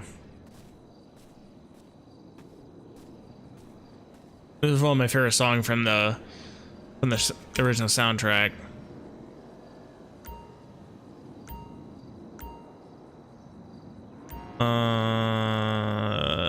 Pitching.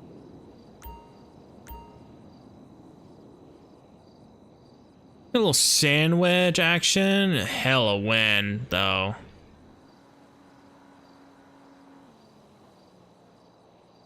Right there. Oh, wind took it even farther.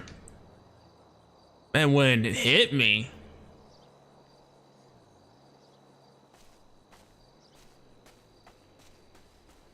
Well, we got another birdie, which is nice.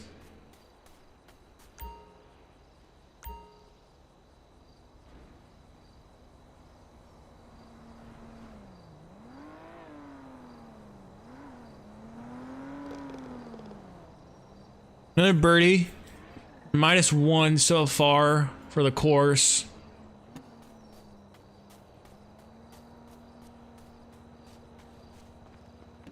Here we go. The par 3. This is the hole-in-one hole right here.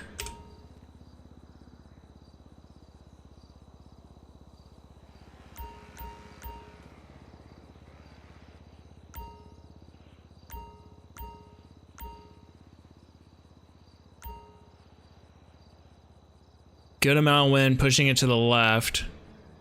We do something like this, possibly. That's a +6. So maybe something like this.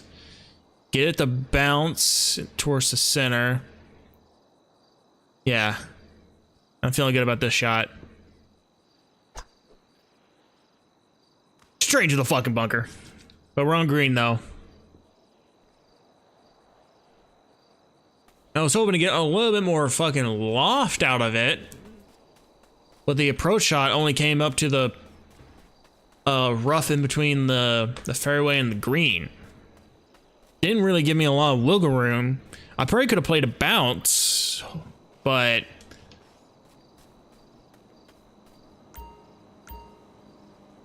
it's one of the things.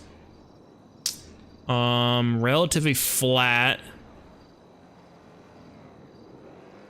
We can see if we can sink birdie here. A little bit of a long putt. Oh. Ooh. Schumer Gavin.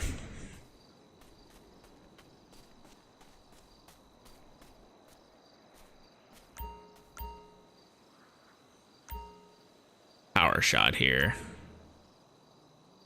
Long hole. Well, ooh, huge one from the left.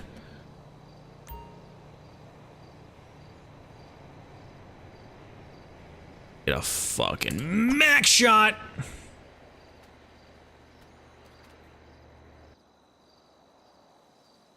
Good placement, good placement.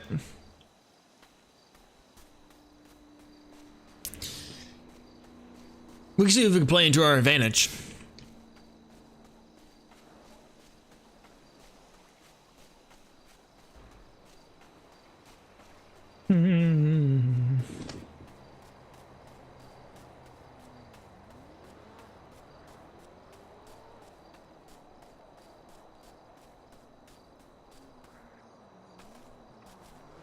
The hell is that?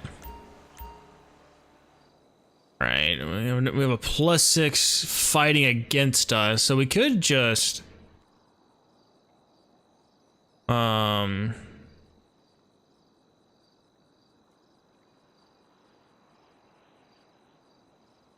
of just 9-iron this and just fucking send her in, bud. You know what I mean?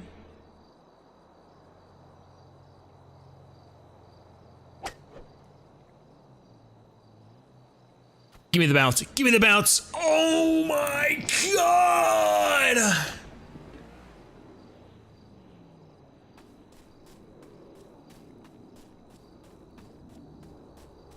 Dude, if there's a golf tournament here, I gotta sign up.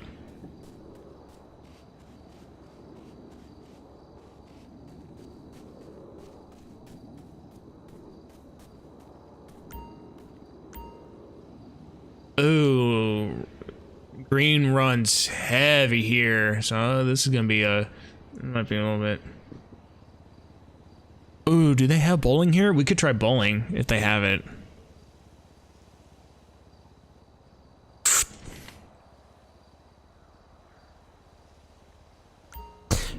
Just tap it in. Just tap it in. Tap, tap, taparoo.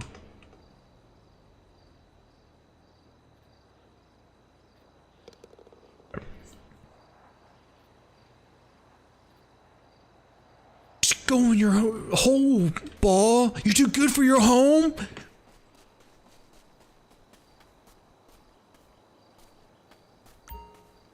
Par 5, man. This is a long fucking hole. Ooh, but we could play the wind to our advantage, though. Get a little bit more loft out of it.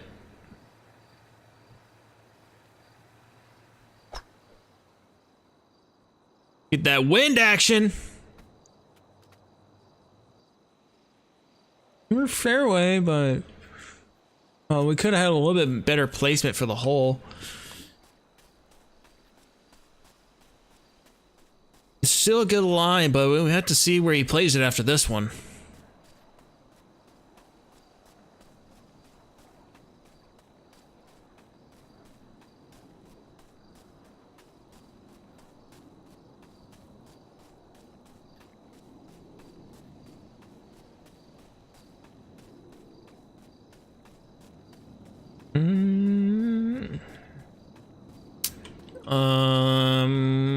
roughly how far. That's definitely a 9-iron shot for sure. Definitely a 9-iron.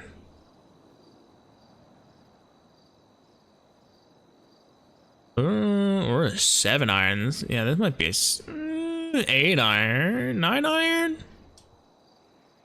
8-iron. Well, we'll see if a 7-iron on an approach. A 6-iron on approach. I want to get the arc on it. But we do have a headwind coming against us. Quite the tricky play. We'll see how it goes for him.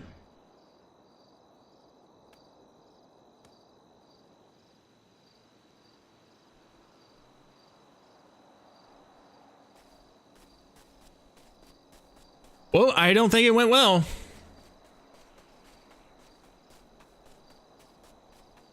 Thought the wind was gonna do a little bit more work than it did. Fine, we can still ego here.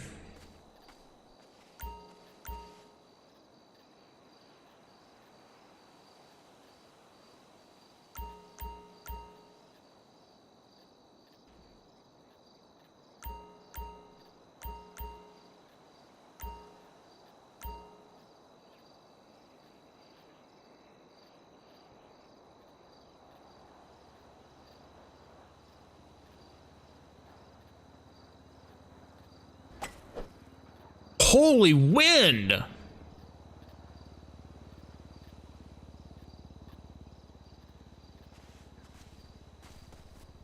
That +9 does not play around.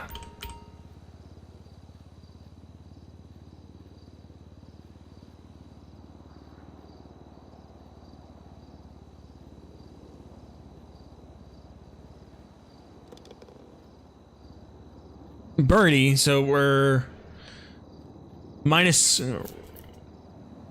3 so far.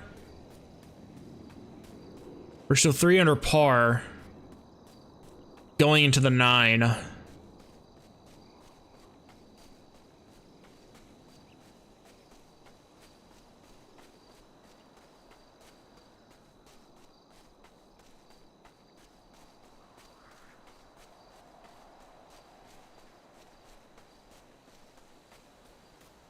Right.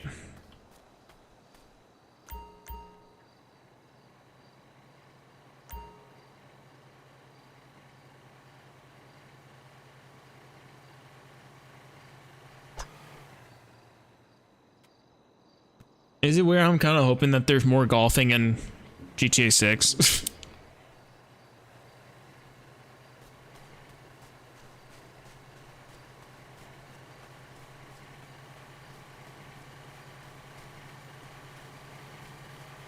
Because golfing in Florida goes crazy. But is that a picador driving on the course right now?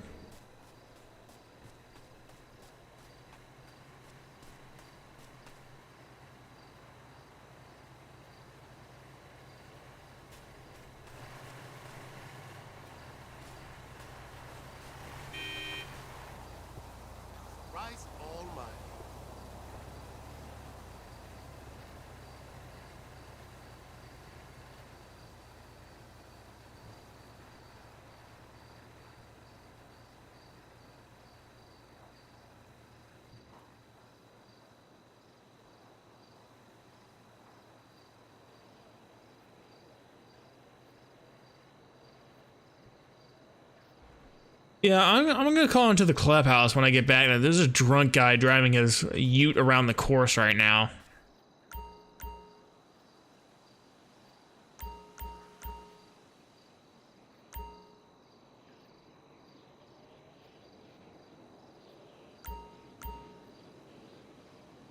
Right. Oh, we got +9. This is gonna do a huge advantage right here.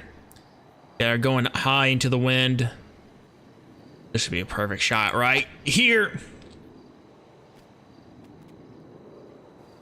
We probably could have played it a little bit more back.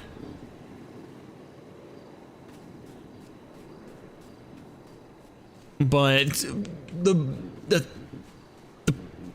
the idea was there. We had the right idea.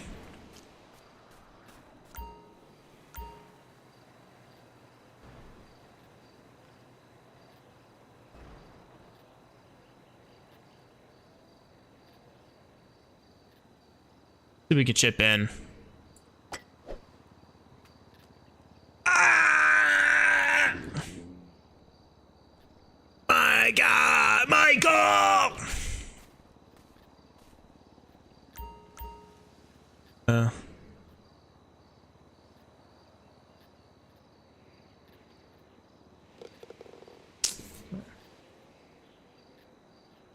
All right. I mean, 300 par.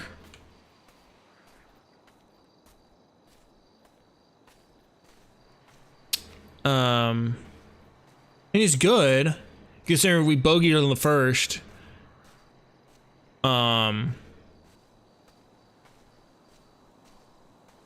Is it? Yeah, that's 3 under par.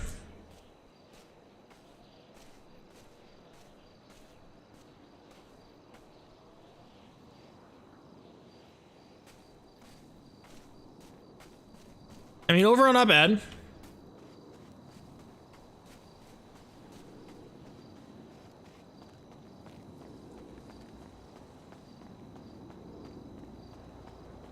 Two, right? Dude, maybe, dude, if I get go pro and get some sponsor for golfing, that'd be fucking so wicked.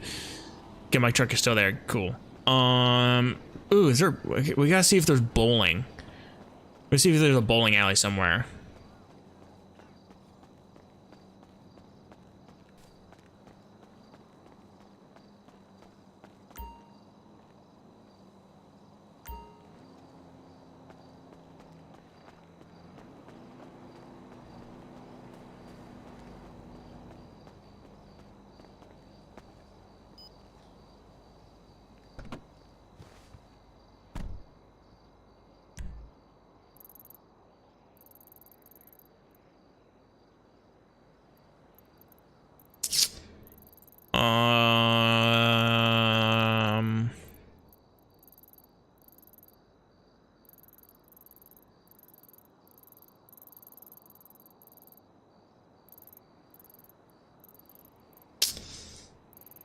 Not necessarily seeing any bowling jumping out at me on the map.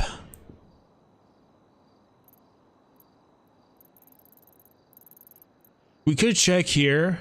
This is an arcade. The only bowling alleys I can think of are here.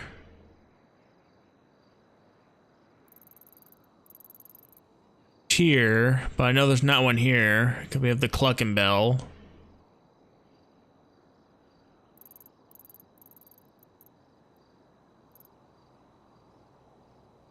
Yeah, those are the only two, so we can. We'll swing by.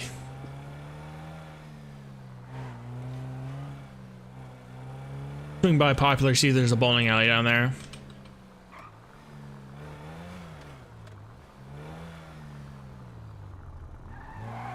I wonder if we can even play tennis.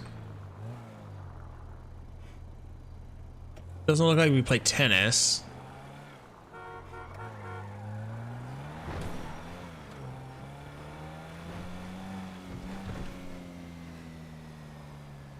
Back to our regularly scheduled program.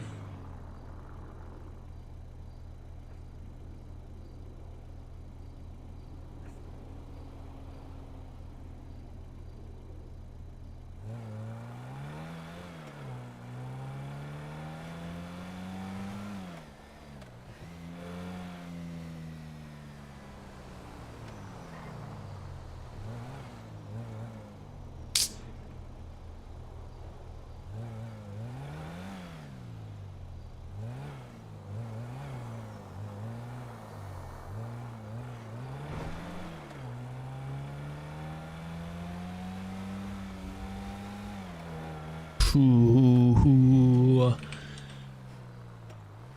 D7 Coquette would go hard.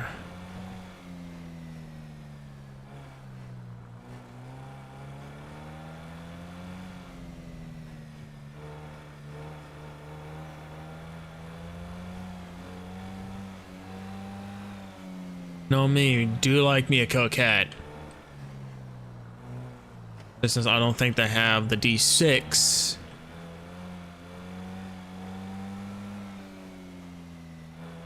But then the D10 and the D, I guess 9.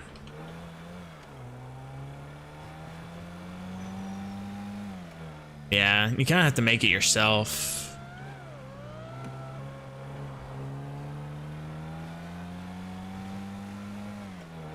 Not like a dedicated Z06. Which, I mean, you can get pretty close. I wish there was a ZR1. No, a ZR1 would go crazy.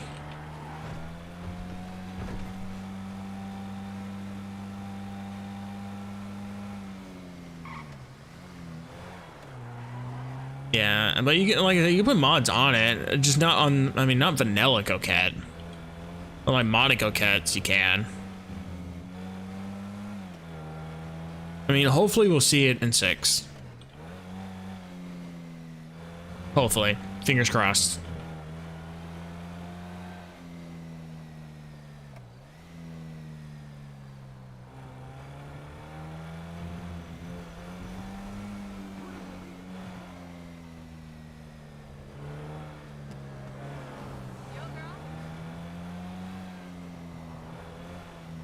Man, dude, you know, it'd be really fun right now.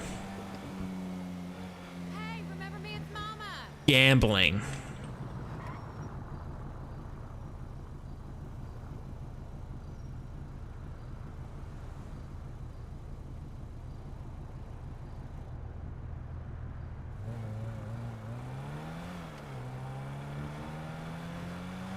A little bit of blackjack on the table. Could be the move. I don't think it's open.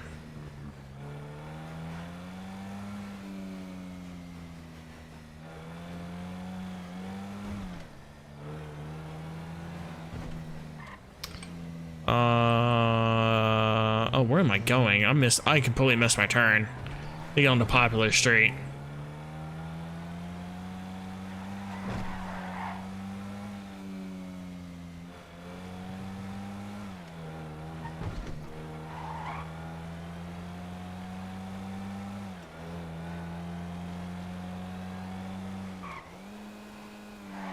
Oh fuck! Oh, oh, oh!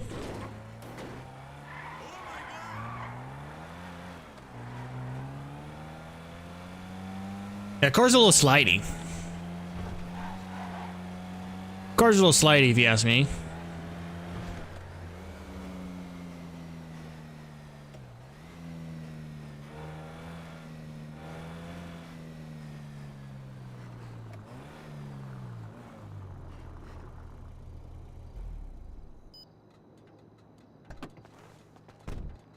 Might be a no-go on the... Fuck. I don't think there's a bowling alley.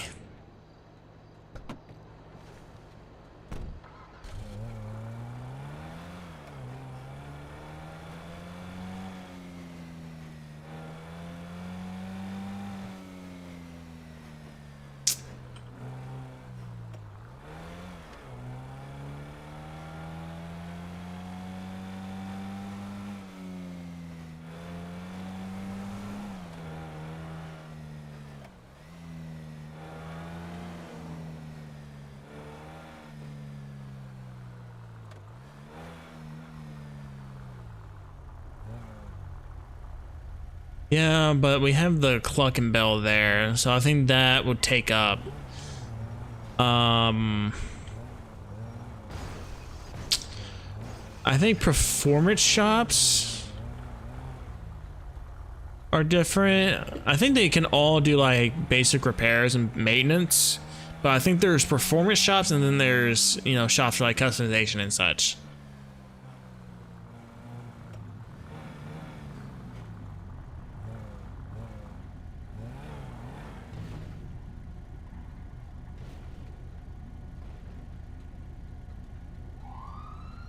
Yeah, I think so. Like a right here. Taking up a whole lane.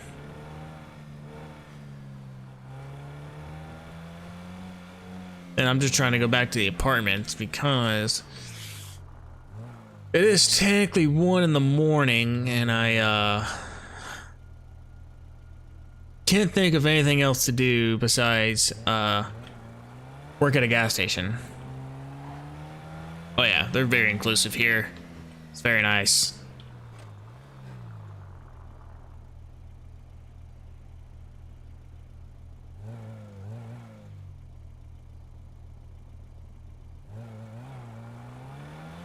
Take my ass, buy my gas. That's the only thing I think of what to do right now.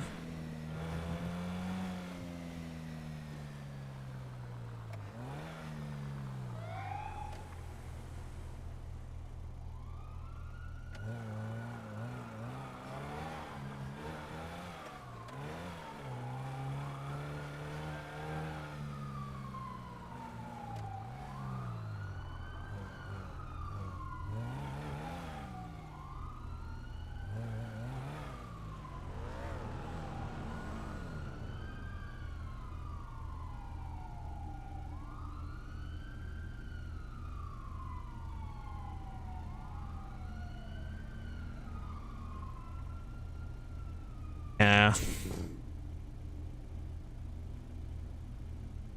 I can name one person from Echo that was definitely like that.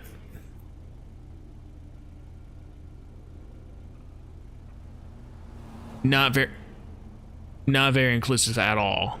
Very bigoted.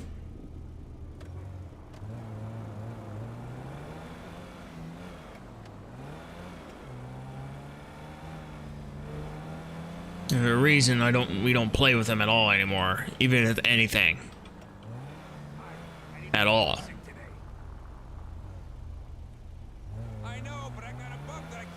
And mostly I think he's mostly just a chud.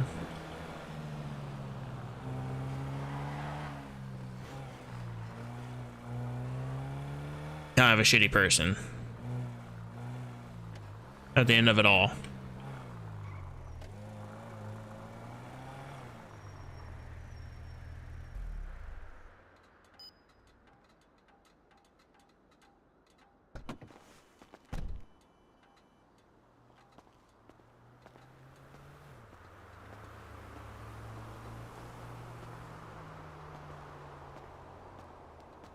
Dude, this isn't parked here. True.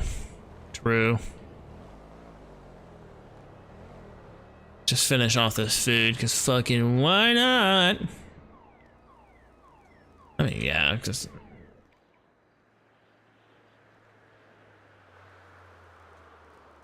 Oh wait, what am I doing? I gotta go here and park it.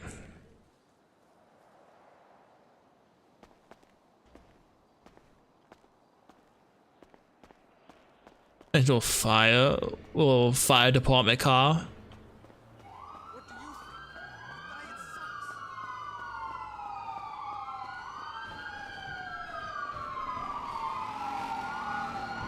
Yeah, get him. Ooh.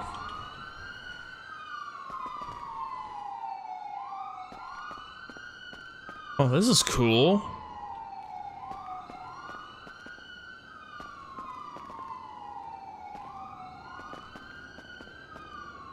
That's pretty cool.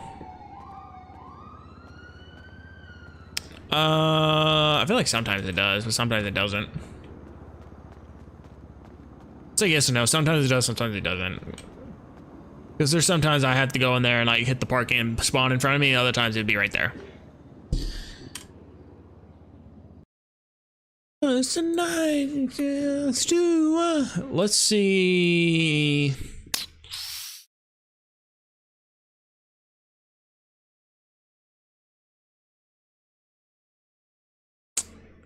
They are live.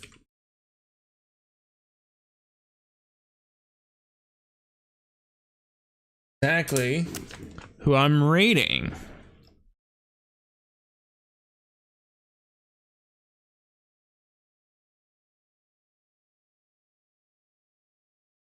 All right. Well, yeah, that is gonna be it For me, I will catch you all tomorrow.